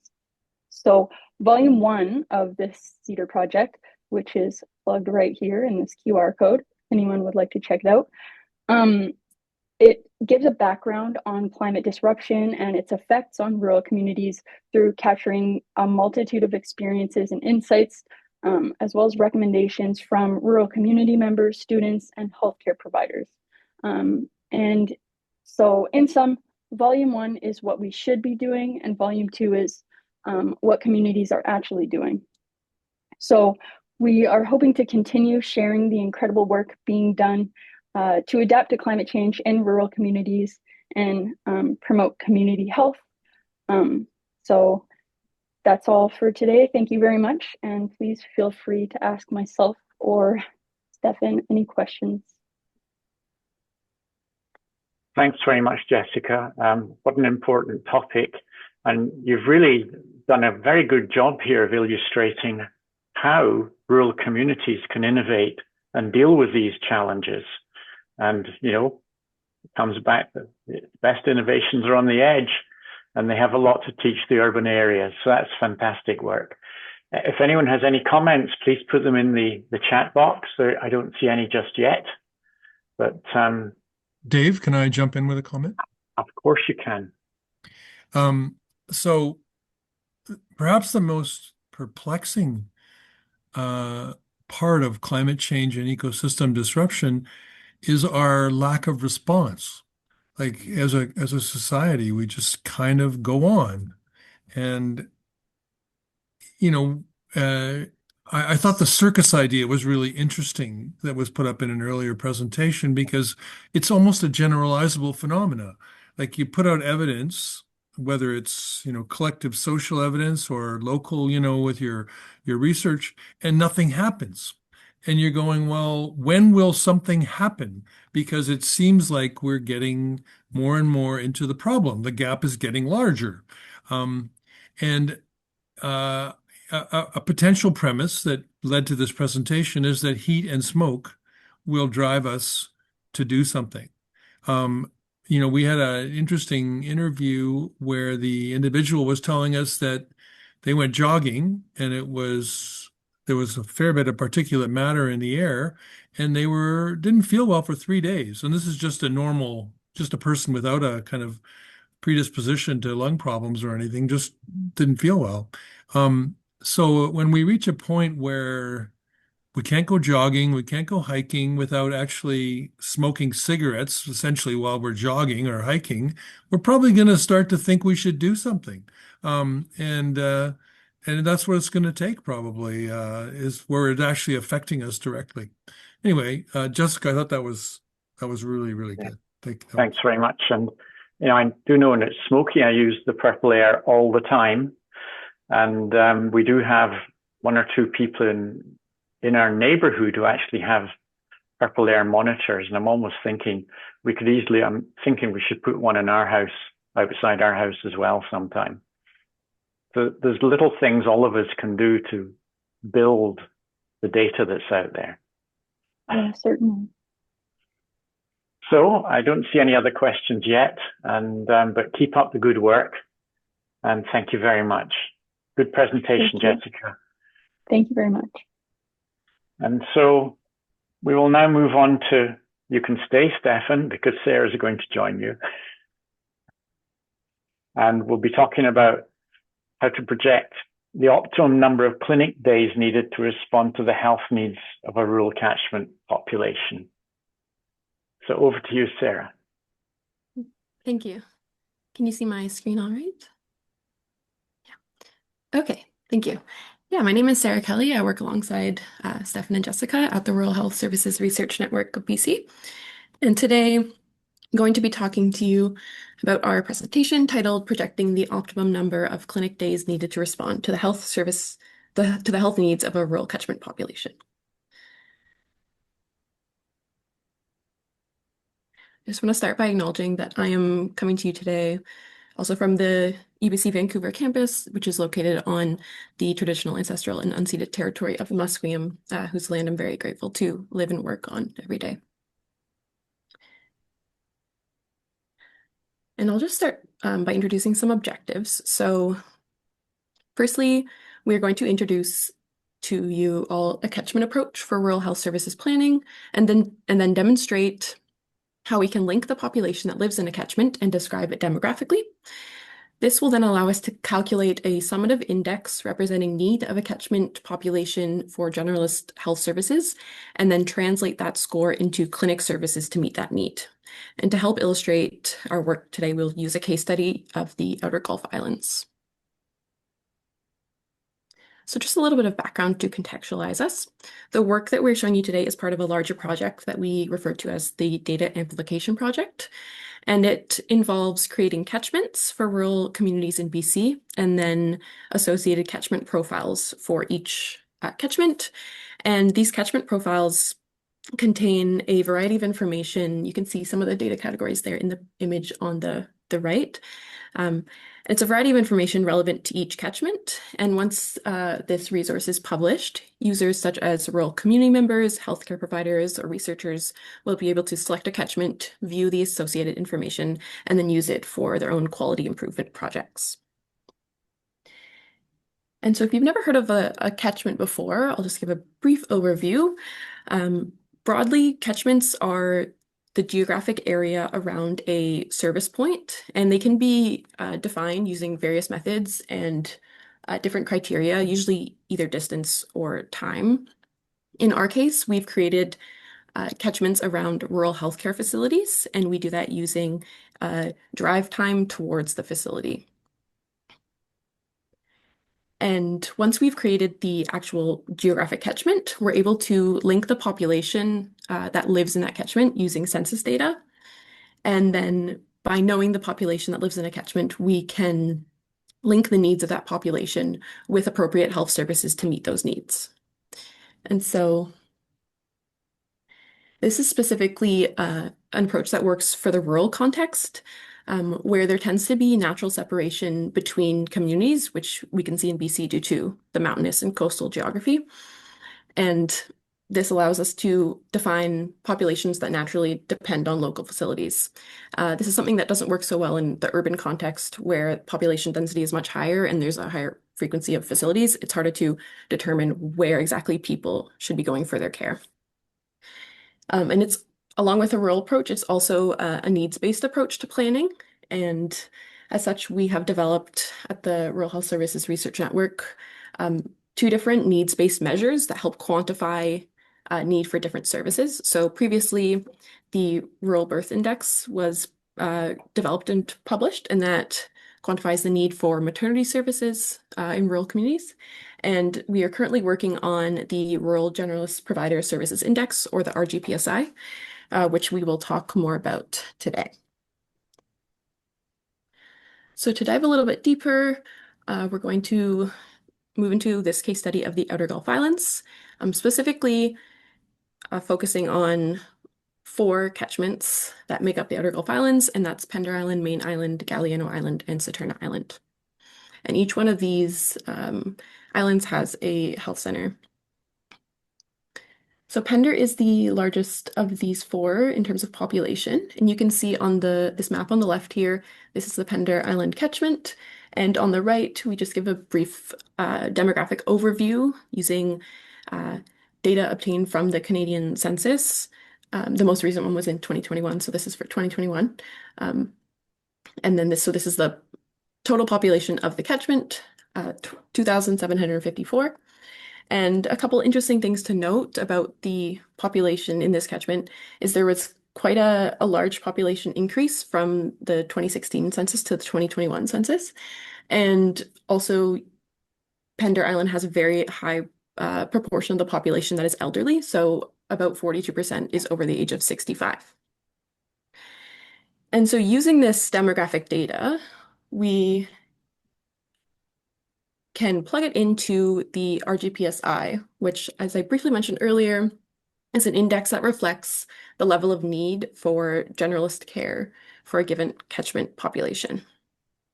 And it's a pretty simple calculation. We take the catchment population and divide it by the optimum number of patients per generalist provider. And that number is adjusted for the proportion of the population that is over the age of 65. And this adjustment is made based on the assumption that older patients tend to spend more time with a provider and also present more complex cases, generally compared to younger people. And so for Pender Island, if we do the calculation, we end up with an RGPSI score of 3.5 in 2021, and that would have been an increase of 22% from 2016. And that's mainly due to the big increase in population that we saw earlier. And so what does the 3.5 actually mean? Well, we can apply the RGPSI score and translate it to estimate the optimum number of clinic days needed to meet the health needs of the population. And in order to calculate that, we take the RGPSI score and multiply it by the number of clinic days that should be offered by a practice in 1 year to meet the needs of the population. And for now, we're starting with 250 as this number of days, but we do want to acknowledge that it's not so much a strict number and more of a range that can be modified based on various factors such as the scope of the general practitioner services or the team nature of the practice or the payment model, among other factors. But if we stick with 250 for now, for Pender Island, we multiply that by the RGPSI score of 3.5, we end up with 875 clinic general stays. And so to summarize what that means is we project that 875 clinic general stays would be required to serve the health needs of the population of the Pender Island catchment. And those days could be filled in any number of ways between full-time or part-time practitioners, between physicians or nurse practitioners, divided up in whichever way works for the community. So that was a deeper dive into Pender Island. I'll just briefly go over the other 3 of the Outer Gulf Islands. Smaller populations compared to Pender, but we do see the similar increase in population in 2021, and all 3 of these also have quite a large elderly population. And here's a breakdown of the RGPSI scores across all 4 of the Outer Gulf Islands. So Pender is obviously the largest, and down with Saturna is the smallest at 0.6. And if we translate this into clinic days, we see those here. And we can see that Pender is the highest, and then Main and Galleon are pretty similar. And Saturna is only 150 clinic generalist days. And so when we think about using this data for planning, there's a few different approaches we can take. One would be to plan for each catchment independently by looking at each one on its own. But this, which could definitely work, but also might be challenging for communities like Saturna, where the population is probably not large enough to sustain its own full-time practitioner. And so the Outer Gulf Islands is kind of a unique case where we have these 4 catchments located pretty close together, but although being islands, transportation between them is a little bit more challenging. But still, we could potentially view the 4 catchments as a collective to facilitate hiring of full-time practitioners and encourage teamwork across the islands. So I'm just going to briefly share a couple other approaches we could take to planning in this instance. And so if we view all 4 of these catchments as a collective, we end up with a total population of 5,813 and an RGPSI score of 7.4, which translates to 1,850 clinic days, which then you could divide up proportionately to the population of each island, but still potentially have providers who work across islands. So that's another option. And then just a third one that I'll throw in is because Pender does have a greater population size and would be able to retain its own practitioners. It could be useful to view it separately and then look at Maine, Galeona, and Saturna Islands as a collective, as they have an RGPSI score that's almost pretty similar to Pender on its own. And so we could plan for Pender Island separately and then the other three together and divide up the clinic days sort of proportionate to the population of each island, but then also be able to sustain a full-time practitioner that could maybe work like 3 days a week on Saturna Island and then 2 days a week on Main Island, for example. And so we're not suggesting that any one of these three scenarios would be the best one to take, but just that it can be useful to look at catchments in different ways to help determine the most effective way to plan for providers and services based on population need. That's everything we have, but we'd definitely love to hear if anyone has any comments or questions, and if Stefan has anything else to add. Great. Well, thank you very much. Paul Kendall has mentioned that he's really fascinated by this work. And Jenny Phillips has a very interesting comment. She says, as someone who has worked as a locum and in longitudinal care, I suspect a correction is needed for this, as longitudinal care is likely more efficient care and needs less time to provide optimal care. Be interested in your thoughts on Jenny's comment. I'll give that to Stefan. Okay, I'm happy to jump in on that. And I've also worked as a locum in rural communities. So there's all sorts of adjustments here. But the point of the exercise is to approach it from the needs of the population and try and translate that into the number of clinic days. And if you gain efficiency in serving the population by team-based models of care or longitudinal models of care, you could probably adjust it a little bit. Like there's efficiencies that can be achieved for sure, which is, obviously we're all interested in. At the moment, we have this, we have a kind of an obtuse and somewhat perplexing approach, which is we go, okay, we need to hire a practitioner to serve a place, and that practitioner needs to provide us by contract this many clinics, or they can be fee for service and provide as many as they want. But we don't, and then we go have patients who are orphaned and have to travel away from the island to get emergency care or something like that. And we don't have really any kind of clear understanding of how many clinics we should provide to meet the needs of the population. We deliberately chose these very isolated and obvious catchments because they're separate, and suggest that we could propose, let's say 600 days, and then we could see how many we provided. And we could probably deduce how many orphan patients we'll have, how long you have to wait for an appointment, and how many people are traveling off island to actually get any service at all. So it has utility, but it's not an exact science for sure. It's going to be dependent on a whole bunch of things. I don't know if that answers your question remotely, but that's the way we came to it. So I don't see anything else in the chat yet, but one thing that does strike me, Stefan, is that this kind of work, as you develop it, could well begin to then influence some of the provincial policy. How do you see that happening? In other words, you're developing a mechanism that people might say, well, this is the number of physician or healthcare professional days we need in this area. So we've been trying to fit physicians into situations that aren't really working in rural communities a lot of the time. And one of the things that the sequential look at the RGPSI has demonstrated is that the age issue in rural communities is really enhancing the workload. Like people are actually having to work a lot harder. And it's a lot more difficult to be a rural generalist than it used to be. And people are voting with their feet.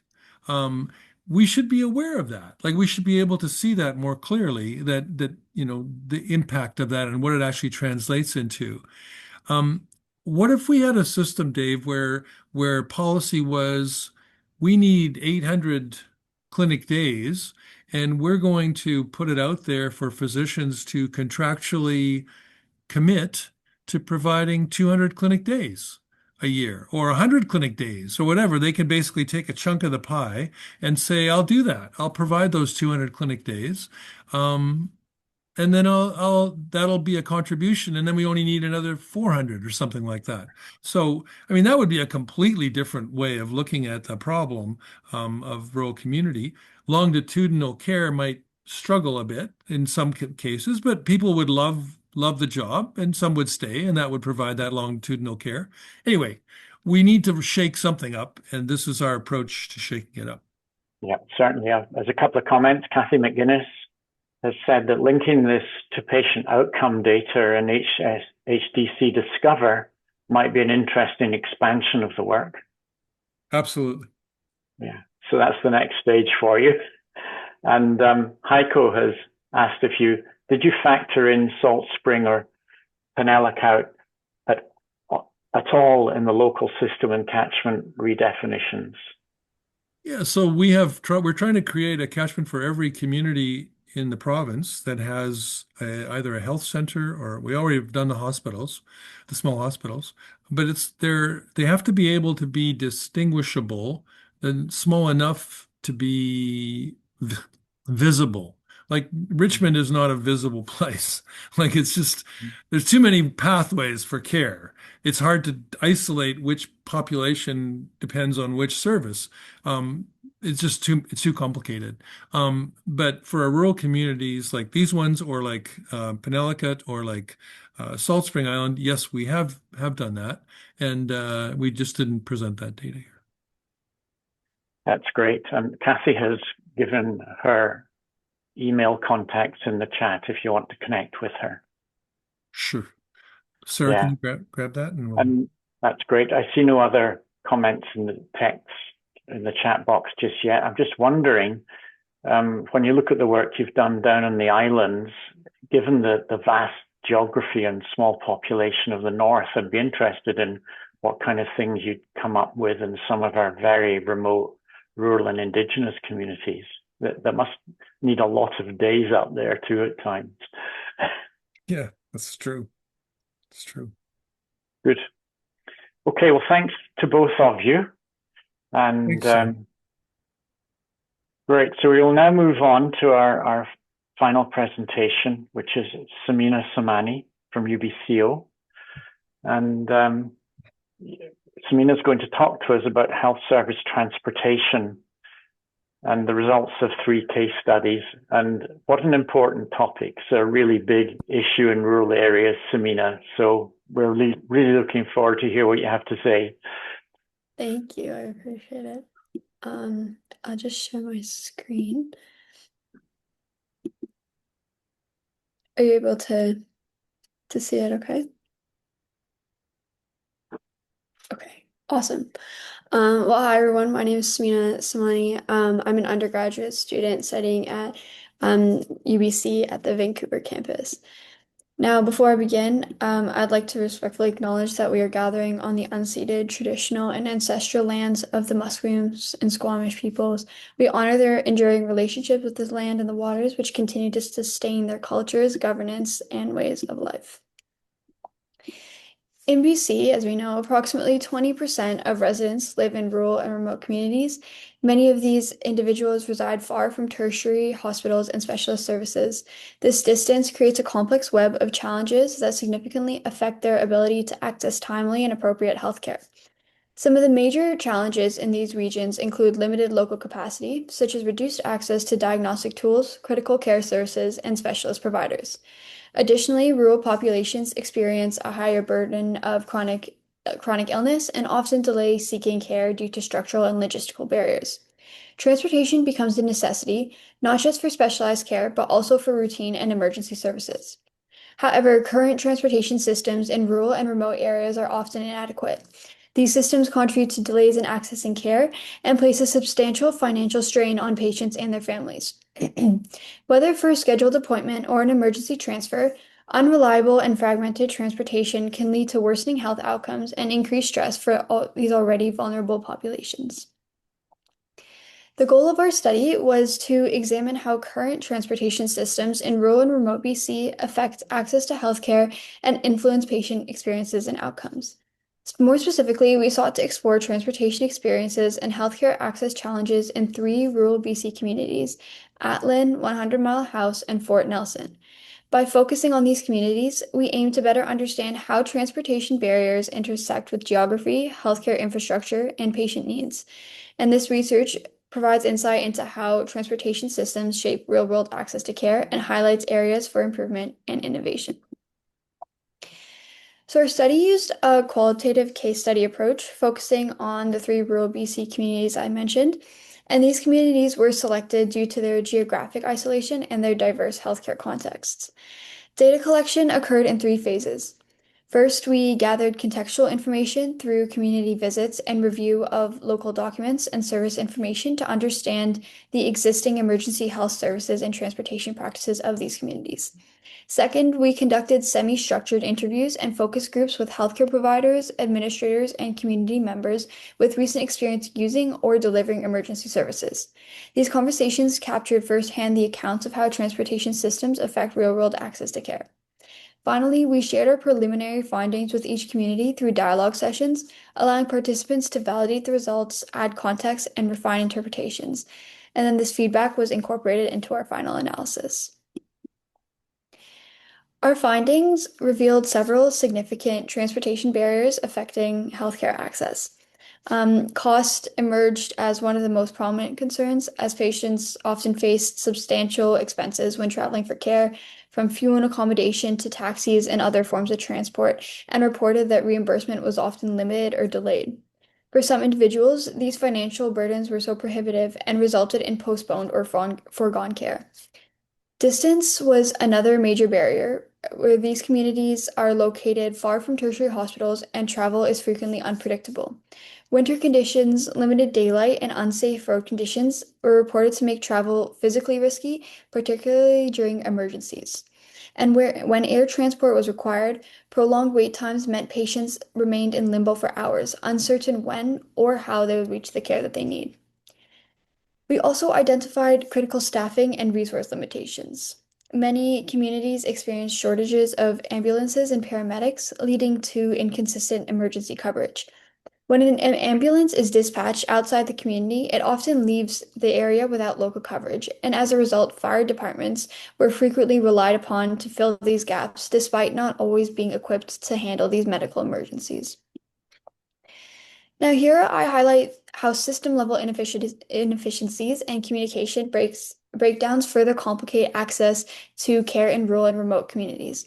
While the transportation challenges that I discussed earlier are often visible, these system and communication issues operate on a more behind-the-scenes level, but have equally significant impacts on the patient experience and care continuity. At the system level, participants describe transfer processes as complex and highly bureaucratic, often involving multiple steps, approvals, and agencies. This creates delays at moment when time is critical. Transferring patients across jurisdictions was also identified as a major challenge, with information having been reported to be lost, inaccessible, or slow to reach the receiving facilities.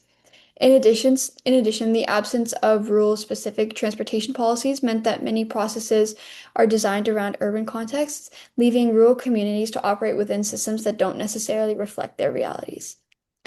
Communication barriers further compound these system inefficiencies, with inconsistent or absent ETA updates from ambulances having left both healthcare providers and families uncertain about when help will arrive.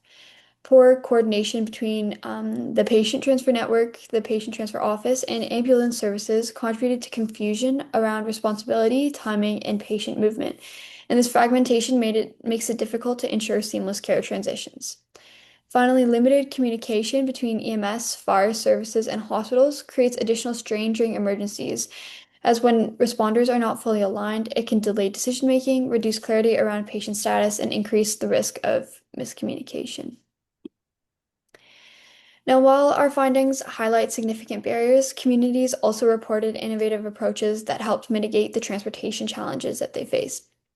One key innovation was real-time virtual support, or RTVS, with participants described how this model allowed healthcare providers in rural settings to connect with specialists in real time during emergencies. This support helped guide critical decision-making on-site, reducing the need for some patient transfers altogether. In situations where transfers were still necessary, RTVS actually improved the early initiation and coordination of the transfer process, helping teams act more efficiently and with greater clarity. Community paramedicine also played a critical role in supporting local care. By expanding the role of paramedics beyond traditional emergency response, this model actually enabled proactive care and follow-up within the community. As a result, unnecessary transfers were reduced, and more patients were able to receive appropriate care closer to home, maintaining continuity and minimizing disruption for patients and their families.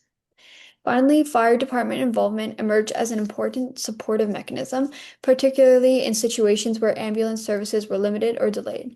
Firefighters often provided early stabilization and essential monitoring while patients waited for transport, and this helped bridge that critical gap in care during the prolonged response times. So, in bringing these findings together, it becomes clear that transportation is not just a logistical challenge, but a fundamental determinant of equitable healthcare access in rural BC. Reliable and timely transport plays a central role in whether individuals receive the care they need, when they need it, and in a way that preserves their safety and their dignity. However, our results also highlight persistent systemic barriers that continue to shape these experiences. Ongoing challenges relating to staffing capacity, fragmented system coordination, and limited transportation infrastructure contributes to delays, service disruptions, and in some cases, entirely forgotten care. These barriers are deeply interconnected with cost, distance, ambulance redeployment, and complicated transfer processes, collectively placing rural residents at increased risk. At the same time, the findings underscore the importance of locally adapted solutions. Innovations such as RTVS, community paramedicine, and strengthened fire department response demonstrates how improving communication and tailoring services to local contexts can help reduce delays and relieve pressure on the overstretched systems. These approaches highlight the value of community-led adaptation in responding to the structural gaps. Ultimately, these disparities require sustained investment in transportation infrastructure alongside patient support mechanisms that reflect the realities of rural life. Strengthening coordination, expanding local capacity, and integrating flexible, context-specific models will be essential for moving towards more equitable access to care across rural and remote communities. Thank you so much for your attention, and I'd like to acknowledge my supervisor, Dr. Nellie Oki, and Gabby, and we appreciate the opportunity to share this work. Great, thank you very much. I'm just looking at the chat, and Alison James has asked, what specific recommendations for improvements did you discover through the case studies? Yeah, that's a great question.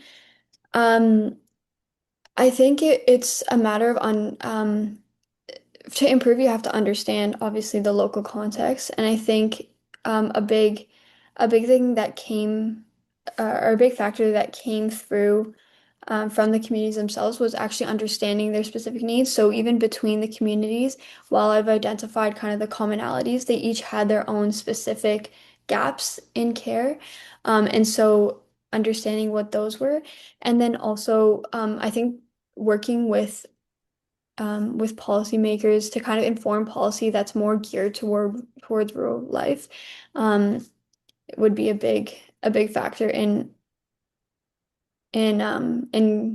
improvement for access to care. Thanks very much, Samina. I think you've also highlighted in that response the importance of each community working to begin to fill the gaps in its own way. So you're right, you can't just suddenly have one size fits all. They're all different. Did you come across in your research in the transport and in stories, not about just getting sick people out of communities and things, but how do they get home once they're discharged from a hospital 2 or 3 days away? And, you know, Atlin's one of your communities, which must be one of the most remote ones in BC. Yes, yeah. So that did come up as well. That even when there is support to get to these facilities, there's such a large limitation or gap in the return transport. So it's not really accounted for as much, and so a lot of that cost is actually taken on by the residents who travel out there.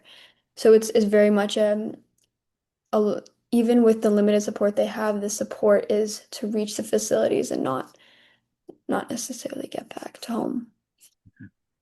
And in talking about investment in transport, what came up from the research about what kind of transport these communities feel they need? I think that's a good question. I think there was talk about local transport like bus systems, accessibility, but even talking like I mentioned the air transport, because they're so far from tertiary sites. Air transport is a big one, but having to wait 13 hours is quite significant, um, especially in emergencies. So I think strengthening the ability to have air transport in those critical times. But I can look back into it and get back to you for a more detailed answer.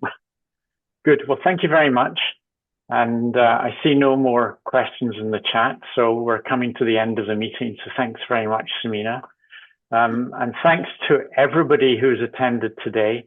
And, you know, if I look at a theme that came through from all these interesting projects, it does strike me that we have a huge ability in the rural areas to look at innovations that will help improve healthcare and access to healthcare. And the only thing we have to now do is try and figure out how to persuade our urban institutions to begin to listen to us, because they're doing some great work here.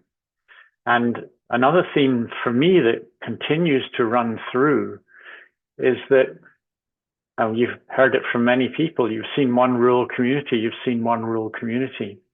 It means that the solutions for each community may well be different, and they have to be created by working with the community themselves. And I think that comes through in so many of these representations that we've heard today. So if anyone has any final comments they want to make in the chat box or ask questions, please go ahead. Otherwise, I think we've come to the end of the meeting, and thank you all so much for attending. And thanks to you, Dave, and Dr. Frank Schumacher before you for facilitating today's sessions. And thanks to the all presenters, all audience members for the great questions in the chat box.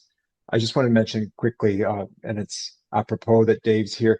Dave chairs the review committee for the rural physician research grant program that the RCCBC offers.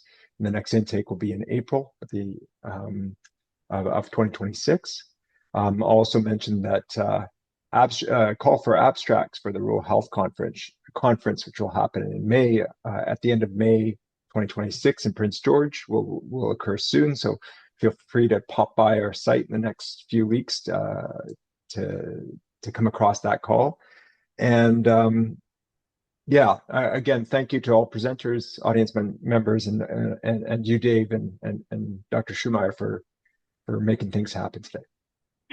And thank you, Jason and Tracy, for making this happen, because you've done all the background work. Tracy, you've done a great job. And certainly it's been very nice to see a lot of the grant, people who got the RCC grants actually presenting. It's a requirement of the grant that you've presented this. Now it is. Great. So with that, thank you very much. There's some additional information that Tracy has posted in the chat box, and we'll see you next year for the 7th annual BC Rural Health Research Exchange. Yeah, and so again, emphasizing that May is a good month to be thinking about the Rural Health Conference, and that's a very good, it's a very good thing to attend. Great. Thank you.